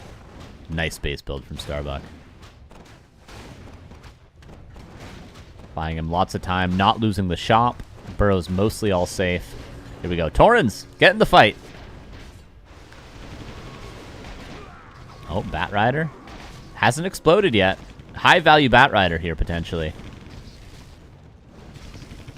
Bat Rider. Oh, it explodes on one flying machine. He just wasn't aware of it. Now all the Wind Riders are going to die. Taurens still not involved. Okay, both of them are coming in now. Wind Rider's being chased down. Keep an eye on the high HP one. Farseer staffing away. It seems like every Wind Rider is about to die. This is the highest HP one that is falling. Yep. They're all dead. Level 5 on the TC, but... Oh, 3 Taurens actually might clean this up, but Deathnote just needs to leave now. He's done enough. He's done enough. He is 51 supply. Would like to see him maybe lose a peasant, but he doesn't have a ton of lumber economy currently. And double Griffin Aviary. Starbuck is struggling. He's got good heroes, but he is struggling. Just too late of a counter expansion, it seemed like.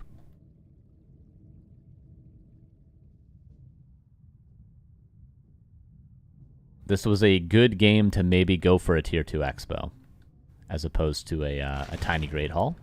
Sometimes tiny Great Hall is the best way to play. I think others, it just is a little bit too late. And this is one of those cases, I think. Flying Machines making sure Deathnote is in a good enough position to play as passive as he is right now. As passive as he is. As passive as he is right now. I was like, wait a sec. What was that sentence supposed to be? Player's forces are under attack.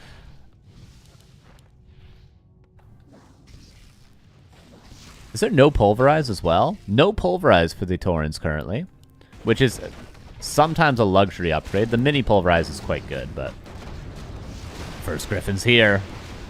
TC has a lot of mana, but what can he really shockwave? Paladin's here as well. Level 5 on the Archmage. Kodo didn't even get an eat yet. Walkers don't have master training. Taurens are getting good damage, but they're falling to the Griffins. I think this is game 4. Look at the supply. Deathnote did find a way.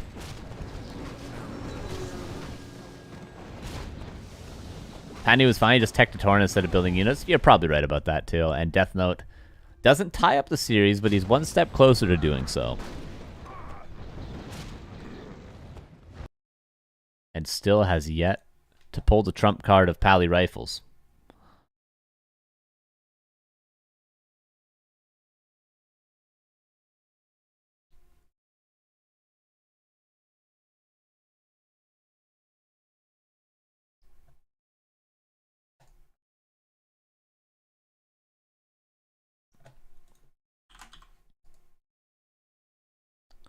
Two to one.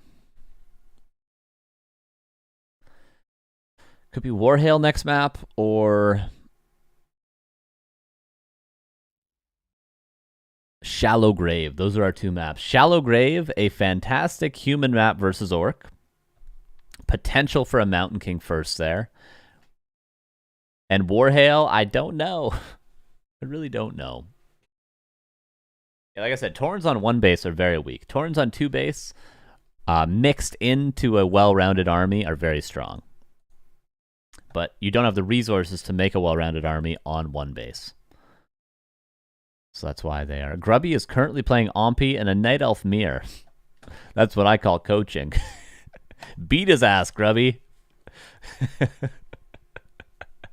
Anyway, we're loading into Starbuck versus Deathnote on Warhail. So Shallow Grave saved for map 5.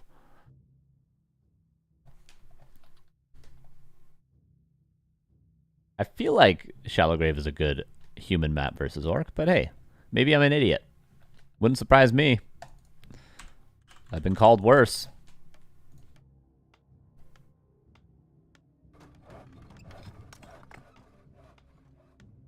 Game number 4. Let's check it out. Deathnote bottom left, Starbuck upper right. Grunt opener again. Grunt into headhunters, just like we saw in springtime.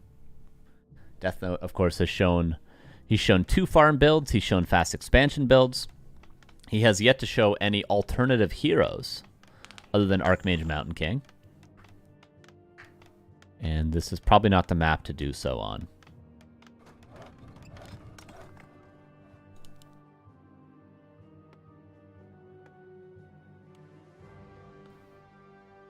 Farseer. I was half expecting a Blade Master, but no. Keeping it standard. And there's the Archmage. This is tended to be a fast expansion map a lot of the time. I feel like we see many expansions here.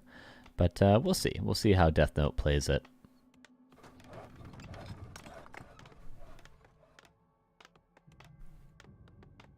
He was fortunate enough to have that cross-spawn positioning last game. He will suffer a lot of pressure like Northern Isles if he expands here. So does he want to play into that potential Naga strategy again?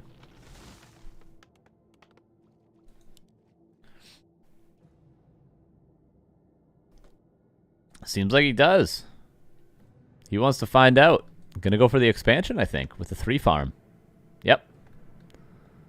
5 militia being called, 2 footmen. Starbuck with the grunt is going to creep a little bit, but this just means his later pressure is going to be even stronger. He'll have chain lightning, he'll have some items, and he'll have a grunt, which is good against peasants because it does normal damage as opposed to the piercing of headhunters. So this seems like it's weaker against an expansion, when in fact what Starbuck is doing is actually stronger against an expansion.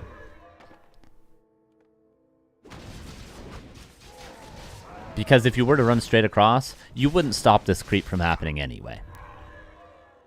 You would still just be trying to kill peasants after the expansion is already being built. So why not do that about a minute later, but with chain lightning as well, right?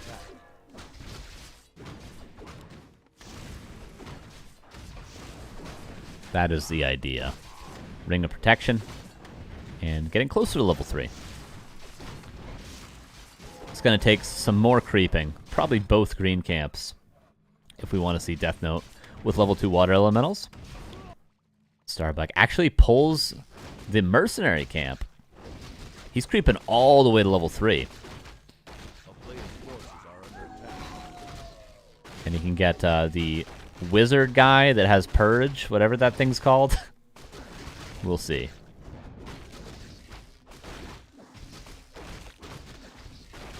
Are some thoughts on when early grunt versus when not to? Obviously, it depends on the map, but I think early grunt is good against 2 farm tech and expansion. And then headhunter opener is good against pally rifles and anything creep heavy from the human on 1 base. That's my opinion.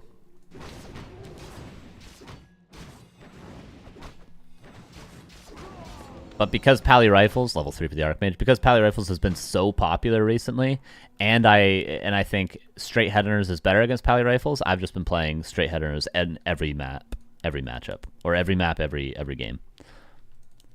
Just to have the optimal start against Pally Rifles potentially. What makes a good map for an early grunt? It depends if you can creep. So like springtime, you can creep the center camp. Hammerfall, maybe you creep both turtles in the center. Tidehunters, maybe you creep both turtles in the center. Whereas some other maps aren't good for early creeping necessarily. Not as good for early creeping. But you can find a way to make it work on every map.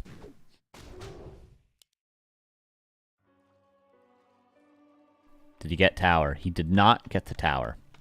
Had to respect the level 3 Archmage. Getting spikes, which is done now. Rune bracers, by the way, from that Merc camp. Not great. Might be good in like 6 to 7 minutes. But for now, it's not going to be very good. And Starbuck goes straight across. By the way, Storm Reaver Hermit. I can't believe I couldn't remember that name. Spirit Lodge coming up. Starbuck's under a lot of pressure, trying to defend with just the Farseer. But Farseer is a pretty good hero. And again, we pressure, but there's so many peasants. Honestly, looking pretty good for Deathnote again. Beautiful name for a boy or girl, true.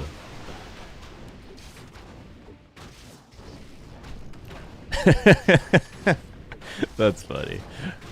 Is that just the full first name? Or is that the first and middle name? First name Storm Reaver, second name Hermit. Militia called, trying to defend here. And actually will. Starbuck maybe crumbling a little bit. Shockwave comes out. Farseer getting a lot of experience, but the grunt falls. Archmage is kind of surrounded, but another water elemental comes in. Deathnote might be able to squeak out. Obviously no stomp. Peon trying to do some sort of block. Not successful. Archmage does make it out alive. What died over here? Everything except for one headhunter died here. Deathnote's in a great position. This could easily go to game 5. And Shallow Grave, again I say it, I feel like it's a great human map versus Orc.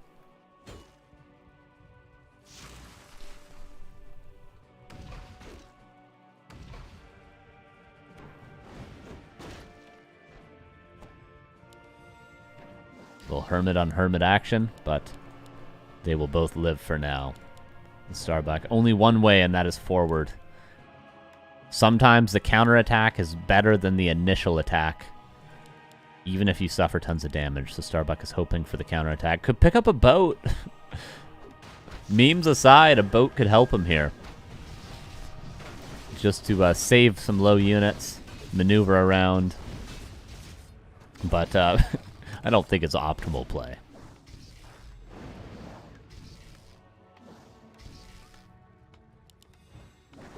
Almost a Chain Lightning, another couple of mana points, but probably wants another set of Wolves much before a Chain Lightning. Unfortunately, this Hermit is still going to be purging everything. There we go. Grunt goes down. Starbuck is struggling to find kills here. A player's forces are under attack.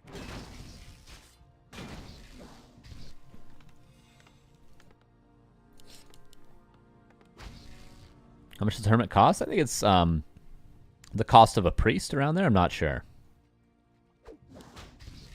I'm really not sure. I don't play this map. I currently have this map vetoed, so I'm not sure. I would say under 200, but over 150 gold is my guess. Probably 30 lumber.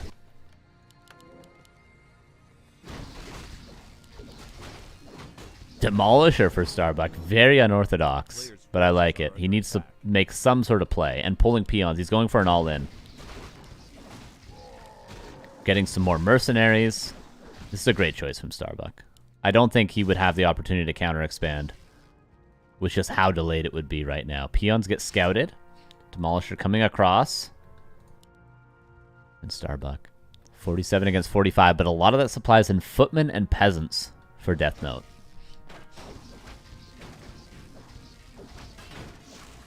And even less footmen now.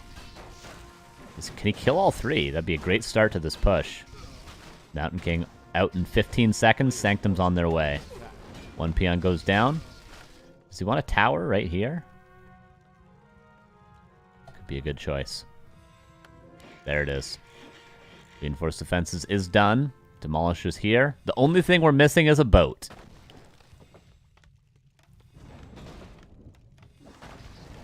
Breaker's coming online. First priority is the shop. That would stop breaker production. More importantly, it would not allow any potions. Stormbolt. Pressure on the Farseer. Deathnote knows there's no heal salves. He's checked the inventories.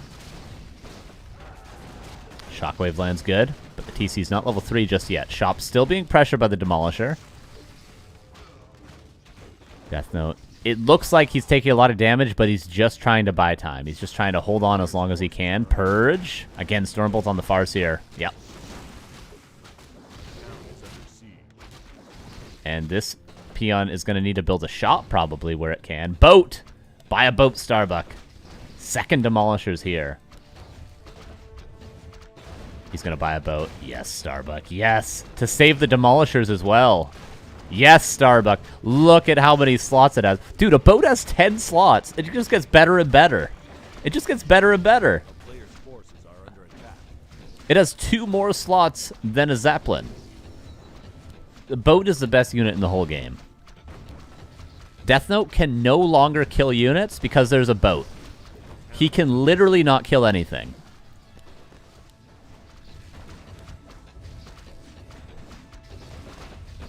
And he's going to be able to repair it with these peons eventually. This boat is winning him the game right now. Okay, he went a little bit into no man's land. He needs to stay on the water. Stay on the water.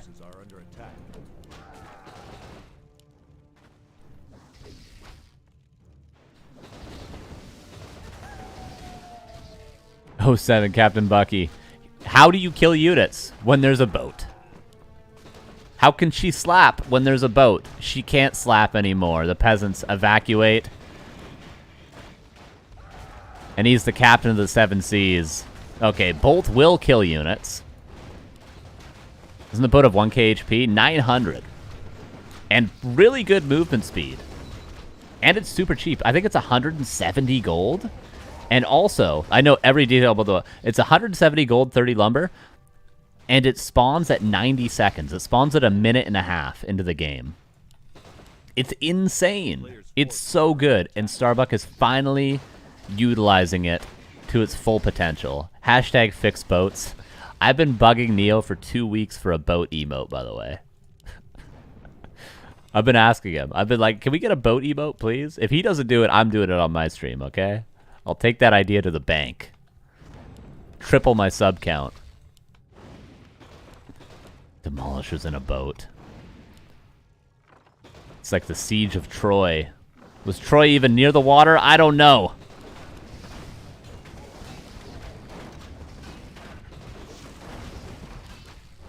Oh, microing.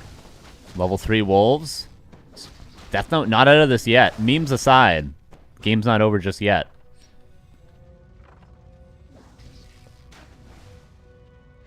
No, it was not. Oh, no.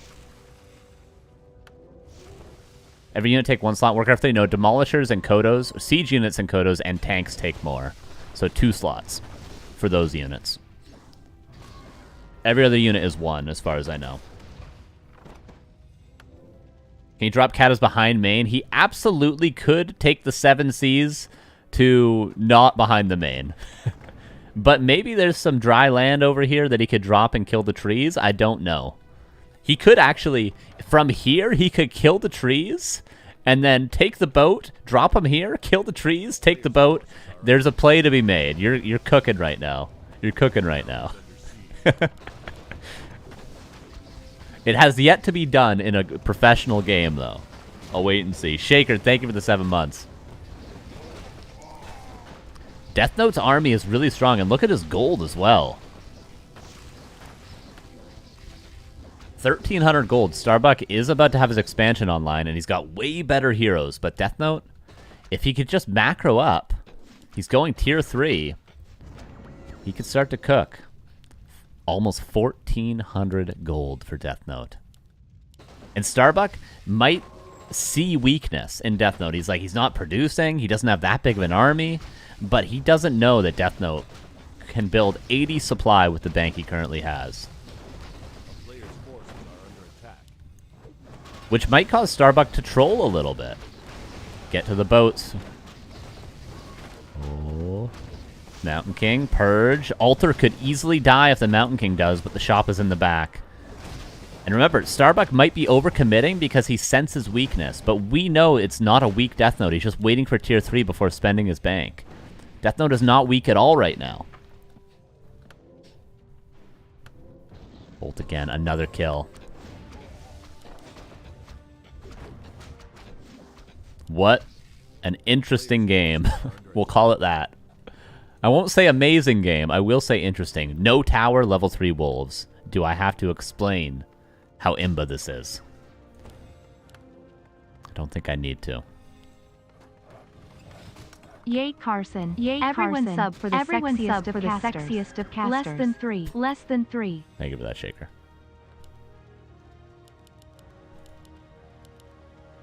Bestiary now coming up. Double Bestiary. Probably Wind Riders? Yeah, Deathnote doesn't have a lot of lumber. Now he's getting a tower with sentry to be able to actually see the wolves. That took so long. Yeah, I don't know what's wrong with my alerts. It's okay. Appreciate you.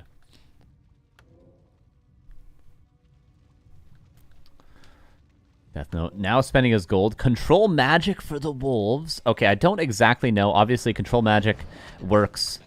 Is it 1-to-1? It takes 1 mana per point of health on the summon to steal it? Or is it 2-to-1? 2 health for 1 point of mana. Can anybody confirm? You have to damage the wolves like a single dispel, then you can steal them, I think is what it is. 1-to-1. Okay, so he will have to dispel the wolves down to 250 HP to steal them with a full mana breaker. So in short, it's not easy. It's not completely countering the wolves. But it is a good counter. And there's a paladin. Maybe polymorph as well? Just tier 3 casters with a paladin would be totally fine for Deathnote. If he can only get the lumber. He doesn't even have a depth for the Sorks yet, but he does have control magic. Oh, the demo. Into the boat. He's got to slow the boat, not the demo. Mana cost 0.35 per HP of target. Okay, that's a lot better than I thought. Okay, so he can easily take over the wolves with full mana breakers. Easily. Starbuck has... Oh, he actually trained into Farsight? Wait! He doesn't have wolves. When did he get Farsight? Starbuck the madman. Oh, might be forced to TP out, but he'll just TP here. Trying to get to the escape. Get to the land. No, the boat was going around to save everything, but no. Is he going to go here? TP here. TP here to the boat. Aw. That would have been epic. Absolutely epic. Starbuck pulling out all the tricks this game. The retrain into Farsight is unhinged. Absolutely unhinged. Oh, leveling up on the Archmage. Breaker count is rising. Mountain King back in 30 seconds, and the expansion could be broken.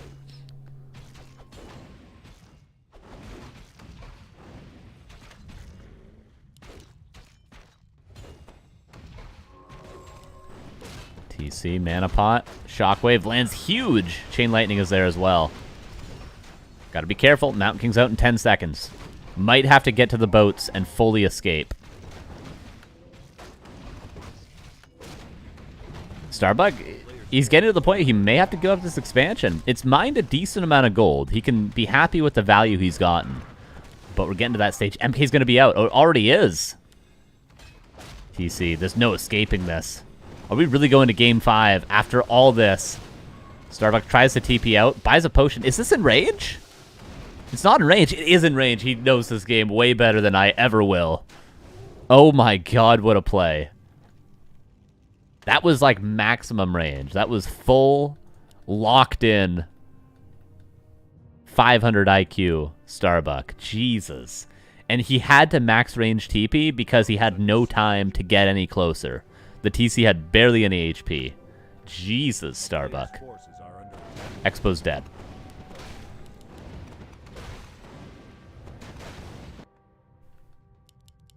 Absolute Giga Chad move. Keep Starbuck in the game. For now. But now he wishes he had wolves, because, like, imagine he had wolves. Just send them into the main base. But I guess with control magic, they would just get stolen back. That's his thought process, I understand. Okay, now we're getting a depth for... I think we're definitely going game 5, right, guys? Retrains back into wolves. This time only level 2.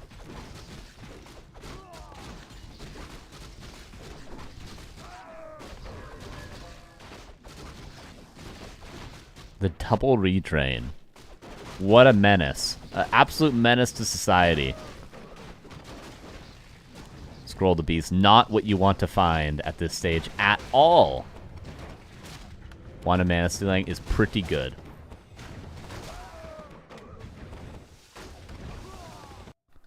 This boat still has that Demolisher and that Shaman from earlier.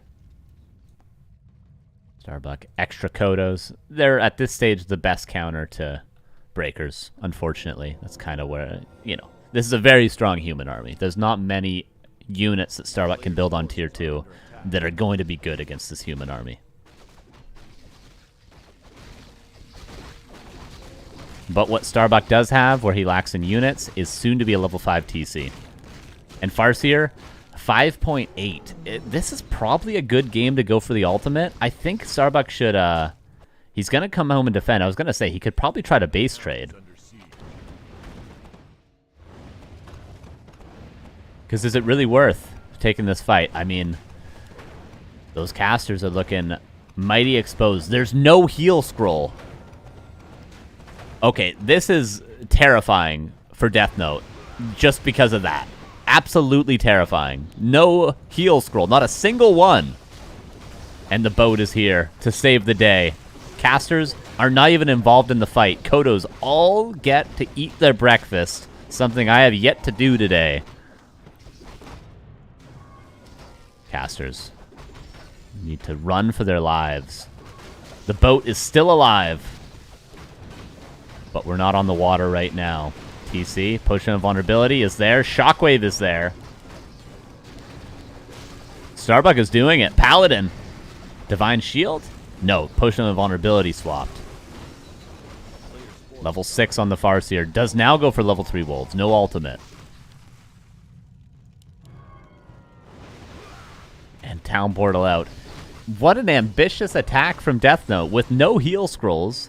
Did not get MK3 before fighting, not get Pally 3 before fighting. Could have easily crept so many camps on the map, but he just goes full aggressive. Main bases are going to run out, and I think Starbuck has map control enough to get a tiny Great Hall. I think he can do it. Expanding the islands might be the best move at this stage, because it's going to be it's tough to get to those islands, okay? You need to ferry everything across. You risk losing the boat. 2 breakers being devoured, by the way. 4 Kodos. Oh, 3 breakers being devoured. Jesus. Here comes the Mountain King. Oh, Invis. Everything out of position. Blizzard Retrain, by the way. Still could do it, but I think Deathnote realizes there's not a lot of Shaman mana, and Water Elementals are actually better. Shockwave, surround. Potion of Vulnerability is there. Doesn't even land the surround, so he doesn't need to burn the invul pot just yet. Starbuck. Potion of Vulnerability could be swapped over. Chain Lightning, Shockwave is there. Mountain King does not yet have a Stormbolt. Potion swapped. Could get a Zeppelin. Mana pot used. Stormbolt, 5 mana. Potion used. TC is going to have to be saved by a Zeppelin. Or a boat, or something. He might be going down. Actually, there's no Stormbolt. Okay, he's running away. No, Slow Trap has managed to expire. All the peasants! Surround! TC is surrounded! And he's not level 6, but he could get level 6 with a couple of peasant kills. He's very close to level 6. How quickly can he farm up to this? He's playing an ARPG right now. He needs 2 more peasant kills, and he'll have the ultimate. Heal scroll used. 1 more peasant kill, he'll have the ultimate. He gets it. TC is safe.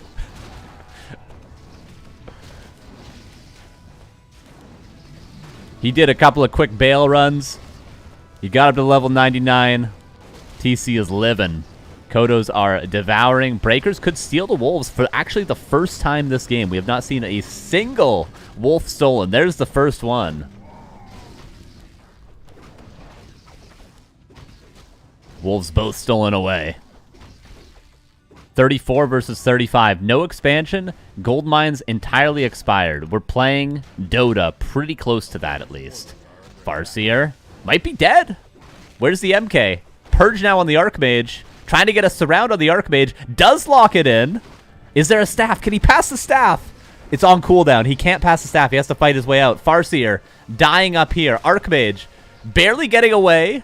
1 attack on the Farseer. Everything dying for that surround. Where's the Farseer? Can he get a Zeppelin? Doesn't have the gold to. Being chased by his own wolf. Archmage being chased by a TC with Aura. Does not have boots currently. Shockwave as the Holy Light is about to come through. The Paladin's arm was raised in the air. The Archmage is dead. Farseer barely gets away. Deathnote doesn't have the gold to get it back. He died with a Tome of Retraining. Farseer needs to die for Deathnote. TC might die. Selling some items to get the Archmage back. Boat is here when we needed it. When we just perfectly needed it, the boat is here to save the day. Players' forces are under attack. Oh. Deathnote's selling items to get the Archmage back. He should really be selling items to buy a boat. Farseer is living and getting mana. But honestly, the Archmage is going to come back. We're still playing Dota. We're still playing Dota here. There are breakers left over, just enough to steal wolves away when we play Dota, and 1 of each caster. How important are these? Okay, gets the TC back with full mana. He just wants to start the cooldown on the ultimate because he knows this is going to this extreme late game. So he's no doubt he's going to be needing that ultimate again. But yeah, the casters, the few casters left, and the flying machines. He can deal with invis. From the wolves, he can steal the wolves. He has invis himself. He has healing. He should really keep these casters probably safe in the back of his base.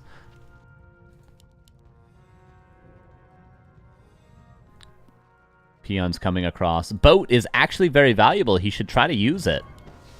Speed scroll. Stomp retrain to kill the casters. He knows there's very, very few casters.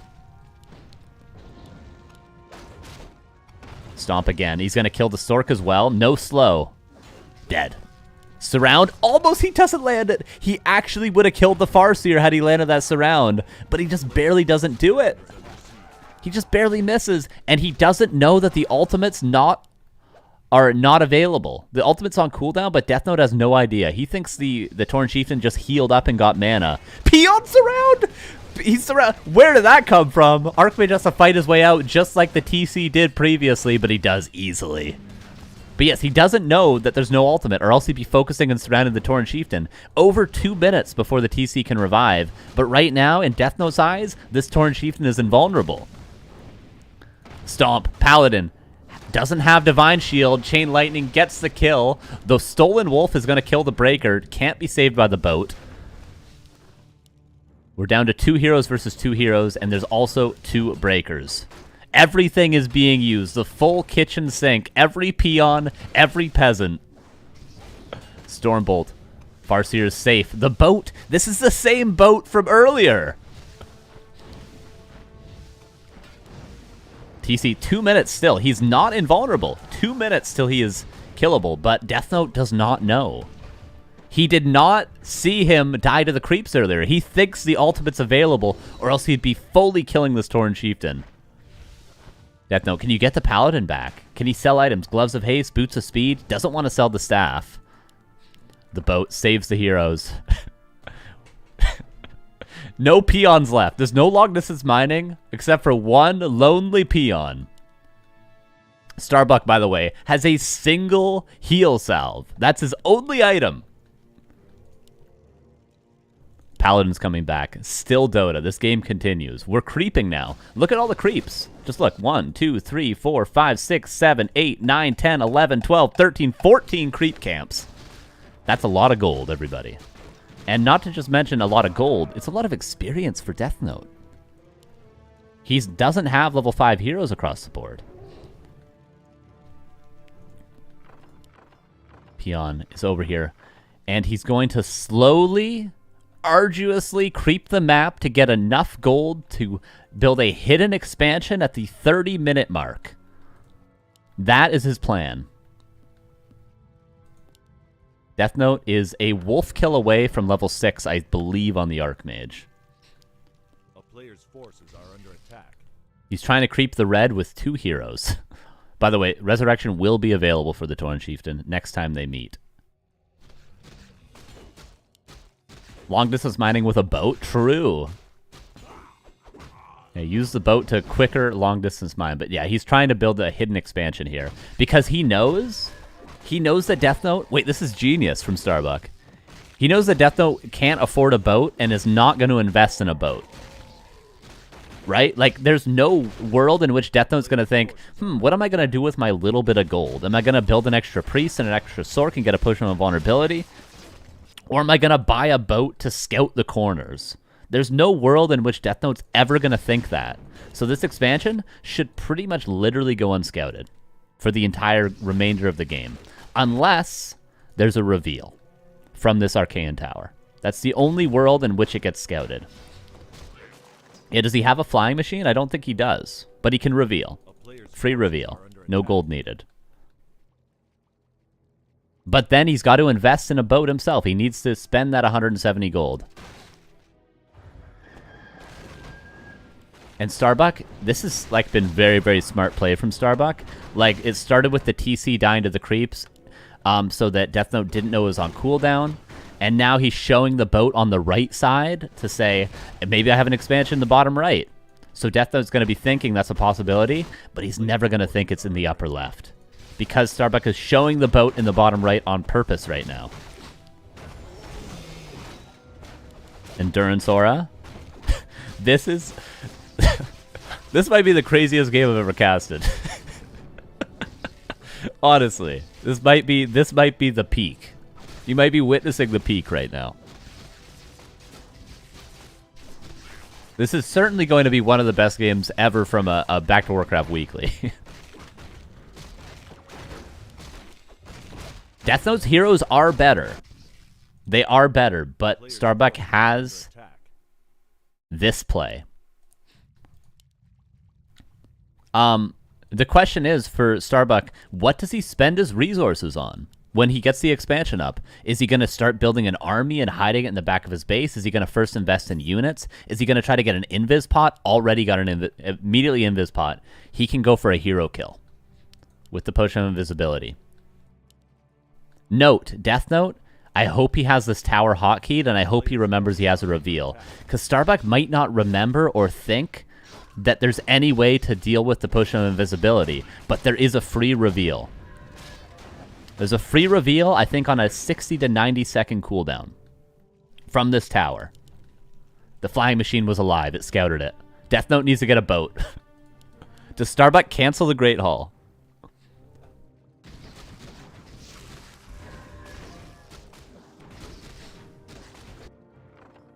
We're getting to that stage in the game where Starbuck could think about trying to retrain into Shockwave again and playing hit and run. The boat to cancel. Cancel it right now. Get your full resources back, Starbuck. Get all the resources back. He's taking too much. He's not getting anything back from this. He's not getting anything back. 20 gold back from that cancel. Starbuck with the boat. We end this game sailing the 7 seas.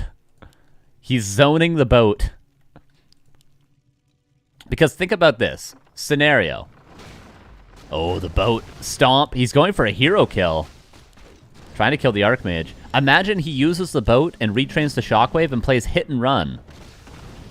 Stomp. Torn Chieftain. Manages to get the Farseer far enough away from the Mountain King. Bash. The boat is dead. Rest in peace. You did a good job, sir. You did a very good job. We'll remember you. The most high-value boat of any game of Warcraft 3 ever just died, everybody, okay? RIP.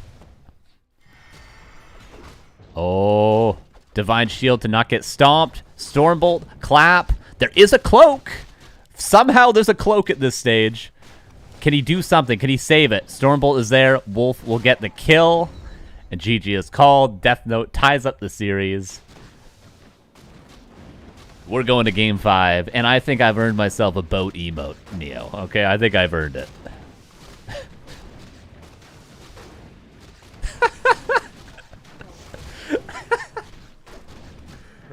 What is this game, dude? What was this game? I love this map so much. I veto it on ladder, but I love casting it. Oh my dear lord. All right, game 5. We'll be on Shallow Grave. Oh, Jesus. That was insane. That was an insane game. Legitimately one of my favorite games I've ever casted. Possibly my favorite. Oh my god. Dear Lord. Okay, well, moving on from that. We're just going to call that Hammerfall because Warhail's not in the map list. Anyway.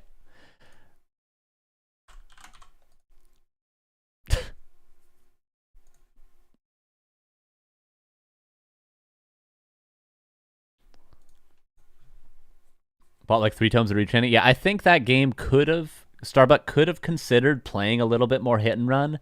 He could have played with Earthquake. He could have retrained a Shockwave. He could have thought about things like this, like actual base elimination.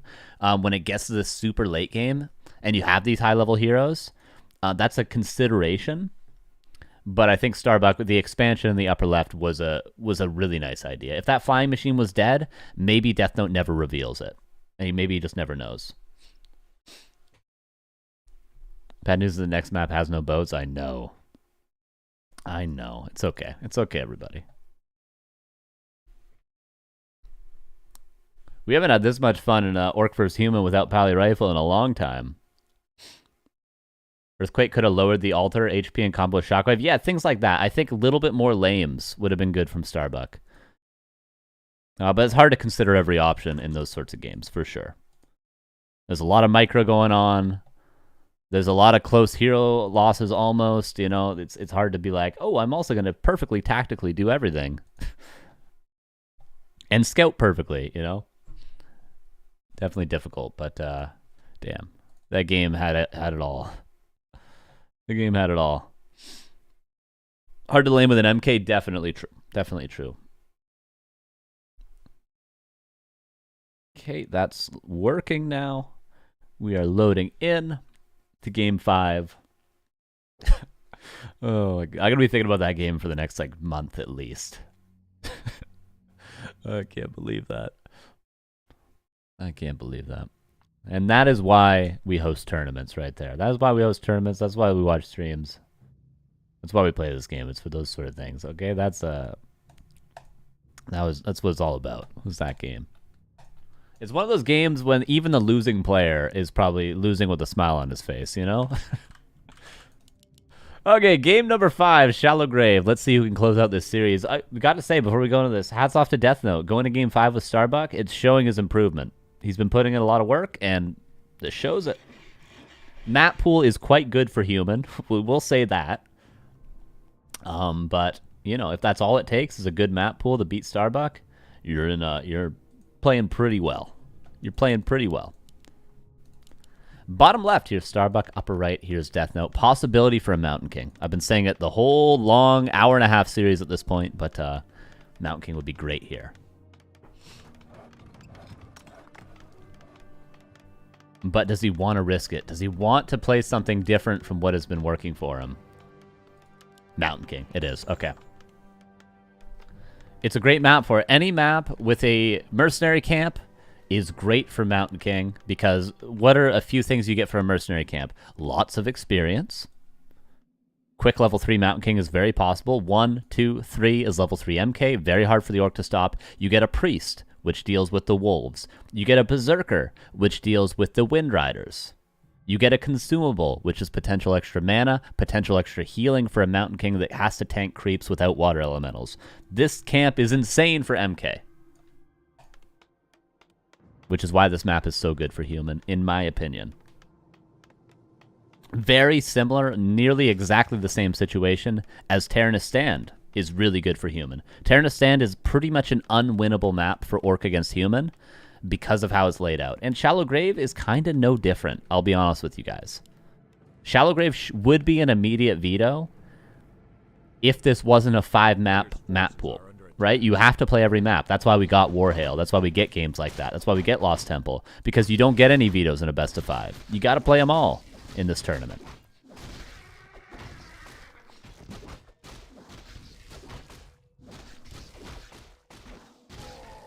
Starbuck. With the Grunt Opener, Lightning Shield creep, just like Terranus Stand. It's too big of a map to rush over, but you get to creep yourself a little bit. Mountain King, Wand of Mana Stealing, that's pretty good, and there's the Priest. A player's forces are under attack. Back to where can third Undead Hero versus Pally Rifle be Pit Lord? I would recommend, if you're going to play DK first versus Pally Rifle, to play Fire Lord third. And if you're going to play Crypt Lord, I would recommend playing pretty much only Crypt Lord. Spellbreaker. So either DK Lich Fire Lord, or Crypt Lord, and only Crypt Lord. Mountain King goes to the expansion. Deathnote taking a lot of damage on the Mountain King, but that's what the Priest is for. Maybe a little bit too much damage on the Mountain King, though. I'll be honest with you guys, okay? Hoping for a Ring of Regen from this expo.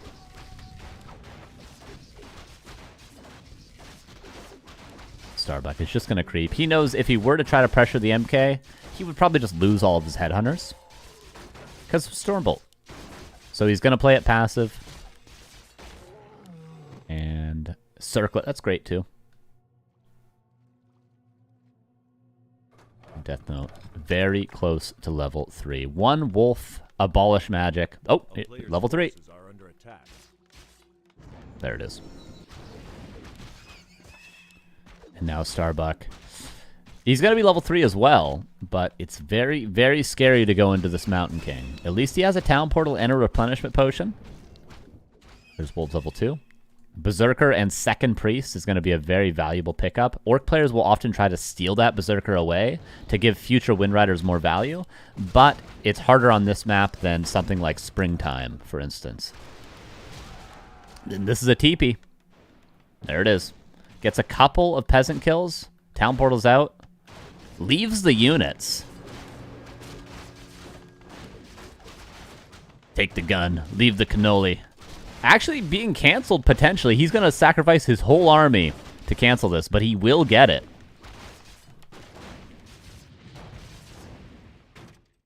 Priest being pressured. Wait a second. He might actually get out with every single unit. There's a bash. A player's forces are under attack. Priest being pressured. Both Headhunters live. Another Peasant goes down. Starbuck finds a miracle on Shallow Grave. Want a Mana Stealing? Doesn't land the bolt. Can take the Grunt. Probably, but he wants more. And he should want more because he's pretty far behind. And this will be double Bestiary from Starbuck. 100% double Bestiary. I will turn off the stream mid-series If it's not double bestiary.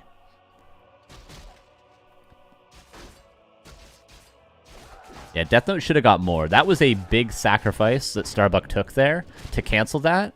Starbuck was saying, I'm going to lose every Headhunter and my Grunt, but I'm going to cancel the Town Hall. That's what he was saying, but he didn't lose much at all. Double bestiary. The stream remains on.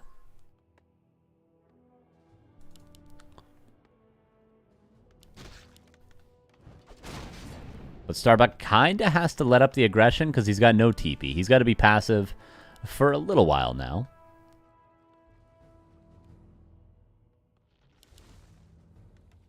And because of that, maybe Deathnote is going to be the one to step on the gas. Could buy Boots of Speed. And this is kind of a telegraphed creeping right now. So he should be aware, and the Footman's going to confirm it. Starbuck kind of has to go into the back of his base and stay there. TP sold, Boots purchased.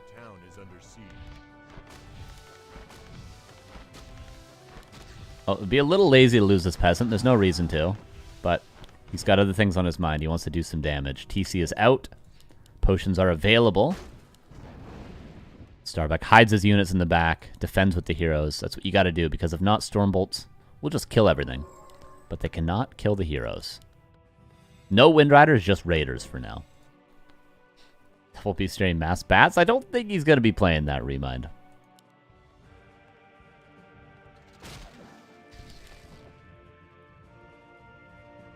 Lumbermill coming up for the potential Wind Riders.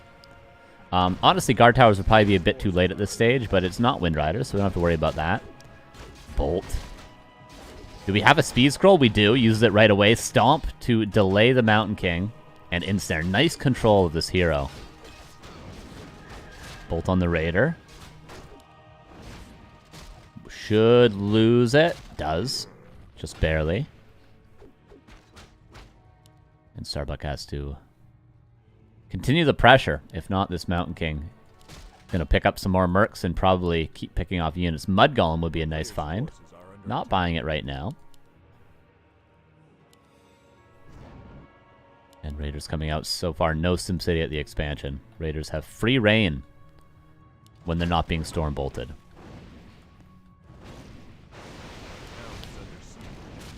Oh, there's the Ogre Mauler. No Mud Golem yet, though. Slow would obviously get some real kills. There's a Mud Golem. Okay. Both priests going to die. Militia called. Ensnare. Mud Golem should get a second slow on something. What did he slow? Slowed the other Raider. Is there a bash? No bash. Use the wand to get another bolt, but the block from the aura is there. Militia are creeping. Whoops. Lots of chaos going on. Ogre Mauler ensnared. Bash. Oh. Stormbolt on the Farseer potentially. And Mountain King has no TP. He is being very overambitious right now. Tier 2 is coming up for Deathnote, and Starbuck lets the Mountain King slide. Wolves were killing everything over here previously. Even killed a tower, it seems like.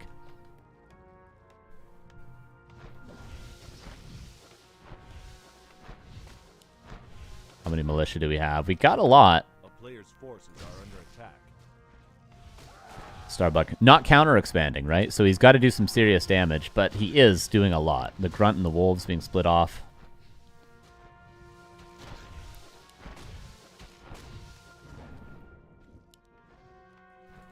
A town is under siege.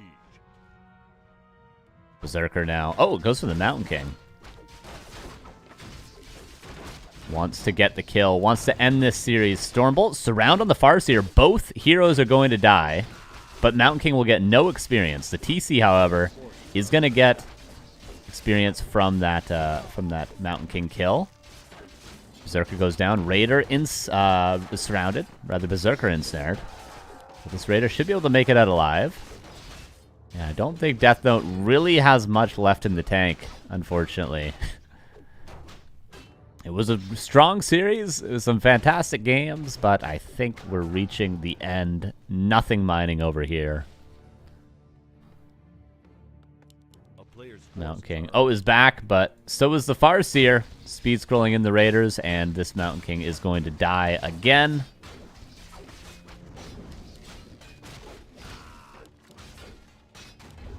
And we got so far, but in the end, it didn't even matter. Deathnote taps out, and Starbuck gets the 3-2. As many people expected at the start, but they didn't think it was going to go to map 5. They thought it was going to be 3-0. You guys all thought it. You guys all thought Deathnote was going to have no chance, but he took Starbuck to the very last game. Very well played to both. And I hope we have more games like Warhail. Oh, man. What a great map. Jesus. All right, everybody. That's it. What can you say? What can you say after that? I'm not going to get over that game for at least a year. 1 month to 1 year it was going to take me to get over that. One thing left to do today, and that is vote for the maps. So currently we have 5 maps in the pool. We are switching maps out, though, aren't we? Lost Temple's not in the pool, so Lost Temple's going to be removed. For sure. So do you guys vote for 2 maps? I think you guys vote for 2 to be removed. We replace Lost Temple with Boulder Vale. And then we will spin the wheel for 2 of the old maps, I think is what we'll do. I think that makes sense. So you guys will vote for 2 maps to be removed out of the 4 today, because Lost Temple is just gone anyway. It's not in the War 3 Champions map pool any longer. Oh yeah, Melting Valley's in the pool too. But no, we'll add Boulder Vale for Lost Temple. And then we'll spin. We'll spin the wheel with all the maps. So let me do a straw poll.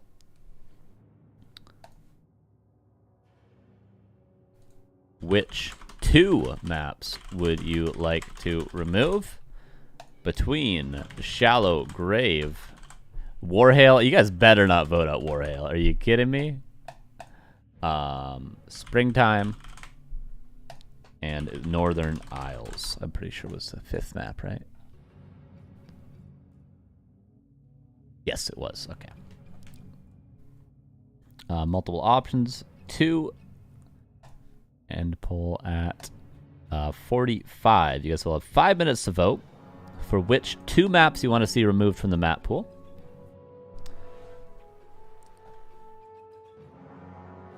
Here it is. You said it so people will. No one's going to vote Warhail out after that game, okay? Unless you want to see the world burn, you wouldn't do that, okay? That'd be unacceptable.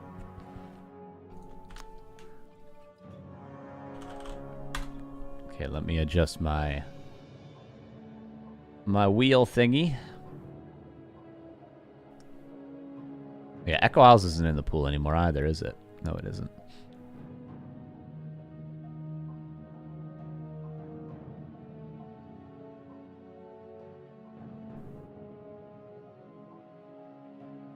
Add entry, add entry. We need to add Melting Valley.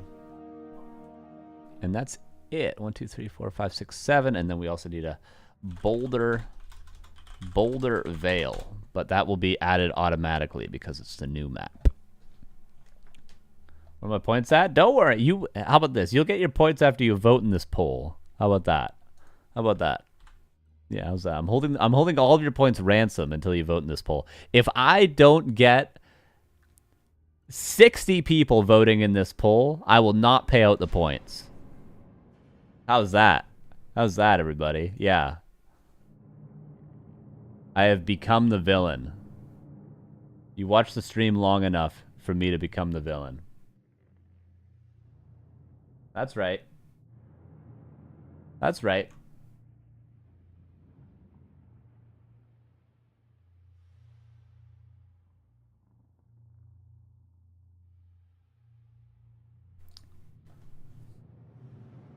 I need 60 votes. We have 24. That's right. You guys want your points? You better vote up. You better vote up. Game's over for today? Yes, sir.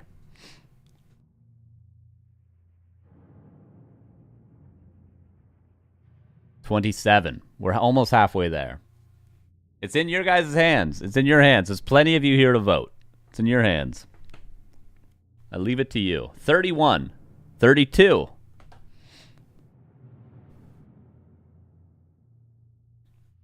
Northern Isles and Shallow Grave. Springtime and Warhail, I would say, yeah.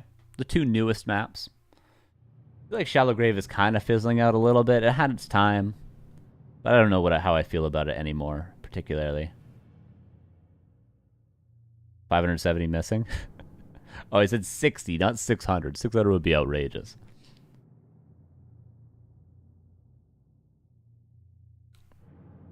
$38 people. We need 22 more. You guys, I'm actually just gonna cancel the prediction if I don't get 60. How about that? No one will get any points paid out. I have the power. I have all the power here. That's right. That's right. I'll do it. I'll do it. You think I care what you guys think about me? I'll be the most hated man in the whole community for all I care, okay? Some people might like that. True. Oh, no. I'll pay out the wrong side of the prediction. Wait, no, that doesn't help either. I'll flip a coin to pay out the prediction. How about that?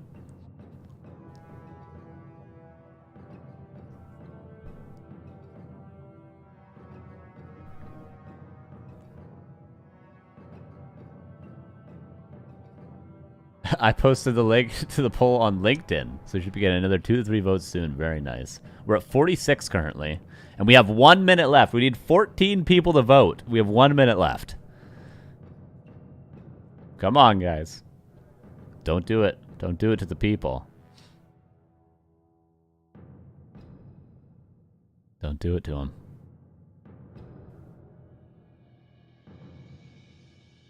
Uh-oh. We only got 46 votes. All right, I'll pay out the prediction. I'll pay it out. I'll pay it out. Northern Isles and Shallow Grave are out. They're gone. I'll pay out the prediction.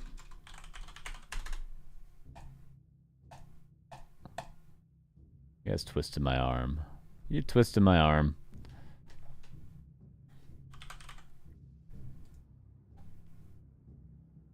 Okay, so minus Northern Isles, minus Shallow Grave. Lost Temple's getting replaced by BV.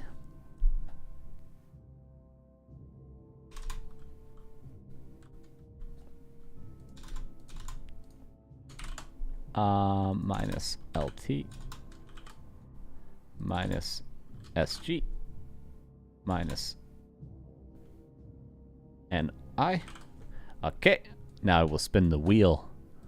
Melting Valley has opportunity to be in the map pool next week, everybody. Good luck. Good luck if you're playing. Oh, let me do this.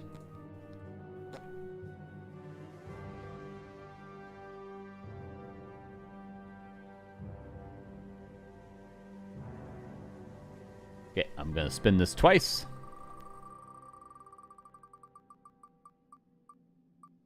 First map to be added will be Autumn Leaves. A great map. A great map everyone likes. A very comfortable map. I would say the new Northern Isles Autumn Leaves is. Comfortable, standard, classic at this point. Secret Valley. Oh, Melting Valley. Oh my god, okay. Well, some people are going to like this map pool. Others are, Okay. Our map pool for next week, everybody, is Boulder Vale, the newest addition to the map pool, Autumn Leaves, Springtime, Melting Valley, and Warhail. How is that for a pool? That's a pool party and a half. Send that over to Neo. And that is it for our stream. But it's not the end of our weekend. We have not one, but 2 qualifiers for the DWCC. You can do !DWCC in the chat to get links to those signups. If you're in the West, that means anywhere other than China, Korea, or CIS region. The countries in CIS are specified in the brackets. You can sign up for the DWCC Western Open Qualifier number 3 and 4, which will be happening tomorrow and Sunday. You can see the schedule on backtowarcraft.com, but simply put, it's at the same time today's tournament was. DWCC Western Qualifier tomorrow, as well as M Cup starting tonight. In about 12 hours, M Cup starts with Rima Demo, and then M Cup again, and then DWCC. and then M Cup again, M Cup again. M Cup is essentially B Cup, but a different version of it, I'm pretty sure. It's very similar. And then, of course, we're going to still have our standard midday, evening streams. So lots of content this week. I'll be back tomorrow and Sunday with the DWCC qualifiers that you guys can sign up for if you want. And then, of course, M Cup all through the week, which is the top players in the whole wide world. That is our schedule. And if you want to support the stream, back2warcraft.com/support. Really, really appreciate everyone that watched, that subscribed today. The bits, thank you very much. You can go to here. We have a Patreon, patreon.com/back2warcraft. You can give us a Twitch sub. You can give us a YouTube membership. It's like a Twitch sub, but on YouTube. There's direct donations. There's crypto donations. There's merchandise. We have hats. We have hoodies. We have coffee mugs. We have t-shirts. They're all down below in the description, as well as links to all the donos, etc. I appreciate you guys. Thank you very much. I'll see you tomorrow. Have a good start of your weekend. Have a good end of your work week. And I'll actually be live on my channel, Carson with 3 N's, in like 3 hours. I'm going to be playing the NA Cup, which is hosted by Mr. Mike Montreal. So I'll be live on my channel like 3 hours. If you guys want to come check that out, I'll be playing a tournament. So I'll see you guys there, or I'll see you guys tomorrow on this channel. Bye-bye. You're going to lose? I'm probably going to lose. Yes, Priest. Thank you. I'm well aware of that. It's probably what's going to happen. Goodbye, everybody. Thanks.